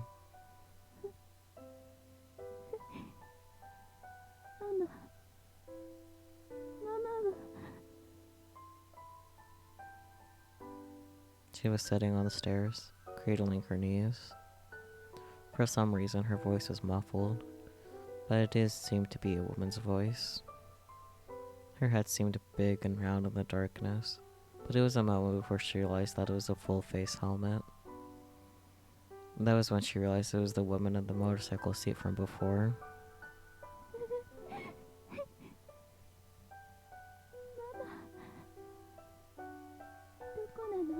Where are you, Mama? She seemed like a totally different person than the woman she'd met before. All she did was sob and cry for her mother. Hey, what's going on? Mama? Where are you? Mama? Tell me! She shouted louder, and only then did the woman realize she was there. But she didn't even stand up. Mama's gone. The time machine was destroyed. The time machine was destroyed. Who's your mama? Is it Suzuha Amane? Alright. No. It's Mama Mayuri, of course. Maho's blood ran cold when she heard the name Mayuri. Mayuri's here? If that was true, she would have come here after she learned the truth from Maho. It's my fault.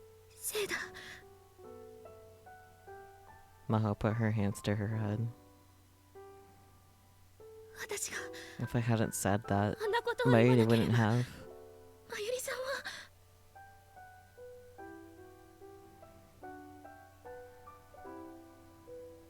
The woman in the motorcycle seat stood up and approached her menacingly. That's right. You got the information out of Rentaro Okabe, and that's what began all of this. Give me back my mama. The girl grabbed her by the collar and lifted her off the ground. There wasn't anything she could say.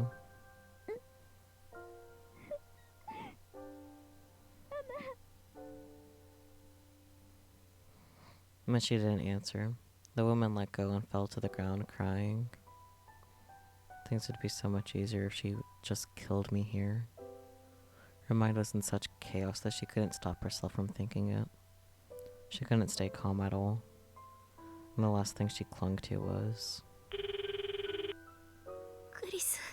Kurisu. Maho.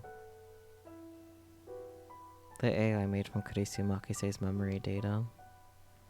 Maybe she was still thinking about their last discussion, because she seemed upset. She wasn't saying anything. So Maho gave up the last of her pride. Kurisu, what do I do? Too much has happened. Blah, blah. Too much has happened. There's nothing I can do on my own anymore. At least, I want to take responsibility for what I've done.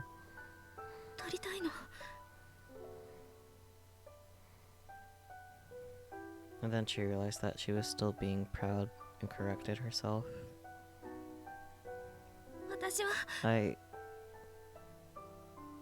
She asked herself, what do I want to do? I want to save Okabe. I want to save Mayuri. I want to apologize to both of them so they'll forgive me. And Kurisu. I want to save you too. So help me, please.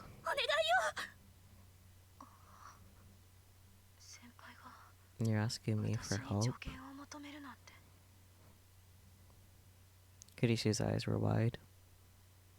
That's right. Her pride had kept her from ever asking Kurisu for help before. And it was the same with Kurisu too. And knowing Kurisu's personality, if Maho asked for help, she'd use every bit of brain power she had to give it. Come on. Tell me. You can give me some solution, right? That's why they said Kurisu Makise was a genius. She was a woman who made the impossible possible. Maho waited for Kurisu's answer. The last hope. The last thing left in Pandora's box. She waited for Kurisu to give her the answer. But... it's impossible.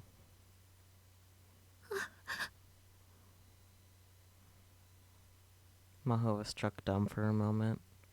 Then she realized how selfish she was being and hated herself for it.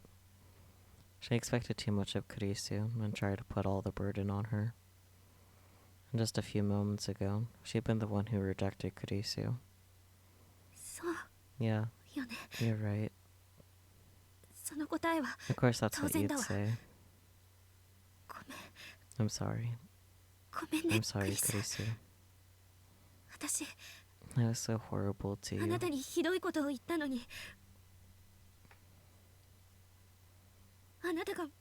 stupidly thought you'd help me unconditionally. I'll help you unconditionally. What? What did you just say? I can't turn down a request for help from you. And I want to save Okabe and Mayuri Shina too. But then I'd love to help, but unfortunately, my help would just make things worse. I'm being constantly monitored by Stratfor. 常に Constantly? Whenever I'm talking to someone like this, all the information is transferred to Stratfor. There's a hidden function in the Amadeus app that does that. You have a Maho, I didn't know that existed. So if you try to help Okabe, Dr. Luxuna will know all about it. じゃあ But then what do I do? But if you're willing to take advantage of that, there's something we can do. Maho, will you trust me?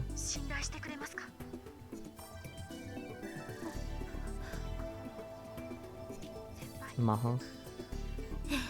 Yeah, あなただけが you're all I've got. 頼りよ Thank you. By the way, I'm sure this conversation is being monitored as well. What? そんな But then, じゃあ if they know you're もしあなたが helping 私 me, に協力するのがバレたら there are 3 possibilities. They could take my data off the server and isolate me, or overwrite my data with an older version of my memories. In the worst case, they could delete me entirely. そんな No, don't worry. You're capable of standing up on your own 2 feet.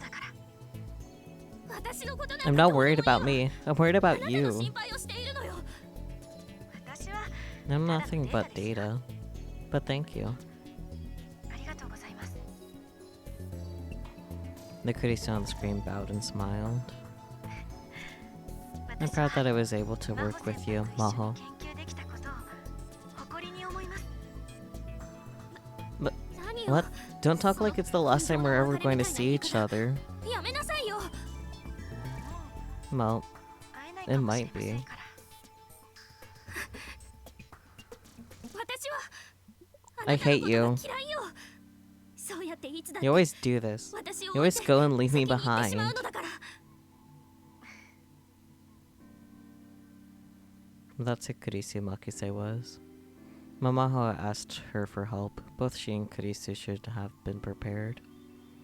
That's why. いつか必ず Someday. 私 I'll はあな catch た up に to 追い you. ついてやるわそれどころか No. 追い I'll 越してやる surpass から you. それまで待ってな Just さい you wait. Yeah. Kurisu smiled once more and disappeared from the screen. Maho wiped away her tears and thwapped the crying girl next to her on the helmet. いつまで泣いている How の long are you gonna keep crying? あなたは You wanna save マイ Mighty, リさんを助 right? けたいんでしょだったら So help me. 私に協力して Help you? まず First, 岡部さん we を need to 助け find るわ Okabe. 彼なら He should be 今 able の to 事態 show を us 何 how と to か get する out of 方法を this. 提示してくれるはず But do you know where Stratfor's hideout is?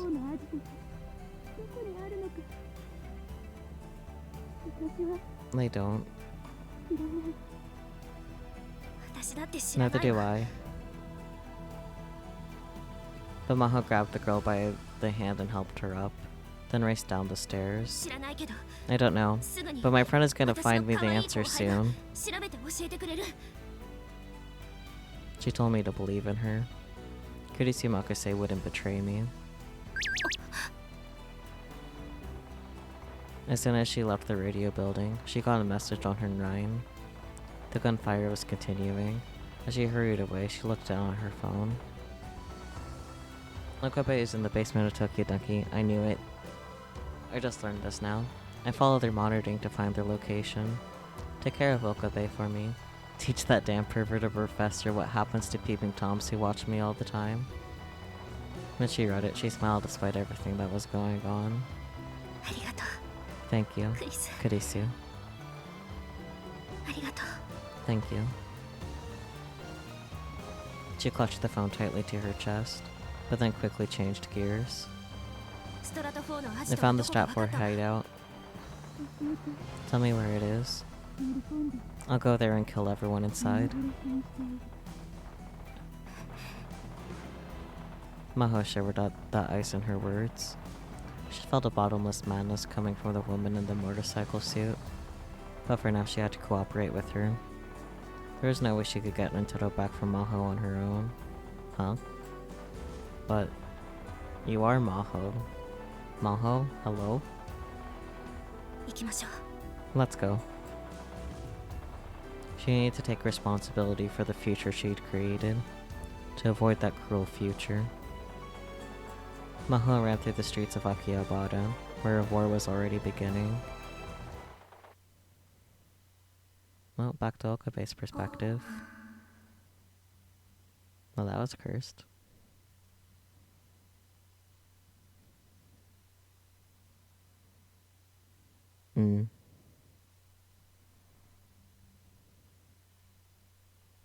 The voice. I could hear a voice. 岡部さん、 Okabe. Someone was calling my name. I slowly woke up and turned toward the voice. 岡部さん、 Okabe. Maho was standing in the darkness. She had a smile on her face that was somehow lonely and somehow sad. ごめんなさ I'm sorry. い。もう You're not going to see me again. 現れないわ。私がそばにいたら、 If I'm around you, 私 I は might betray you again. あなたを裏切ってしまうかもしれないから。ね Listen, え、こんな私の身 I 勝 know 手な this is ために selfish, but I want you to do something for me. どうか Please, シュタインズゲ find ートを Steins Gate. 目指して。あなたが捕らえられて While いる you've been 間に captured, something terrible has happened to the world. ひどいことになってしまった。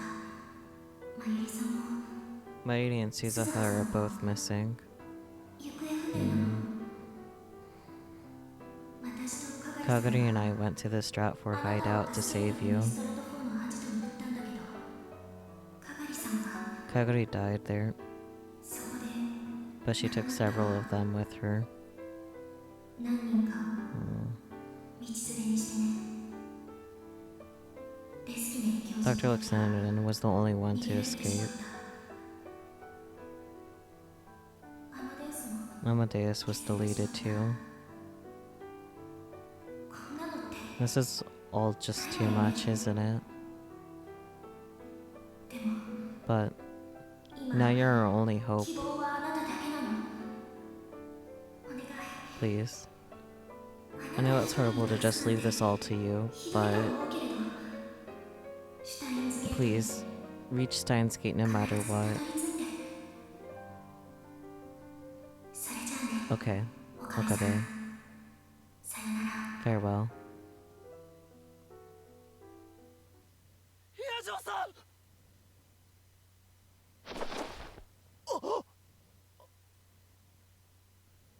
I woke up on top of blankets laid out on the floor of a hospital. Huh? The rooms, and even the halls outside, were overflowing with wounded people. There weren't enough beds, so there were blankets placed on the floor. Where was I? I thought I was back to the other world line with the war, but I wasn't. According to the news on TV, there had been a terror attack in Akihabara. A special forces group from another country had gone on a rampage, and it was like something out of a war. The incident had come to an end and the mystery special forces unit disappeared, but many were dead or wounded after the battle. I don't really remember how I got here. The last thing I remembered was being locked up and horribly tortured by Luxanen. My whole body ached, in fact. それじゃあね、 Okay, 岡部さん。 Okabe. さよなら。 Farewell.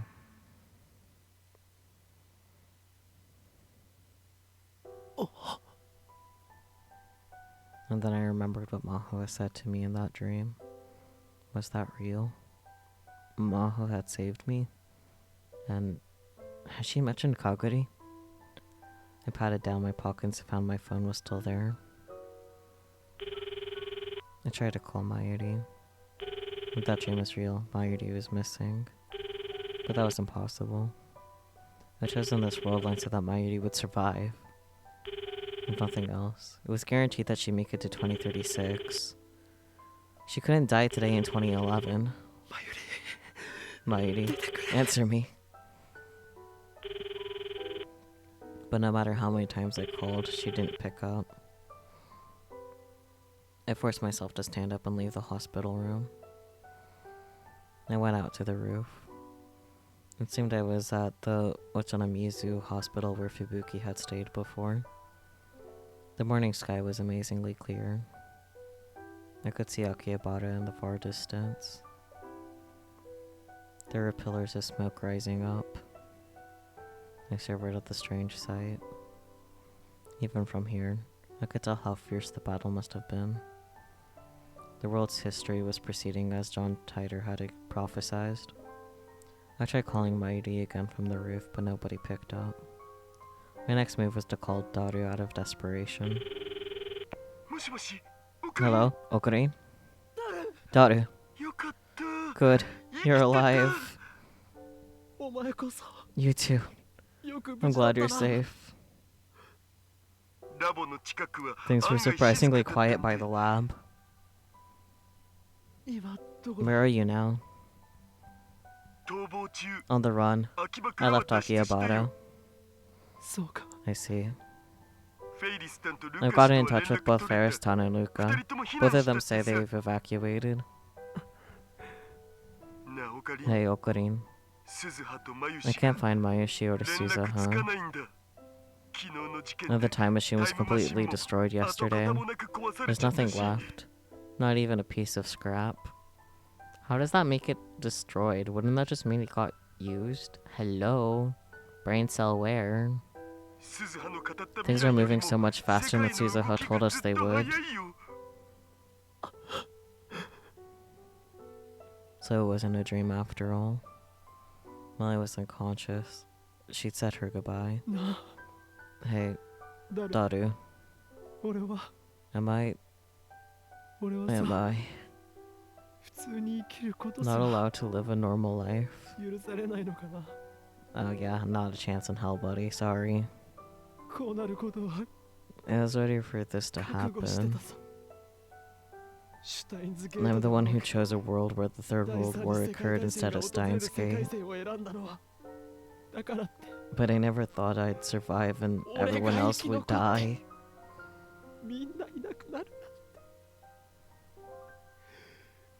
This isn't fair.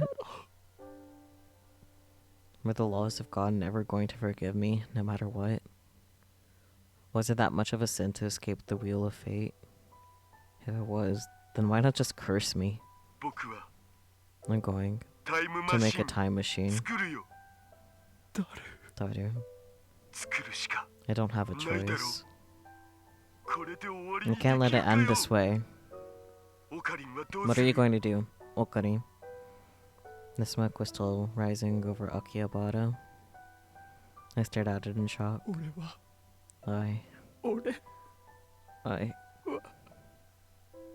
The tears welled up.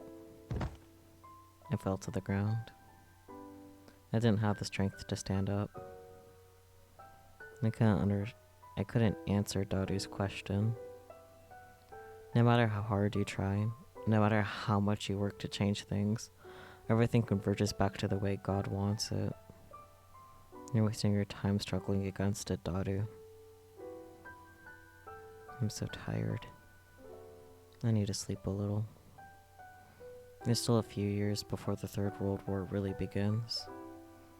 And there's 14 years before I die. I'll live my life averting my eyes from reality and not wasting my time with a fight that can't be won.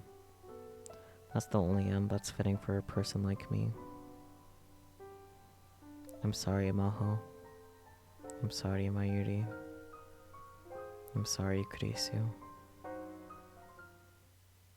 Forgive me for giving up here.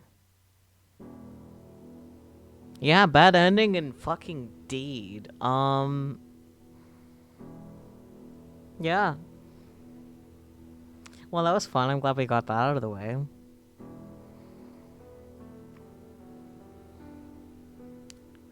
But hey, next week we'll get the Mighty and True ending, so isn't that fun? Isn't that exciting?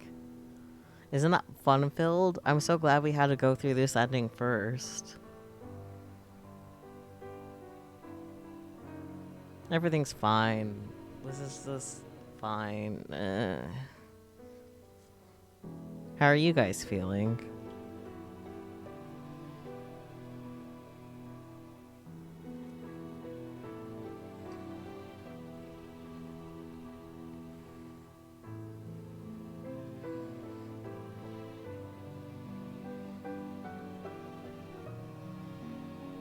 Understandable, Spooky. Understandable.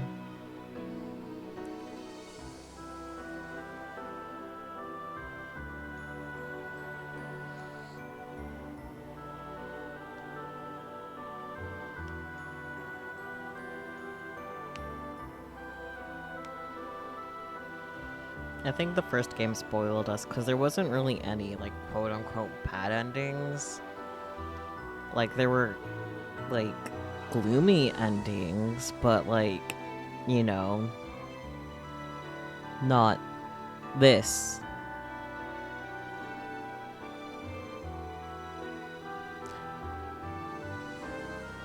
Good job, Spooky. Proud of you.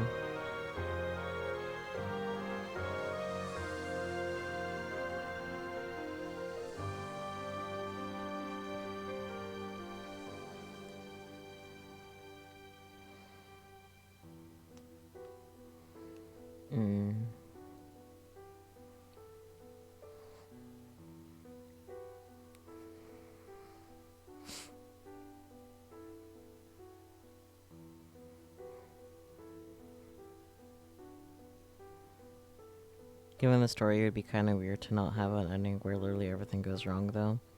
True, true.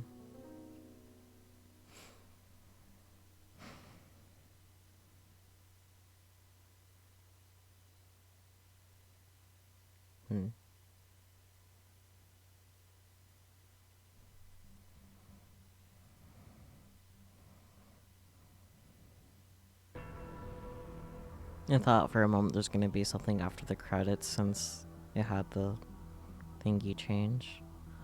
But, well, that was a very fun, exciting time. Yep. Those are the words. Could have lived without it, but it does actually do important stuff for the wider game. Yeah. How else are we gonna be a completionist if we don't complete everything? Like, come on.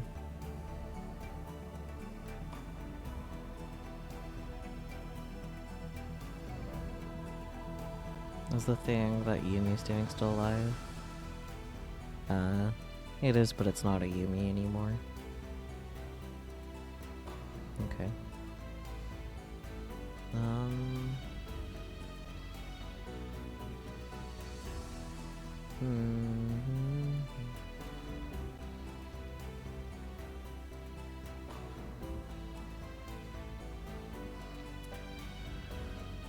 All I saw was helicopter and thought, whoa, war crime's my favorite. Oh dear.